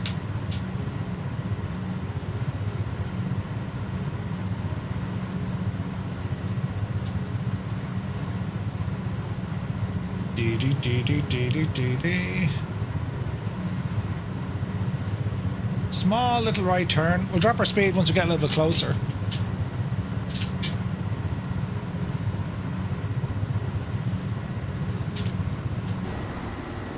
Oh, that's friggin' gorgeous looking, isn't it? Showers dotting around the southwest, I know, madness, right? It'd be grand, Malky. We'll check out the weather, it'll be totally fine. So we're going to head down all around kind of Kerry, and that'll be nice. That Aerostar is so good, man. Ugh. But I gotta say, the DC-3 has behaved really well tonight. There's a bit of a weather change. We're looking good now. Mrs. TPHI is leading us in. We are 25 miles out. Man, look at that scenery now. Gorgeous, isn't it? P.S. Mirandai, it is. Uh-oh. Uh-oh, we're back in the misty stuff again. Ah, jeez. It'd be grand, though. We can land on this. Just about. Just about.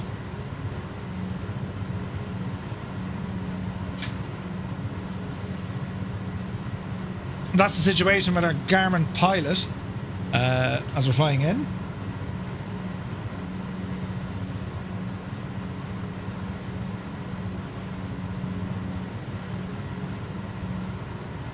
All is looking good. Love the way the trees are changing colour. Really good. Daring Daz, tally ho. Good to see you, buddy. Let me see. Is it Rostislav? Welcome in, buddy. Yes, this is Microsoft Flight Simulator. It's looking gorgeous. Who said okay at 1500? He who shall not be named. But his name sounds like Dougal McTavish. Brilliant. Colonel Fork is out on our wing, look. Hukalea, Biogames, Digital Merc is with us. Still can't figure out the right engine. It keeps losing power. What's the manifold and RPM doing? And like, make sure your booster pump is on just in case. And your mags are on. And your generators are on. Apart from that then, I really don't have a clue. Could be a glitch, the impossible phase.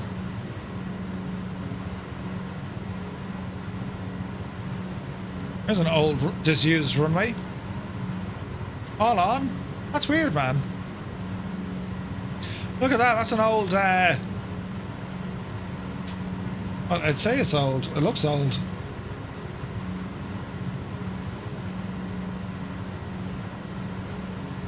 It looks disused.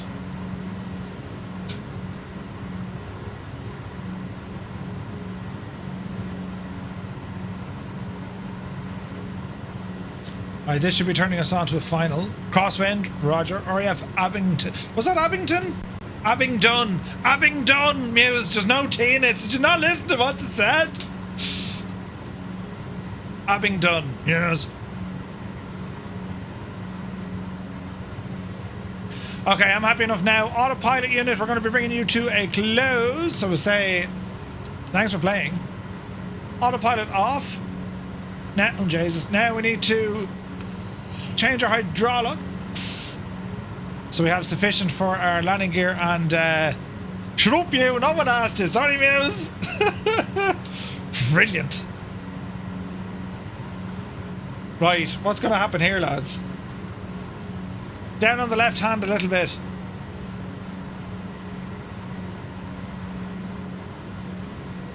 We're looking good.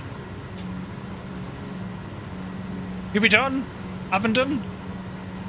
Abingdon. Abingdon. I thought it was Abington. So don't listen to me. Can we see the runway from here? 13 miles. It's over there. Easy now.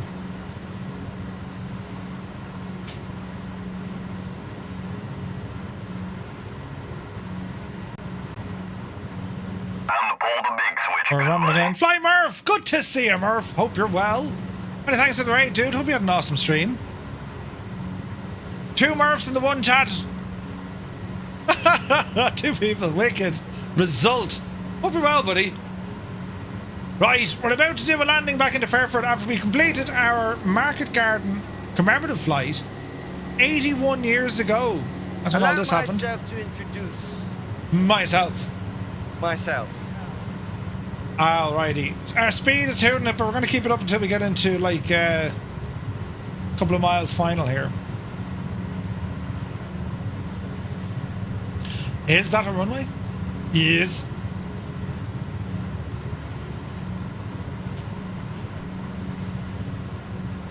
Easy now.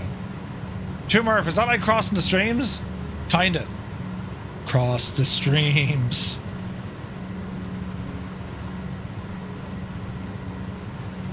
Alright. There's only 1 Murph on Twitch and it ain't me. That's a child. There are many Murphs. Right. It looks gorgeous, doesn't it? I mean, it's absolutely class looking. All back home for eggs and bacon. Yes. There can be only 1 Murph. Cue the Highlander music. Though, if sponsors are watching, this one's a fraud. I'm the real one. Brilliant. 1 Murph per eye, 1 brain to process. Yes. Alright. Keep our speed up. Then we'll bring it right down. We're aiming off. There is a little bit of a crosswind here. Man, look at that Vulcan. How is he hanging it there? Fly Merv, thank you very much indeed. 8 months, buddy. Cheers, man. Right, easy does it now, Jemima. So we're going to start bringing this power back. RPM up.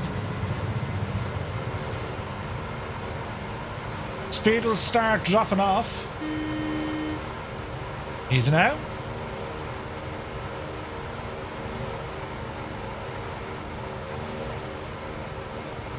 $170. Hello there. Hello there. King, thank you very much indeed for the subscribe. 150. Let there be gears.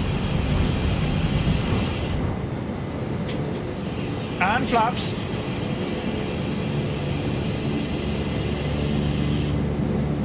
Easy now.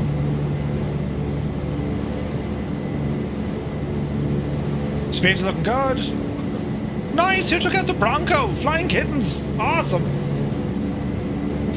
A Bronco. Fantastic stuff.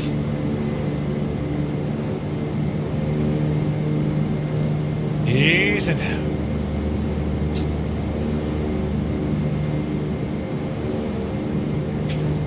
Flaps full. Watch the speed.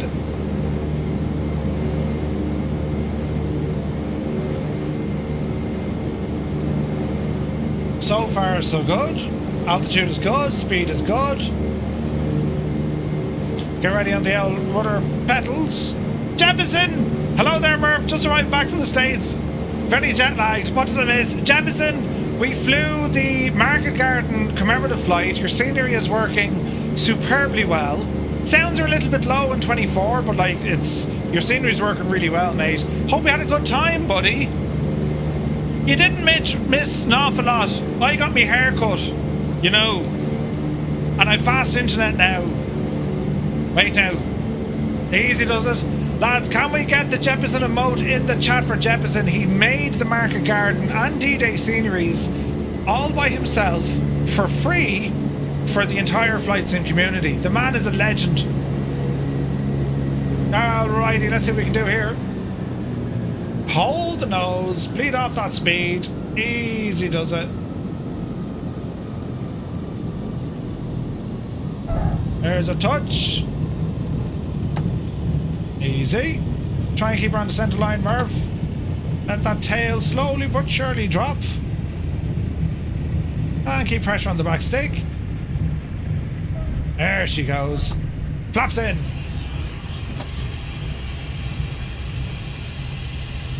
And welcome back to Fairford.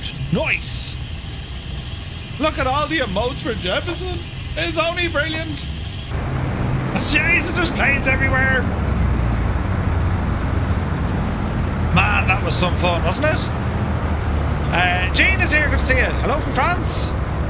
Bonsoir.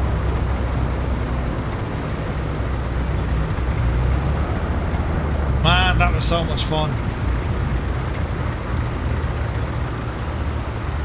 What a machine to go flying in. Absolutely brilliant.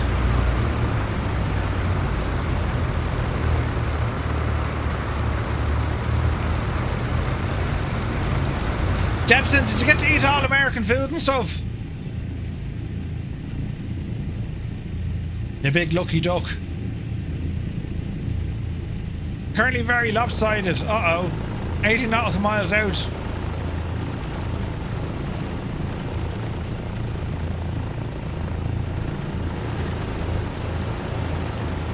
And the windows up.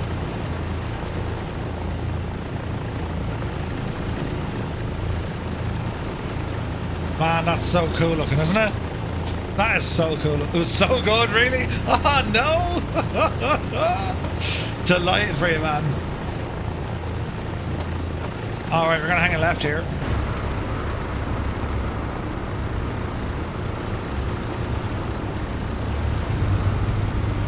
And do ourselves a bit of a UE.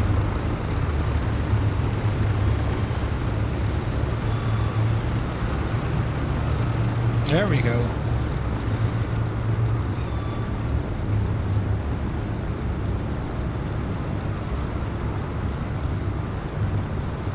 Tuscan, thank you very much indeed, buddy. Hope you enjoyed it.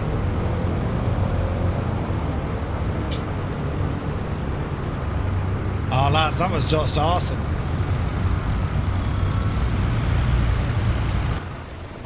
Alrighty. Mix on. Dougal made it down as well. Good show, Dougal. Good show. And, right. Mags off.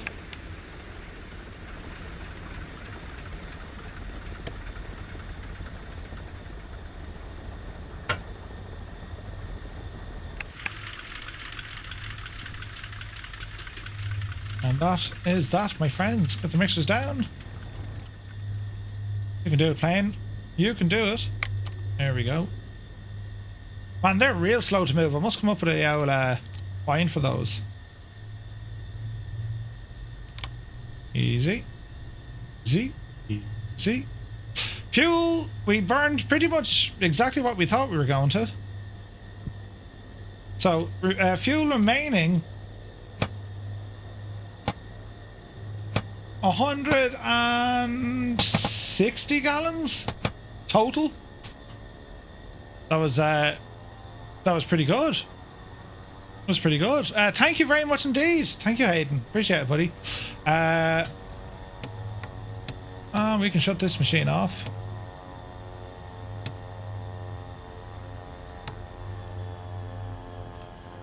Battery coming off.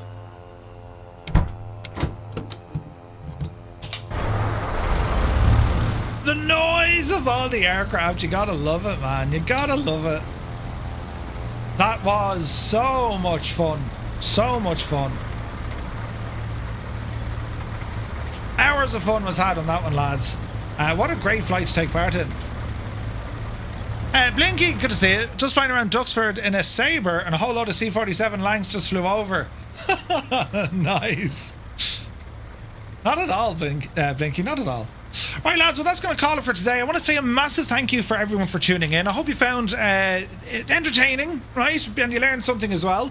As I said, I have a passion for this kind of stuff, and I love learning it. And every time we do one of these commemorative flights, I learn more about it, because you tend to dive a little bit deeper into it, you know? And yeah, it was great to see. This is the first time we've done this flight in Flight Sim 2024. It's always been in 2020, but I gotta say, for the most part, it behaved well. It's been brilliant. And model matching as well. I mean, at least it's doing a lot better, right? A lot better. And yeah, just so awesome to share this with you guys as well. I mean, that's what it's all about, you know what I mean? I mean, I could be, you know, you could sit here and fly this yourself, but when you have a community of people involved and we all do our thing together, it's that's what makes these special, you know.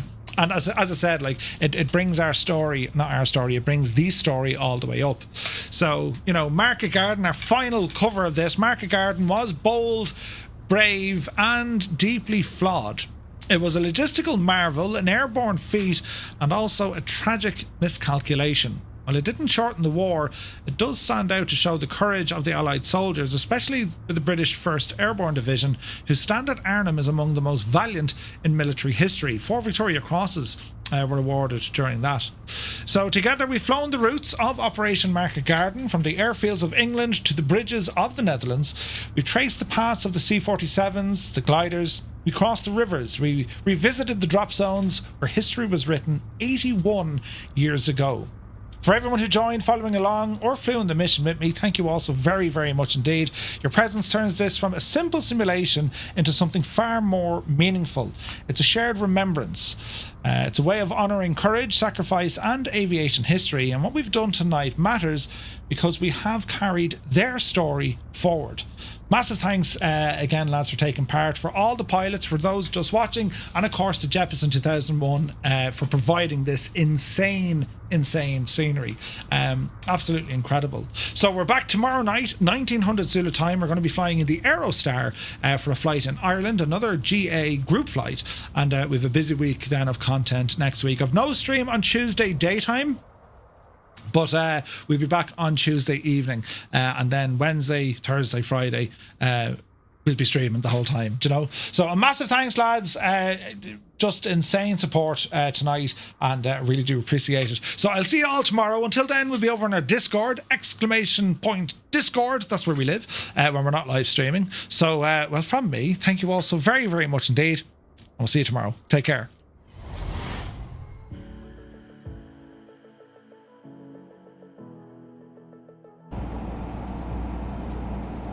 You didn't use your indicators. Electricity must be expensive in your truck, is it?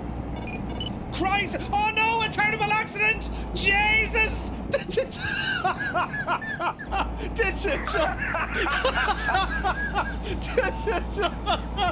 Oh, I nearly passed out at the laughter. Did you just see what happened?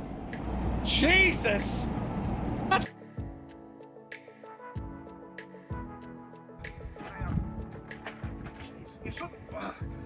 Do you need a hand? No, we don't.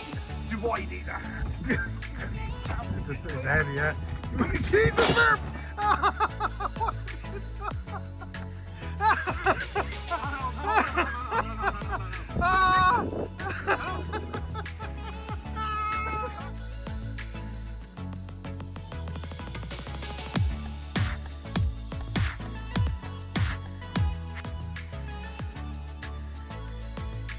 Few men even consider the possibility of life on other planets. Yet, across the Gulf... Ah, Jesus! What was that? I was about to say something and you hit me in the head! Christ! Hang on! I found more of these flamingos! Jesus! Do you know? Ah, don't hit me with a frying pan! Oh, jeez! Did you just hear it? You just hit me with a frying pan! She didn't make a noise. Of course I made a noise! You hit me with a frying pan in my head! Turn around. Why would you hit me with a frying... Don't hit me again! Ah! Yes, it makes a noise! You're hitting me with a frying pan! Annalisa, did you put her up to that? Jesus, me head! Ah!